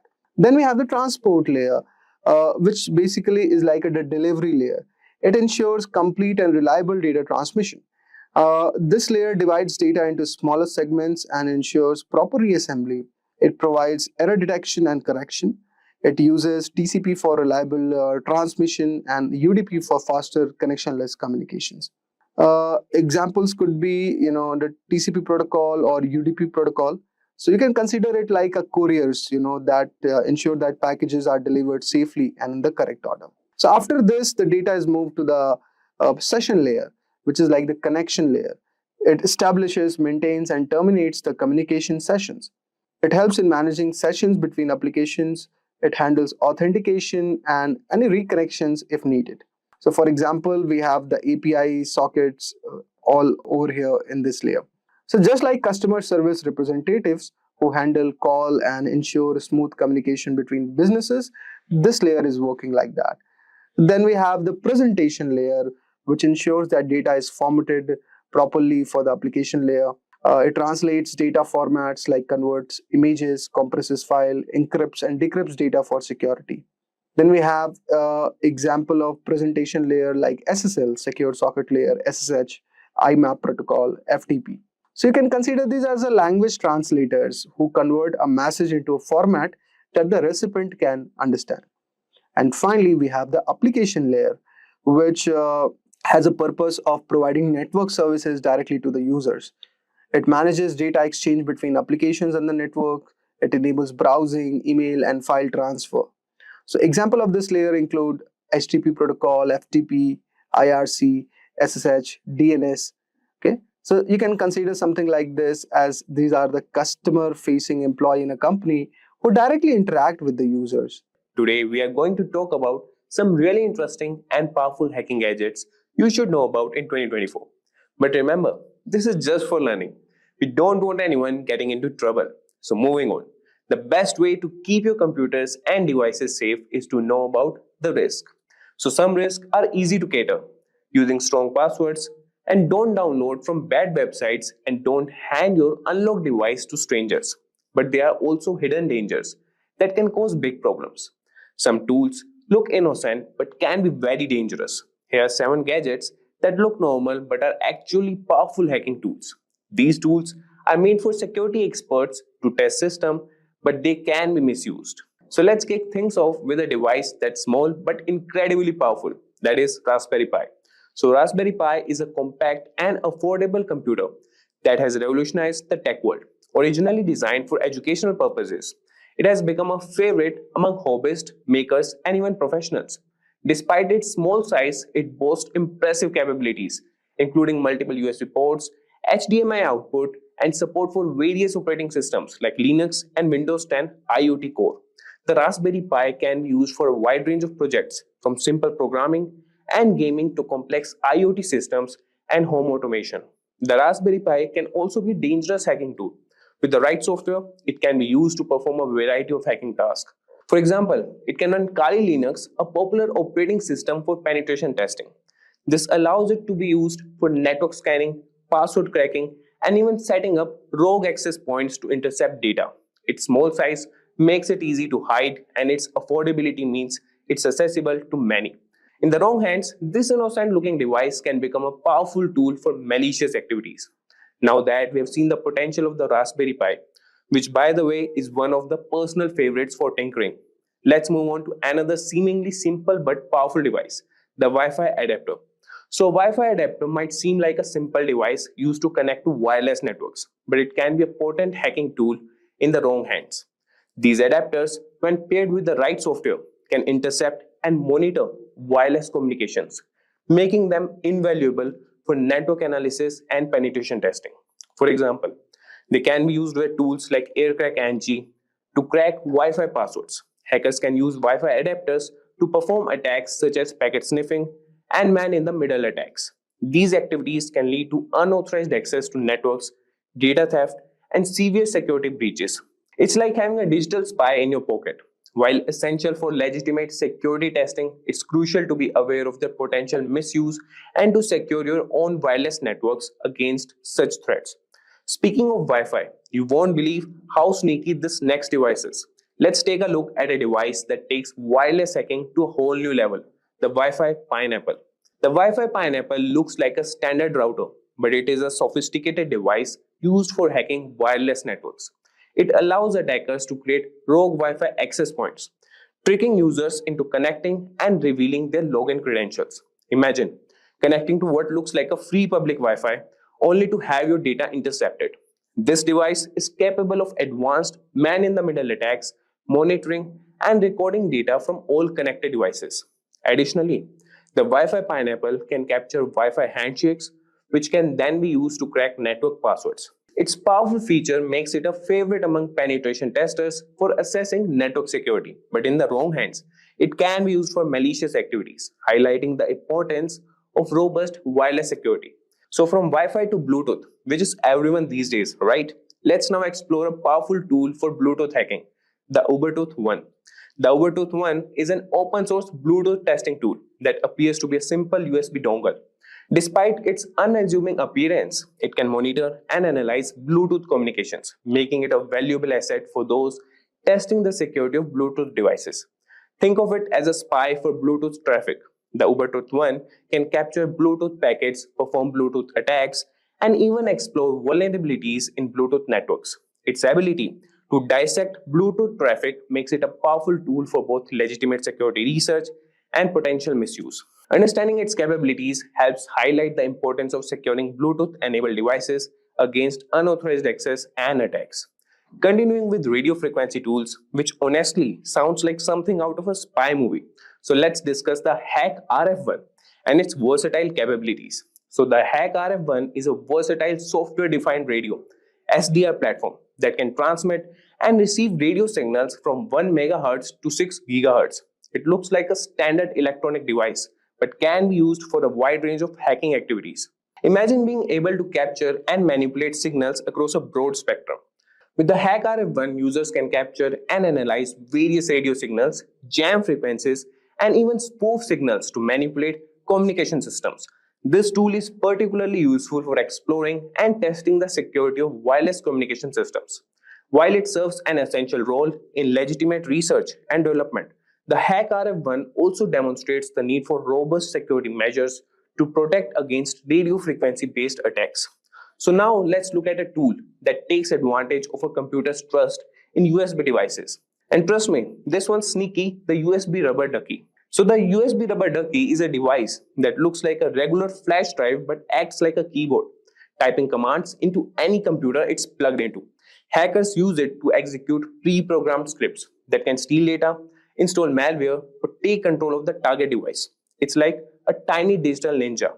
This tool exploits the trust computers have in USB devices, making it a potent weapon for cyber attacks. It's a reminder to be cautious about plugging in unknown USB devices, as they could be rubber duckies in disguise, ready to unleash harmful commands and compromise your system security.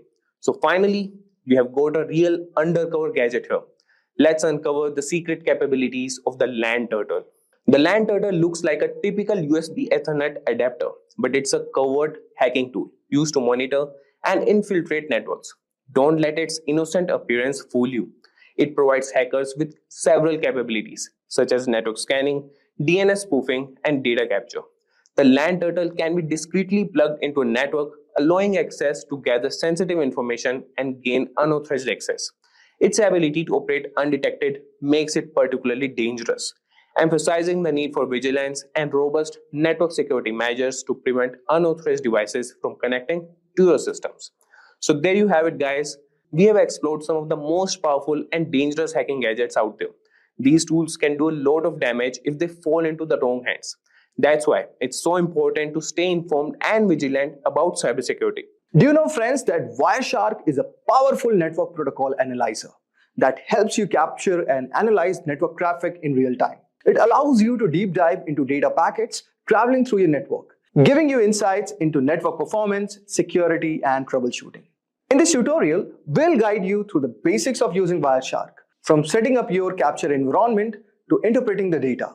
By the end of this tutorial, you'll have a solid understanding of how to navigate Wireshark interface, set of filters, and analyze the network traffic for different use cases. So guys, let's get started. Let us start first by understanding what is Wireshark.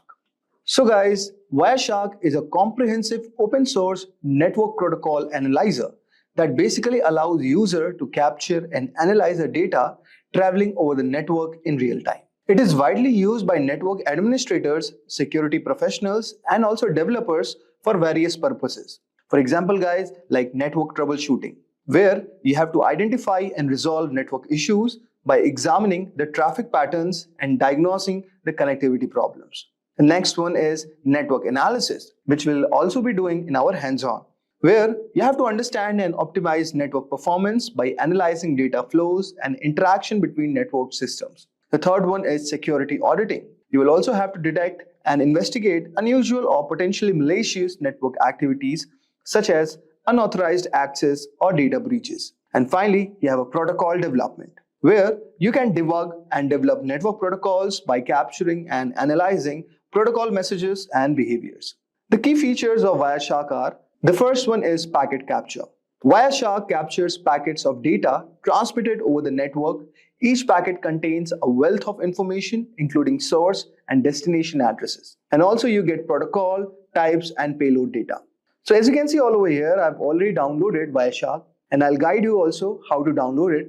But as you can see, these are the lines that shows that the Wi-Fi packet graph is showing that this is how the packets are transmitting. So this is basically the real-time analysis what you can get through in Wireshark.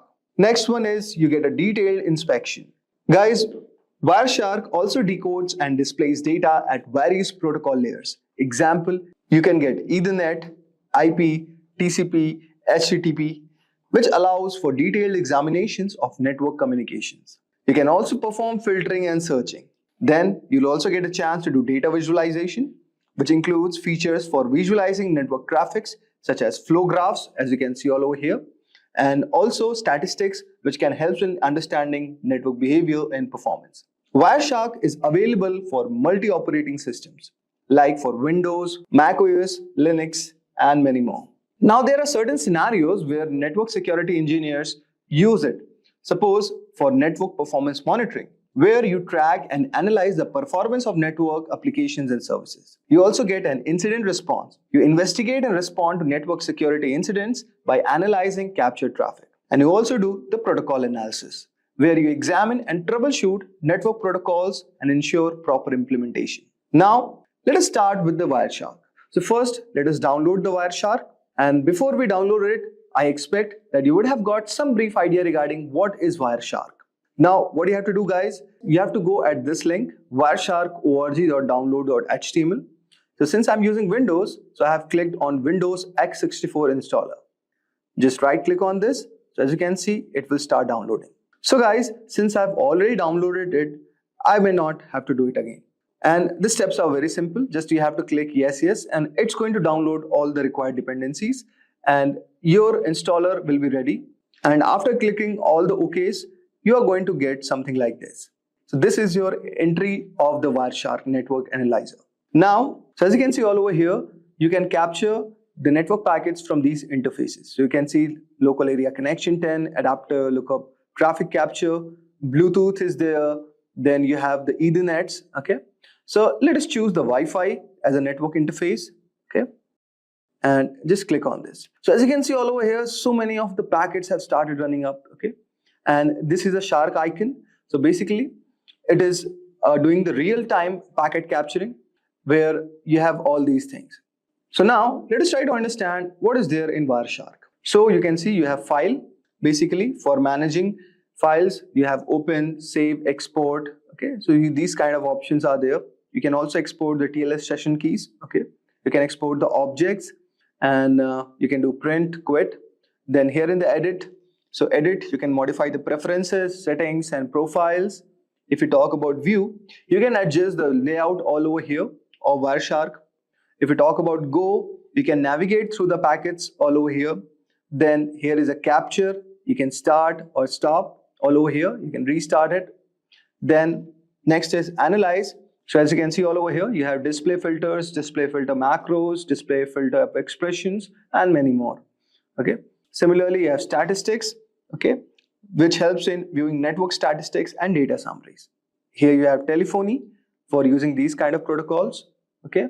Then you have wireless. Okay. Then you have tools all over here, firewall, ACL rules, MAC address. Okay. And there you have the help icon. So this is a very basic overview of this application.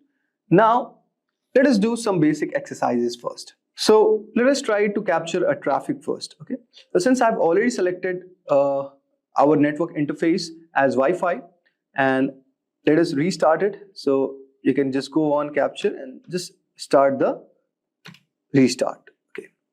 So this has started. Now go to your browser and just type, say, HTTP. Okay. And say bin.org is the file. So guys, this is a basic website that we have requested on our browser. And let us go to our Wireshark and stop this for a moment. So as you can see all over here, this icon shows applying a display filter. Now go all over here and type the filter, say HTTP. Okay. And you can say our filtering would be done. So as you can see, here you have the source, you have the destination, here you have the time, here you have the number, here you have the length of the packets, okay, and this is the info, okay. So now let us do the general analysis of the Wireshark output. So as you can see all over here, the first one is HTTP request and responses. So as you can see, this is our source, okay. We are sending a request to the destination address with 44.219.81.240. The protocol is HTTP and the length of the packet is 480. And it is basically a GET request, okay. So get HTTP/1.1. Now there is a reply from this destination all over here and to the destination at our source. The protocol is still HTTP. Now the length of the packet is increased, is 887. And what we are getting, guys, all over here, that the status is 200 and it says okay. Now, as you can see, what we are getting basically an HTML file all over here. Okay. Now, similarly, we are again requesting and we are getting a JSON file all over here. Now, getting a specific JSON HTTP 1.1 and similarly reply is coming. So as you can see, it's a to and fro motion where we are requesting to a destination, which is the browser with the protocol HTTP. And similarly, we are getting a reply from our destination. So guys, this is our device and this is the given resource we are trying to access on our browser. So basically, now we can see these are the content types, which is text HTML for the HTML structure, okay. And also you can see all over here, this is a JSON type, okay.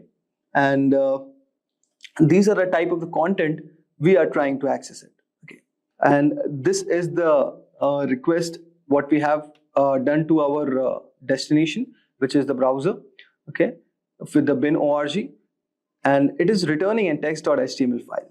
I hope so guys, you would have got a brief idea like how you can do the general analysis of the Wireshark output. Now let us try to do one more example which will make our concepts more clear. Now guys, I will show you one more use case of this, that you can diagnose the network issues with ping and trace command. Okay, so with the help of Wireshark, this can also be done, guys. guys. So what you need next is you can open a terminal, okay, and just right click all over here. And now in this, what we are going to do, guys, we are going to generate an ICMP traffic. So with the help of ping command. Okay. So now what we do, we type ping, say google.com.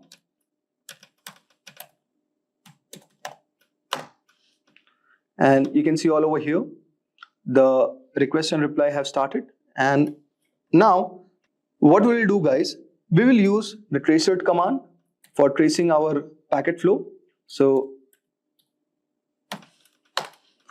you can see something we have got all over here. We will discuss about this bit later. Now let us open our Wireshark. Okay. And what we'll do, guys, we will type ICMP. Okay. And just click all over here. Okay. So guys, go to the filter and type ICMP. Okay. And just click all over here. But before that, you have to stop this. And now let us try. So you can see all over here that here the destination is showing unreachable, but here we are getting the reply. Okay. Now let us try to examine this protocol. Okay. So what all over here, let us try to understand first what we did in the terminal. Okay. So guys, when we are typing the command ping google.com, this command is basically testing the reachability of google.com by sending the Internet Control Message Protocol or ICMP echo request packets and waiting for the replies, which is echo response. Now guys, let us break down the ping results. So first 3 replies, we are going to see that each reply shows the IP address of 142.250.193.110, which is one of the Google servers. And you can see the round trip time latency for the packets. For the first time, it is showing around 76 milliseconds. For second round trip time, it is showing around 88. Then third is 99, and fourth one is 30 milliseconds. Now you can see there is something called time to live also. And in this case, the time to live for each packet is around 55 milliseconds. Okay. So basically this field indicates how many hops or routers the packet can pass through before being discarded. Okay. Now you can also see the request timeout. So the fourth packet is a request timeout, meaning no reply was received within this set time. And you can also see the ping statistics. So you can say here sent 4 packets, received 4 packets, and there is no loss. Okay. So this is one thing. And also approximate round trip in milliseconds, you can see minimum is 30 milliseconds and maximum is 99 milliseconds. Average is calculated 73 milliseconds. So this is statistics what we got. Now you can see all over here, we have the tracer command. Okay. So here no arguments are provided first. So let us try to understand. The D means do not resolve IP address to host names. Okay. Where H means maximum number of hops of routers to search. And W means timeout in milliseconds for each reply. So suppose if I see tracer.google.com, so guys, this will show all the hops that the packet has to travel through reach the Google server, which will help to diagnose where the delays or issues might occur on the path. Now, you can see all over here, there are a lot of options are given. So similarly, you can read this. Now let us try to do the Wireshark analysis. So you can see all over here with our source 10.101.5.118, and we are sending the request to the Google server. And this is Internet Control Message Protocol. So you can see all over here, this is echo. This is a ping request with ID 0x001. And we can see the sequence is also given, the time to live, and we are replying in 7641 milliseconds. So this packet is basically what we are doing, guys. We are 7630 is our packet number, and this is what we are sending as a request. Then 7641 is a reply from the Google server with the given ID, okay, the sequence number of this and the time to live, and it is also giving the request one. Now what you can do, guys, you can also apply one filter all over here. We can, okay, now with the help of this, you can just see there are a lot of options as a filtering. Okay, so you can read the documentation for this, and whenever it is turning red, guys, it is showing something as error. Okay, and now let us do this and let us type our IP address, say 101. Okay, 1.5.118. Okay, so this is also one of the way you can apply the filter. Okay, so it's going to filter out the IP address. Okay, say let's do this. So it is going to filter out our IP address, which is basically the same which is sending, because we have not given any other ping request. So guys, here what we can see, so this is kind of the analysis what we are doing basically. Okay, so guys, this was a Wireshark analysis for diagnosing the network issues with the help of ping and trace commands. And you can do a lot more other things with the help of Wireshark. Basically, these tools are used by network administrators, hackers, and also network engineers to understand the network performance, diagnose the network issues. Okay, so this was a short exercise which I have shown you about the basics of Wireshark. I hope so you would have enjoyed our today's video. Welcome to our video on top cybersecurity interview questions. Are you having a hard time landing that coveted interview, or even worse, bombing interviews left and right? It might be time to start prepping for those tough interview questions. Preparing for interview questions is an important part of the job search process and can greatly increase your chances of getting the job you want. The cybersecurity field is constantly evolving, which means that you need to have a strong understanding of the latest technologies and techniques in the industry.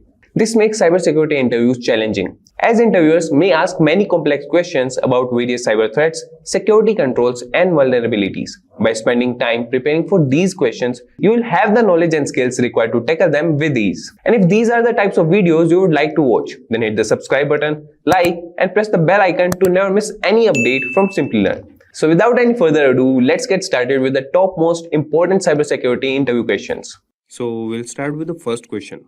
That is, what is CRF?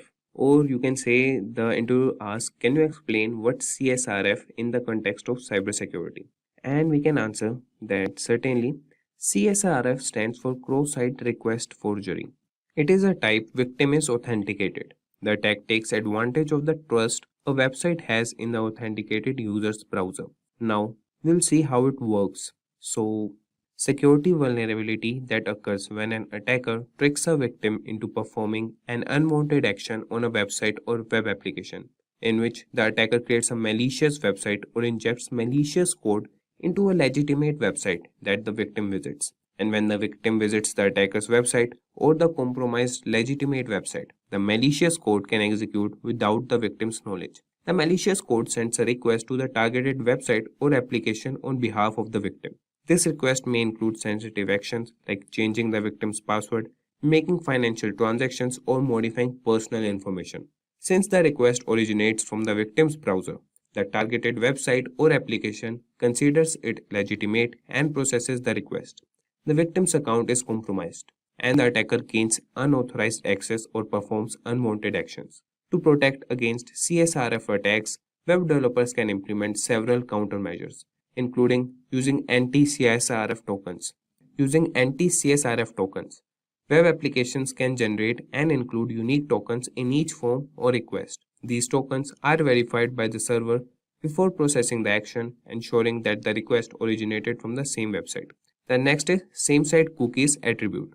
Web developers can set the same-site attribute on cookies, which prevents them from being sent with cross-site requests, thus reducing the risk of CSRF attacks. Verifying the origin header. Servers can check the origin header to ensure the request originates from the same domain. The next is implementing strict access control. Web applications should enforce strict access controls and authorization mechanisms to ensure that only authorized actions can be performed. And the next measure can be by implementing these countermeasures, organizations can significantly reduce the risk of CSRF attacks and protect their users' sensitive information and accounts. And the next question is, that is the most important question, which interviewer asks, that is difference between XSS and CSRF. So XS, that is XSS, cross-site scripting, and CSRF, cross-site request forgery, are both common web application vulnerabilities, but they differ in their nature and the risk they pose. So XS is a vulnerability that occurs when an attacker injects malicious scripts into a trusted website, which is then executed by the user's browser. This can happen when the website does not properly validate or sanitize user input. The injected scripts can be used to steal sensitive information such as login credentials or session cookies and can also be used to modify the content of the website or redirect users to malicious websites. CSRF, on the other hand, is a type of attack where an attacker tricks a user's browser into making unintended or unauthorized requests to a website. This attack relies on the fact that many websites use cookies or other mechanisms for session management, and these cookies are automatically sent with every request made to the website. By tricking a user into visiting a specially crafted website or clicking on a malicious link, the attacker can perform actions on behalf of the user without their knowledge or consent, potentially leading to unauthorized actions, data manipulation, or account compromise. In summary, XSS is concerned with injecting and executing malicious scripts within a website, while CSRF involves tricking users into performing unintended actions on a trusted website. Both vulnerabilities can have serious consequences, and it is important for web developers to understand and mitigate these risks through proper input validation, output encoding, and security mechanisms such as CSRF tokens and secure session management. Now moving to next question. Is XSS client-side attack or server-side attack? So XSS, that is cross-site scripting, attack can occur on the client side, which means it targets vulnerabilities in the user's web browser or the client application. This type of attack takes advantage of security weaknesses in the client-side code, allowing an attacker to inject malicious scripts into a trusted website or web application. Once the script is executed by the user's browser, it can lead to unauthorized actions, data theft, or other malicious activities. And it's important to note that while XSS attacks primarily target the client side, they can have significant consequences on the server side as well. The injected script may interact with the server or exploit vulnerabilities in the server-side code to perform actions on behalf of the attacker. Therefore, XSS attacks can have an impact on both the client and server components of a web application security. And the next question is, what is IOC? In cybersecurity, IOC stands for Indicators of Compromise. These are pieces of evidence or artifacts that suggest the presence of malicious activity or a security breach within a system or network. IOCs are used to identify, detect, and respond to potential security incidents. There are several types of IOCs that security professionals look for. The most common types include file-based IOCs. These include malicious files such as malware, executables, scripts, or documents that have been identified as part of a cyber attack. File-based IOCs can be identified through file hashes, file names, or specific file content. The next is network-based IOCs. These indicators relate to network traffic associated with malicious activities. They can include suspicious IP addresses, domain names, URLs, or patterns of network communications that indicate a potential security threat. The next we have is behavioral IOCs. These indicators are based on abnormal behavior exhibited by users, systems, or applications. For example, a sudden increase in failed login attempts, unusual file access patterns, or unauthorized system modifications can serve as behavioral IOCs. The next is registry or system configuration IOCs. These indicators involve changes or additions to the Windows registry, system configuration files, or other system settings. Attackers may alter these configurations to gain persistence on a compromised system. The next is threat intelligence IOCs. These IOCs are derived from external sources, such as cybersecurity vendors, government agencies, or threat intelligence platforms. They provide information about known malicious actors, their tactics, techniques, and procedures, and specific indicators associated with their activities. When organizations collect and analyze IOCs, they can proactively detect and respond to security incidents. By monitoring for these indicators, security teams can identify potential threats, investigate the scope of an attack, and take appropriate measures to mitigate the risk. It's worth noting that IOCs are not static and continuously evolve as attackers develop new techniques. Therefore, staying up to date with the latest threat intelligence and sharing information within the cybersecurity community is crucial for effective defense against cyber threats. And now moving to another question, that is fifth question. And it is that can you explain the difference between antivirus and EDR in cybersecurity? So antivirus and endpoint detection and response, that is EDR, are both important components in cybersecurity, but they serve different purposes. We'll see them. That is, first, antivirus, that is also known as anti-malware software. It is designed to detect, prevent, and remove known types of malicious software such as viruses, bombs, trojans, and ransomware. It relies on signature-based detection, where it compares the code patterns or files or programs against a database of known malware signatures. When a match is found, the antivirus software takes appropriate action to quarantine or delete the infected file. On the other hand, the EDR goes beyond traditional antivirus solutions by providing real-time monitoring, detection, and response capabilities at the endpoint level. EDR solutions are designed to detect and respond to sophisticated and advanced threats that may evade traditional antivirus software. They use a combination of techniques, including behavioral analysis, machine learning, and threat intelligence to identify malicious activities and potential threats. EDR solutions continuously monitor endpoints such as workstations, servers, and mobile devices for any suspicious activities or anomalous behavior.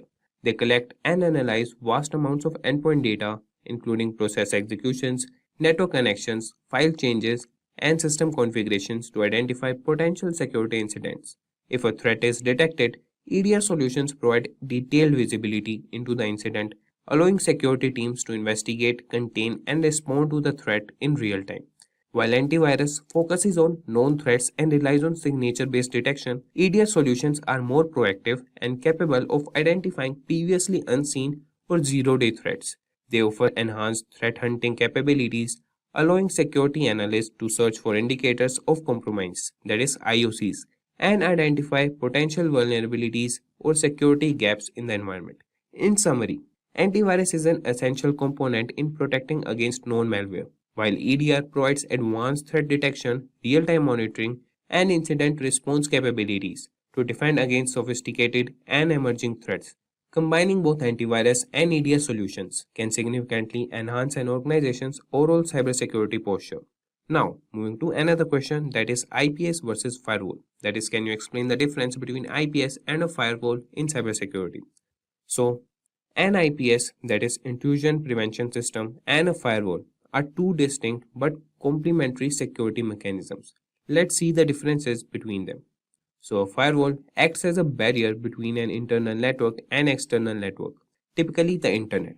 It examines incoming and outgoing network traffic based on predefined rules or policies. Its primary function is to enforce access controls and permit or deny network traffic based on factors such as IP addresses, ports, protocols, and application types. Firewalls work at the network layer, layer 3, or the transport layer, layer 4 of the network stack. On the other hand, an IPS is designed to detect and prevent network-based attacks. It goes beyond the basic access control functions of a firewall. An IPS monitors network traffic in real time, searching for signs of known attack patterns or suspicious behavior. It can detect and block unauthorized access attempts, malware, network intrusions, and other malicious activities.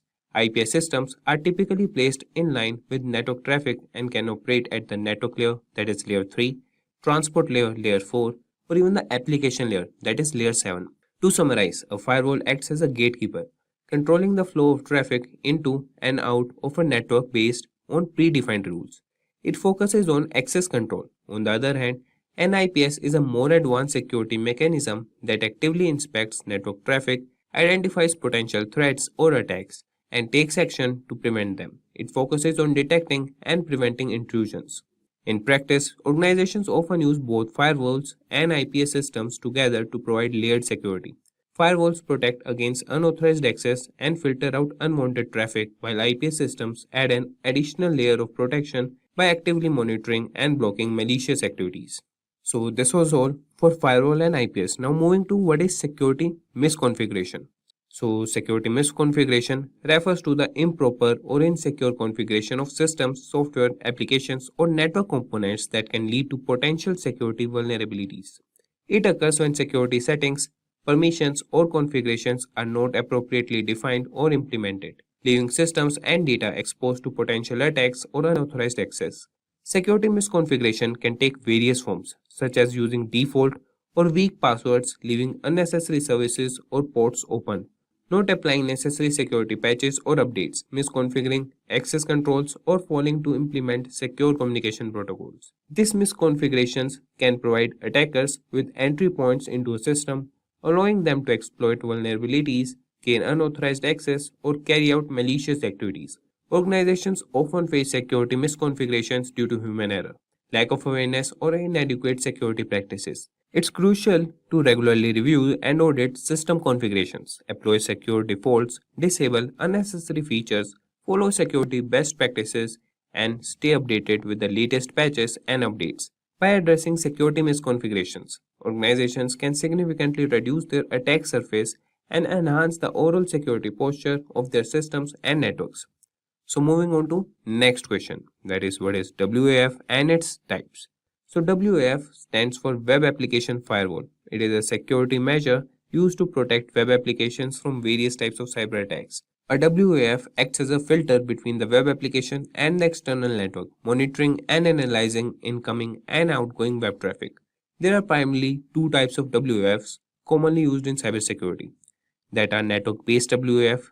This type of WAF is implemented at the network parameter, typically as a dedicated hardware appliance or a virtual appliance. It intercepts web traffic before it reaches the web application server. And network-based WAFs examine packets at the network layer, inspecting IP addresses, ports, and protocols to detect and prevent malicious activities. They are effective in protecting multiple web applications hosted on the same network infrastructure. And the next is host-based WAF. This type of WAF is installed directly on the web application server or within the application itself. It operates at the application layer and has a deep understanding of the application structure and logic. Host-based WAFs monitor and analyze HTTP, HTTPS traffic, inspecting the content of requests and responses. They are often integrated as a module or a plugin within the web server or the application framework. Host-based WAFs provide granular control and can protect specific applications or modules within a server. Both network-based and host-based WAFs have their strength and can complement each other for enhanced security. Network-based WAFs are suitable for large-scale protection across multiple applications and servers, while host-based WAFs offer more precise control and visibility into application-specific vulnerabilities and attacks. It's important to note that while WAFs are valuable in safeguarding web applications, they should be used in conjunction with other security measures like regular application patching, secure coding practices, and vulnerability assessments to ensure comprehensive protection against evolving cyber threats. Now we'll see another question, that is, could you please explain the difference between blue teaming and red teaming? So blue teaming and red teaming are two distinct approaches used in cybersecurity to enhance the overall security posture of an organization. And blue teaming primarily focuses on defense and proactive measures. Blue teams are responsible for protecting the organization's assets, systems, and data from potential threats and attacks. They typically include cybersecurity professionals within the organizations who work to identify vulnerabilities, monitor networks, and implement security controls. Blue teams conduct risk assessments, perform security audits, and develop incident response plans. They also monitor security systems, analyze logs, and use various tools to detect and mitigate threats. Essentially, blue teams act as defenders, ensuring that the organization's defenses are strong and resilient. On the other hand, red teaming takes an offensive approach. Red teams are independent groups or individuals who stimulate real-world cyber attacks to evaluate the effectiveness of the organization's security controls and practices. Their goal is to identify weaknesses, gaps, and vulnerabilities in the system. Red teams use tactics similar to those of real attackers, such as social engineering, penetration testing, and vulnerability assessments to uncover potential security flaws. By adopting the perspective of an attacker, red teams provide valuable insights into the organization's security vulnerabilities, allowing the blue team to improve their defenses. In summary, blue teaming is focused on defense, while red teaming is focused on offense. Blue teams work to prevent and mitigate cyber threats, while red teams act as adversaries to identify weaknesses and improve the organization's security. The collaboration between blue and red team is crucial in maintaining a strong security posture and effectively protecting sensitive information. So this was all. That is the difference between blue teaming and red teaming. Now moving on to the 10th question, that is what is false positive and false negative in case of IDS. So in the context of intrusion detection system, that is IDS, false positive and false negative are two important terms used to describe the accuracy of the system in identifying and classifying security events. A false positive occurs when an IDS incorrectly identifies a benign activity or event as malicious. On the other hand, A false negative happens when an IDS fails to detect an actual malicious activity or event. It occurs when an intrusion or attack goes unnoticed and is not flagged by the system. This can be quite dangerous as it allows malicious activities to go undetected, potentially causing harm to the system or network. Ideally, an IDS should strive to minimize both false positives and false negatives. However, there is often a trade off between the two. Increasing the sensitivity of an IDS to reduce false negatives may result in more false positives, and vice versa. Balancing the detection accuracy is crucial to ensure that genuine threats are identified while minimizing the number of false alarms. So, to improve the effectiveness of an IDS, continuously monitoring, fine tuning of detection rules, and incorporating machine learning algorithms can be employed. Additionally, it's important for security teams to carefully analyze and validate alerts to distinguish between false positive and true threats, ensuring efficient incident response and mitigation. Now, moving to another question, that is, what is TLD? So, TLD stands for top level domain in the field of cybersecurity. In the context of the internet, a top level domain refers to the last segment of a domain name located after the final dot. It is also commonly known as domain extension. Examples of TLDs include .com, .org, .net, .gov, .edu, and country-specific TLDs like .uk, .fr, or .au. TLDs play a significant role in cybersecurity as they help identify the purpose or category of a website. Cybersecurity professionals often analyze TLDs to assess potential security risk or determine the legitimacy of a domain. Malicious actors may exploit certain TLDs such as those associated with phishing, malware distribution, or fraudulent activities. Security measures like blacklisting or filtering can be implemented based on TLDs to protect users from accessing potentially harmful websites. Overall, understanding TLDs is essential in the cybersecurity field as it aids in identifying and evaluating potential threats, enhancing website security, and safeguarding users' online experiences. So, this was all about TLD. So the next question is, can you explain what name servers are in the context of cybersecurity? So in the realm of cybersecurity, name servers play a crucial role in functioning of the internet. A name server, also known as a DNS server, domain name system, is responsible for translating human-readable domain names such as www.example.com into IP addresses such as numerical representations that computers use to communicate with each other. In simple terms, when a user types a domain name into a web browser, the name server is responsible for resolving that domain name to the corresponding IP address of the server hosting the website. This process is essential for establishing connections and enabling communication between devices on the internet. From a cybersecurity perspective, name servers are vital because they act as authoritative sources for domain names resolution. However, they can also be targeted by malicious actors in various attacks such as DNS spoofing or DNS hijacking, which aims to manipulate the translation process. So, to mitigate this risk, organizations employ various security measures such as implementing DNSSEC, domain name system security extensions, to ensure the integrity and authenticity of DNS data. DNS firewalls and intrusion detection systems can also be utilized to detect and prevent malicious activities targeting name servers. Overall, name servers serve as critical infrastructure component for the internet, and safeguarding their integrity is essential in maintaining a secure online environment. So the next question is, what is canonical name in the context of cybersecurity? So canonical name refers to a standardized and authoritative name assigned to a network resource, such as a domain, host, or IP address. It is used to establish a consistent and unambiguous naming convention across different systems and networks. The canonical name serves as a unique identifier for the resource, ensuring that it can be accurately located and accessed within a network or across the internet.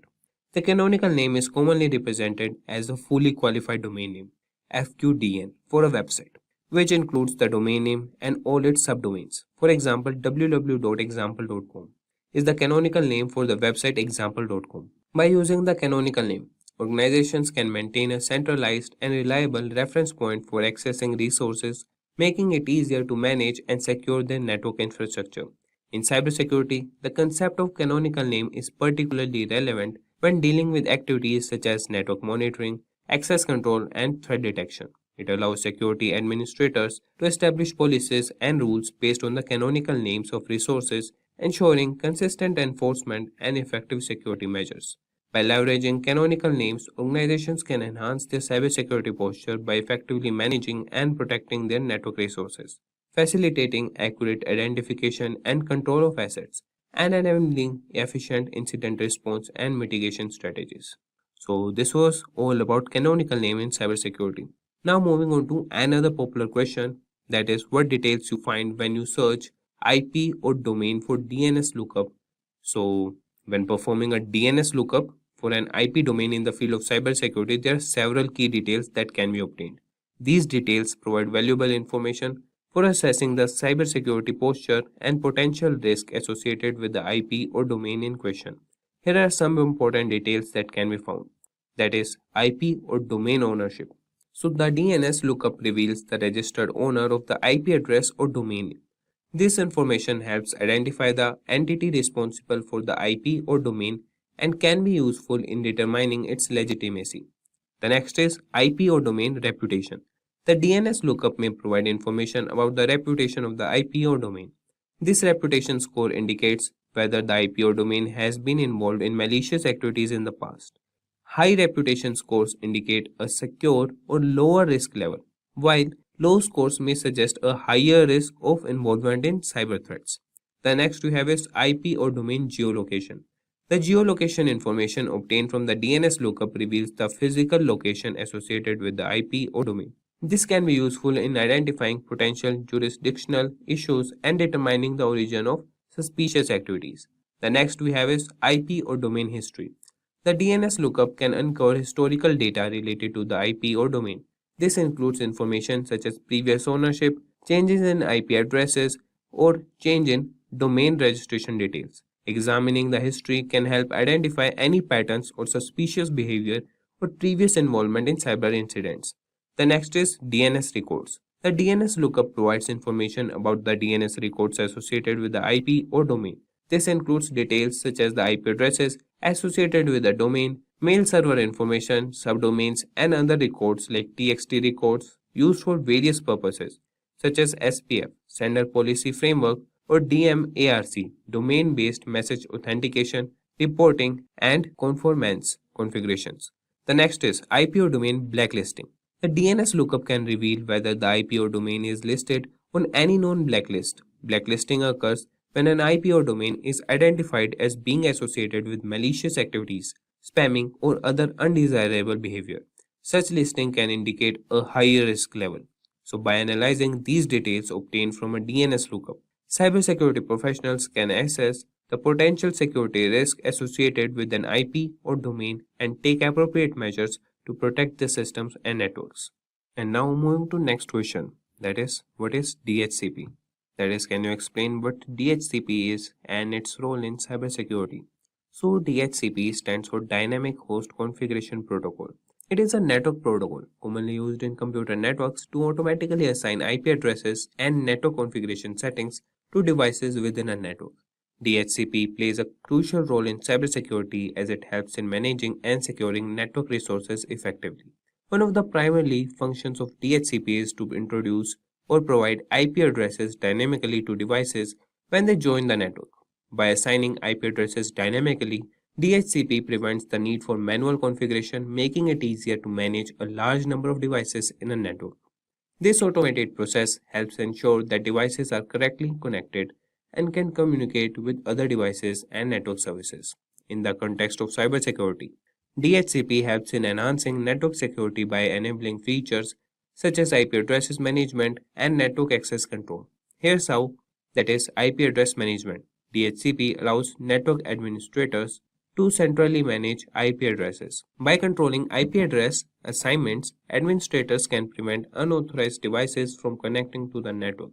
This helps in mitigating the risk of unauthorized access and potential security breaches.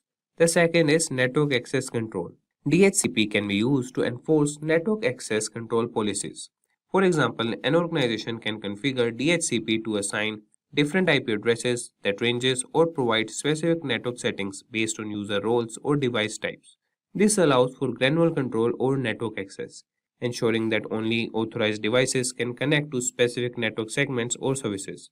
Additionally, DHCP servers can be configured to provide additional information to connected devices such as DNS server addresses, default gateway settings, and other configuration options. By centrally managing these settings, DHCP reduces the likelihood of misconfigurations that could introduce security vulnerabilities. Moving to next question, that is, what is CVE? Which authority generate CVE? And we'll answer CVE stands for Common Vulnerabilities and Exposures. It is a system used in the field of cybersecurity to identify and track known vulnerabilities in software and hardware. The purpose of CVE is to provide a standardized way of referencing and discussing security vulnerabilities across different organizations, vendors, and researchers. The authority responsible for generating CVEs is the MITRE Corporation.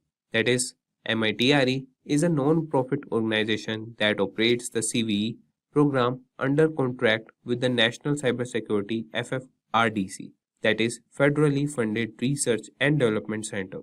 They maintain the official CVE list, assign unique identifiers to vulnerabilities, and facilitate the sharing of vulnerability information among cybersecurity professionals and organizations. By assigning a CVE identifier to a specifically vulnerability, MITRE enables cybersecurity researchers, vendors, and organizations to refer to vulnerabilities consistently, allowing for effective communication and collaboration in addressing and mitigating the identified security issues. So, this was the explanation. So, we can also think of providing an example of a CVE identifier. So, let's take an example of CVE 2021 34567. In this case, CVE 2021 represents the year the vulnerability was assigned or discovered, and 34567 is a unique numerical identifier. By referring to this CVE identifier, security professionals can easily search for information related to the specific vulnerability and access details such as its description, severity, affected software versions, and recommended remediation steps. Now moving to another question, that is, what is a loopback address? So a loopback address refers to a specific network address that allows a device to send and receive data to itself. It is commonly represented by the IP address, that is 127.0.0.1 in IPv4 or ::1 in IPv6. The loopback address is often used for testing and troubleshooting purposes, as it enables a device to simulate network communication without actually sending data or a physical network. When a device communicates with the loopback addresses, the data packets are routed internally within the device's network stack, bypassing the physical network interface. This allows the device to test its own network services or applications without relying on external network connectivity. By sending data to the loopback address, a device can verify the functionality and integrity of its networking protocols, software, or security configurations. From a cybersecurity perspective, the loopback address can be valuable during the development and testing of security measures, such as firewalls, intrusion detection system, or antivirus software. It allows security professionals to assess the effectiveness of these measures by emulating attacks or monitoring the device's response or stimulate malicious activities, all within the controlled environment of the loopback interface. Additionally, the loopback address is sometimes used by software developers to create a local development environment. By running services on the loopback address, developers can test and debug their applications without exposing them to potential external threats or interfering with other network resources. In summary, the loopback addresses provide some means for a device to communicate with itself internally, offering a convenient and secure method for testing, troubleshooting, and software development in the field of cybersecurity. And moving to next question, that is 18th question. Here we will explain the concepts of threats and processes. So in the context of cybersecurity, threats and processes are important concepts that relate to the execution and management of software and how they can impact the security of a system. So a process can be understood as an instance of a computer program that is being executed. It represents a set of resources such as memory, files, and system state allocated by the operating system to execute the program. Each process runs independently with its own memory space and resources and can perform various tasks. Processes can communicate with each other through their inter-process communication mechanism provided by the operating system. On the other hand, a thread is a unit of execution within a process. A process can have multiple threads, and each thread represents an independent flow of control within the process. Threads within a process share the same memory space, allowing for efficient communication and data sharing.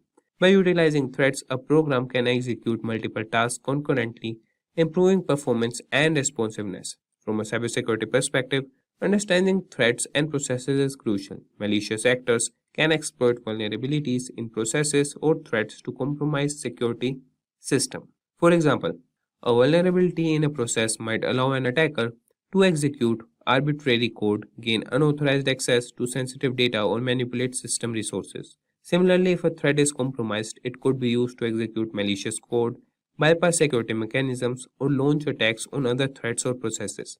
To enhance cybersecurity, it is important to secure processes and threads by implementing various protective measures. This includes regularly updating software to patch known vulnerabilities, employing secure coding practices to prevent common programming errors, implementing access controls and permissions to limit process privileges, and utilizing robust monitoring and intrusion detection system to detect and respond to potential threats. In summary, processes and threats are fundamental concepts in cybersecurity, as they determine how software is executed and how resources are allocated. Understanding their implications and securing them effectively is essential in maintaining a secure computing environment. So moving to next question, that is 19th question, and it is what is Kerberos. So Kerberos is a widely used network authentication protocol that plays a crucial role in ensuring secure communication in computer network. It was developed by Massachusetts Institute of Technology, that is MIT, and has become a fundamental component of many security infrastructures. At its core, Kerberos provides a framework for mutual authentication between a client and a server, allowing them to establish trust and securely communicate over an untrusted network. It relies on a centralized authentication server known as the Key Distribution Center, which acts as a trusted third party. When a client requests access to a network's resource, the Kerberos protocol enables the client to authenticate itself to the KDC using its credentials, typically a username and password. The KDC then verifies the client's identity and issues a time-limited ticket, also known as ticket granting ticket, which serves as proof of authentication. Once the client possesses a valid TGT, it can present it to the desired server to request a service ticket for a specific resource. The server in turn contacts the KDC to verify the TGT's authenticity and grants the client access to the requested resource if the validation succeeds. One of the significant advantages of Kerberos is that it uses symmetric key cryptography, which ensures confidentiality and integrity of the communication between the client and the server.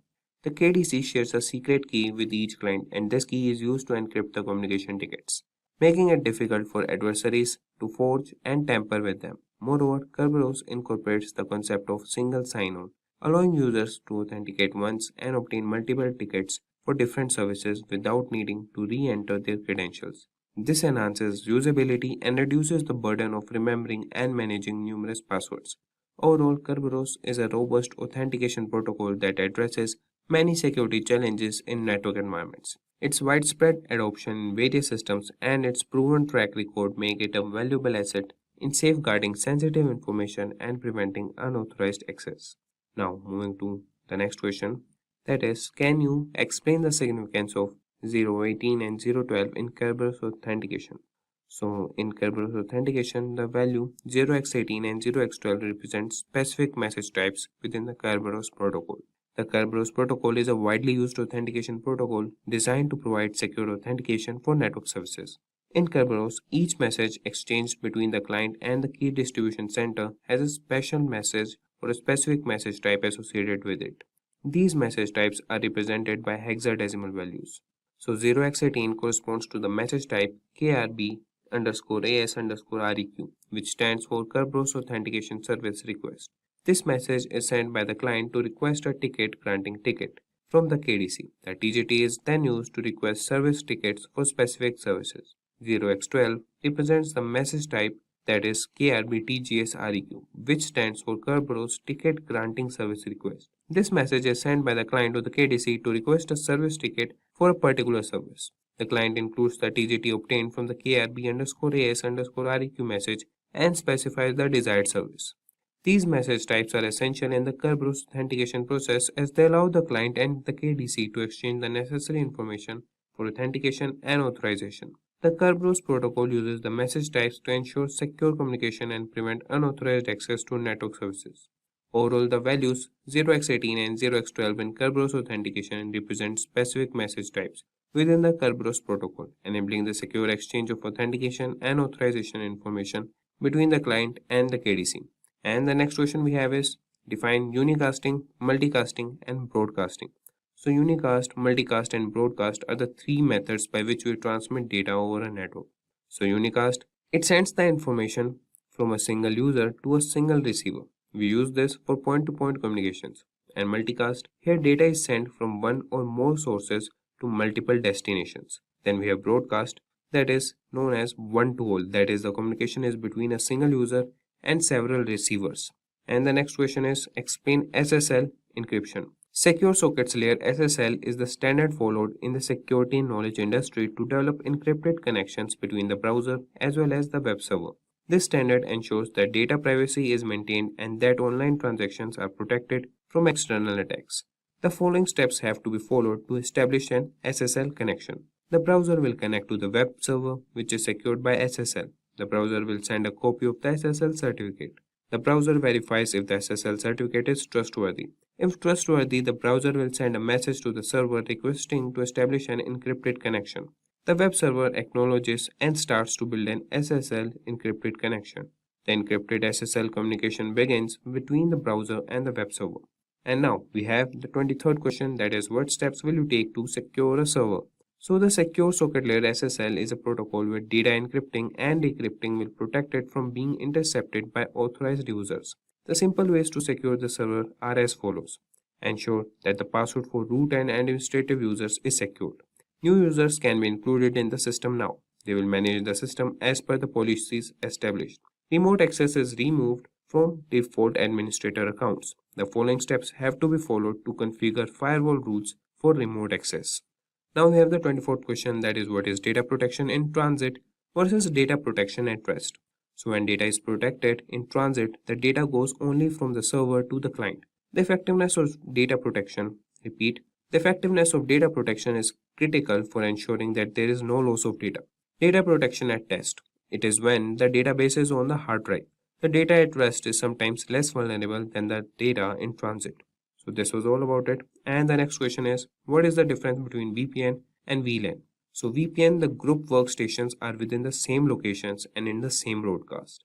The main logically segregated networks and have no physical connection. Whereas VLAN, this is related to remote access to the company network. The connection of 2 points within a secured and encrypted tunnel. There is no encryption technique involved and it slices the logical network into different sections to manage and secure different aspects. And this was all for this tutorial or the interview questions. Hope you guys found it informative and helpful. Cybersecurity is not just a job, it's a war zone where organizations fight daily to protect their most valuable assets, data and systems. The stakes have never been higher and the demand for skilled professionals is rapidly growing. A trusted survey predicts that millions of cybersecurity job openings in India alone by next year. But here's the harsh reality. Most candidates lack the skills and the industry demands. This is where certifications comes in. You have probably heard people ask, why do certifications? Why not just get a degree? Wait, let me tell you the truth. College programs often fail to keep up with the fast changing demands of cybersecurity industry. Certifications, on the other hand, are laser focused on the skills you actually need. They are faster, more affordable, and targeted. So whether you're a fresher or a professional looking to climb up the ladder, certifications are your best bet. Let's explore the top 5 certifications that can give you an edge to help you land that dream cybersecurity job. Now you might be thinking, I'm not from an IT background, can certifications really help me? Or maybe you have graduated with a computer science degree and are wondering why bother with certifications. Let me explain why certifications are so powerful. First, if you are from a non-IT background, certifications can open doors you never thought possible. They provide you with hands-on practical skills that employers value far more than theoretical knowledge. For example, even if you have never written a single line of code, certifications like CompTIA Plus Security or Certified Ethical Hacker can teach you the foundational skills needed to land your first job in cybersecurity. On the other hand, if you're already a computer science graduate, certifications allow you to specialize. Cybersecurity is a vast field, and employers look for specialists in areas like penetration testing, risk management, or compliance. A certification like CISSP can turn your general degree into a targeted resume that screams expertise. Here's why certifications are such a game changer. At first, it will help you to boost your resume by adding instant credibility, showing you have invested in gaining expertise. They also align with industry trends, ensuring your skills match with current standards. They also demonstrate your commitment to your career and give you a competitive edge, making you stand out to hiring managers in a crowded job market. So now let us explore the top 5 certifications that you can take your cybersecurity career to the next level. So let's get started.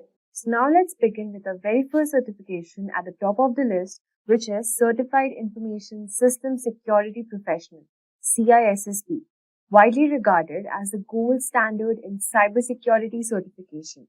It's offered by ISC and it is one of the most respected organizations in this field. This certification is very essential for professionals who want to lead cybersecurity efforts at an enterprise level. Well, CISSP is a comprehensive certification that covers 8 key cybersecurity domains, such as risk management, security operations, and software development security. It's highly designed for experienced professionals and proves you have the expertise to design, implement, and also manage a robust cybersecurity program. Organizations worldwide trust CISSP certified professionals to handle sensitive security needs. Talking about the eligibility to qualify, you need to at least have 5 years of professional experience in at least 2 of the 8 domains, a bachelor's degree in computer science, or any one of the experiences preferred. Even without full experience, you can take the exam and earn the title associate while you complete the required work experience. Let's talk about the exam details and cost. Well, the CISSP exam is about 6 hours long with 250 questions, and the cost of the exam is rupees 61,409 Indian rupees, and for US it's around $749. This is one of the fee to register and sit for the certification exam. CISSP opens doors to senior roles such as Chief Information Security Officer, who can earn around 76 lakhs a year in India and $150,000 plus per year in the US. Also, Senior Security Consultant, who can earn around 13 lakhs per year in India and $120,000 per year in the United States. Well, CISSP is more than just a credential. It's a symbol of expertise, leadership, and trust in the cybersecurity world.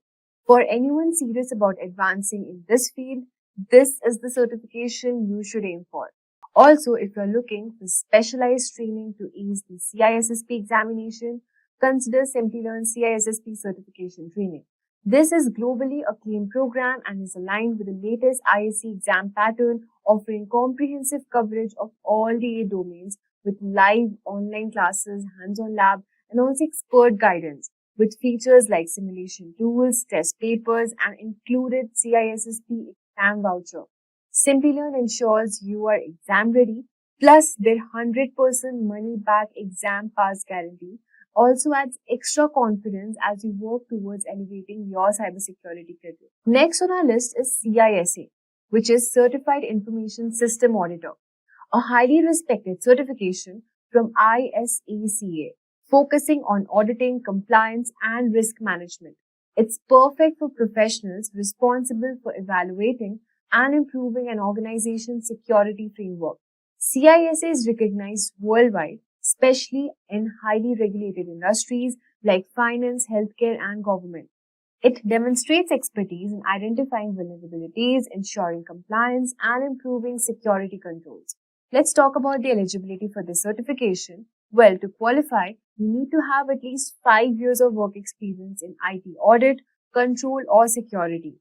You also need to have a bachelor's degree that can waive up to 2 years of this requirement. Let's talk about the exam details and cost for this certification. Well, the exam is 4 hours long with 150 questions testing your knowledge of auditing and compliance. Exam fee is around 47,141 Indian rupees and $575 for ICACA members. And if you're not a member of ISACA, then you have to pay 62,000 in Indian rupees and $760 for USA. Let's talk about the career opportunities and salaries. Well, CISA certified professionals can secure roles like IT audit manager, who can earn around 20 lakhs per year in India and $130,000 per year in the United States. Compliance program manager also can earn around 24 lakhs per year in India and $140,000 per year in the United States. With organization increasingly prioritizing governance and compliance, CISA has become a critical certification for professionals in these areas. It's must-have for those who want to specialize in auditing and risk management. Also, if you want to boost your career in IT auditing and compliance, you can consider Simplilearn's CISA certification training. As an accredited training partner of ISACA, Simplilearn offers comprehensive preparation including live classes by industry experts, access to the official ISACA learning kit, and simulation tests to help you master the 2024 CISA exam and domain. This training provides you up-to-date curriculum and practical insights to help you excel your career. With an exam pass guarantee and flexible learning options, Simplilearn also ensures that you're fully prepared to achieve CISA certification and advance your professional journey. Let's talk about the third certification on the list, which is Certified Information Security Manager, CISM. Coming at number 3, this is another certification from ISACA aimed at managers and leaders in cybersecurity.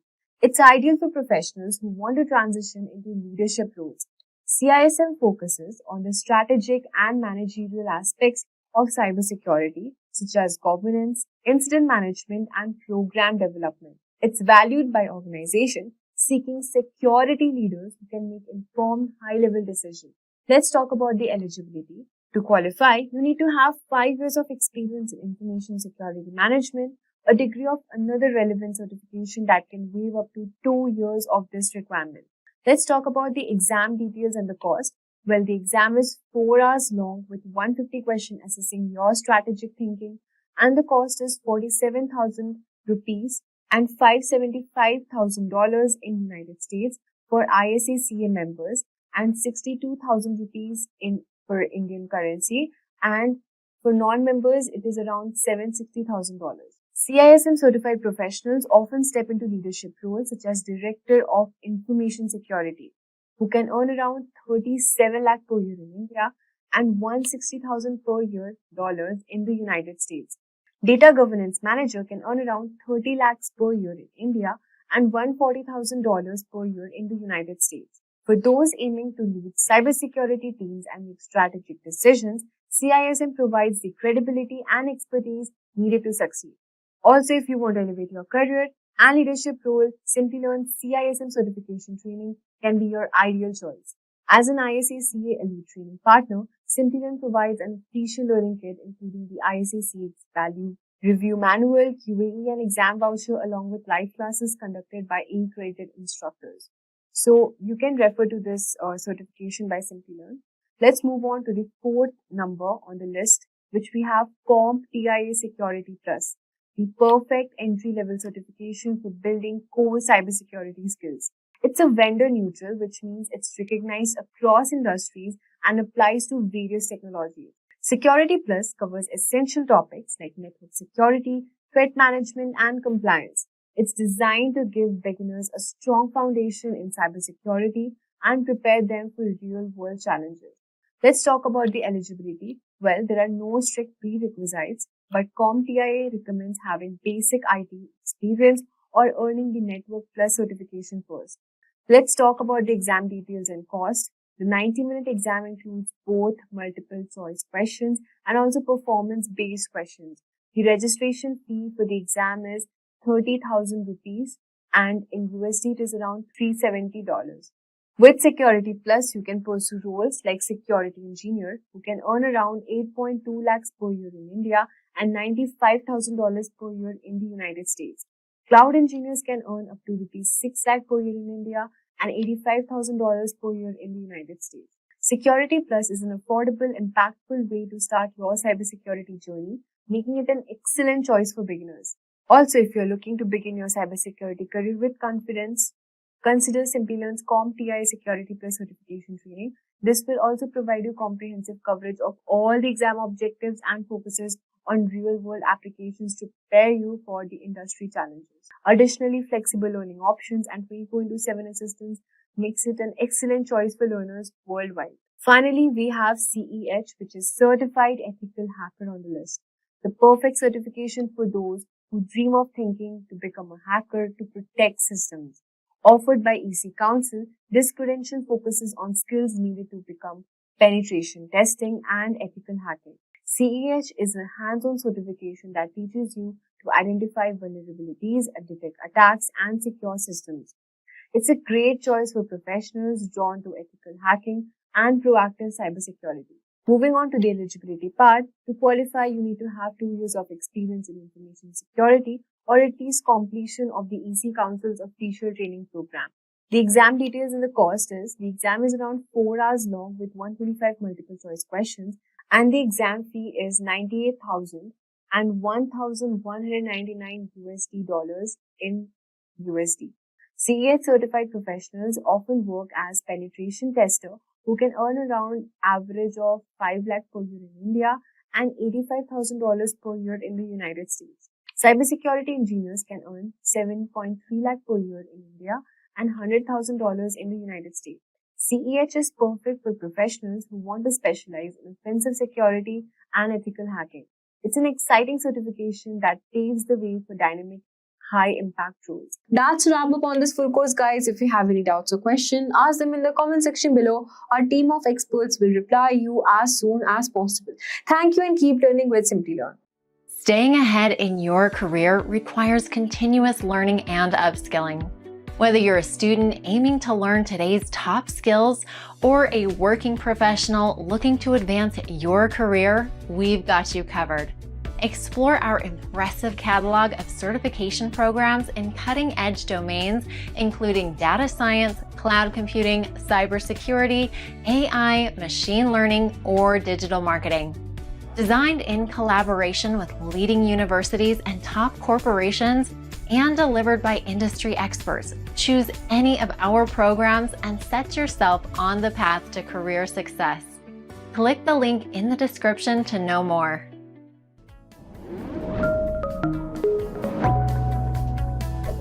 Hi there, if you like this video, subscribe to the Simplilearn YouTube channel and click here to watch similar videos. To nerd up and get certified, click here.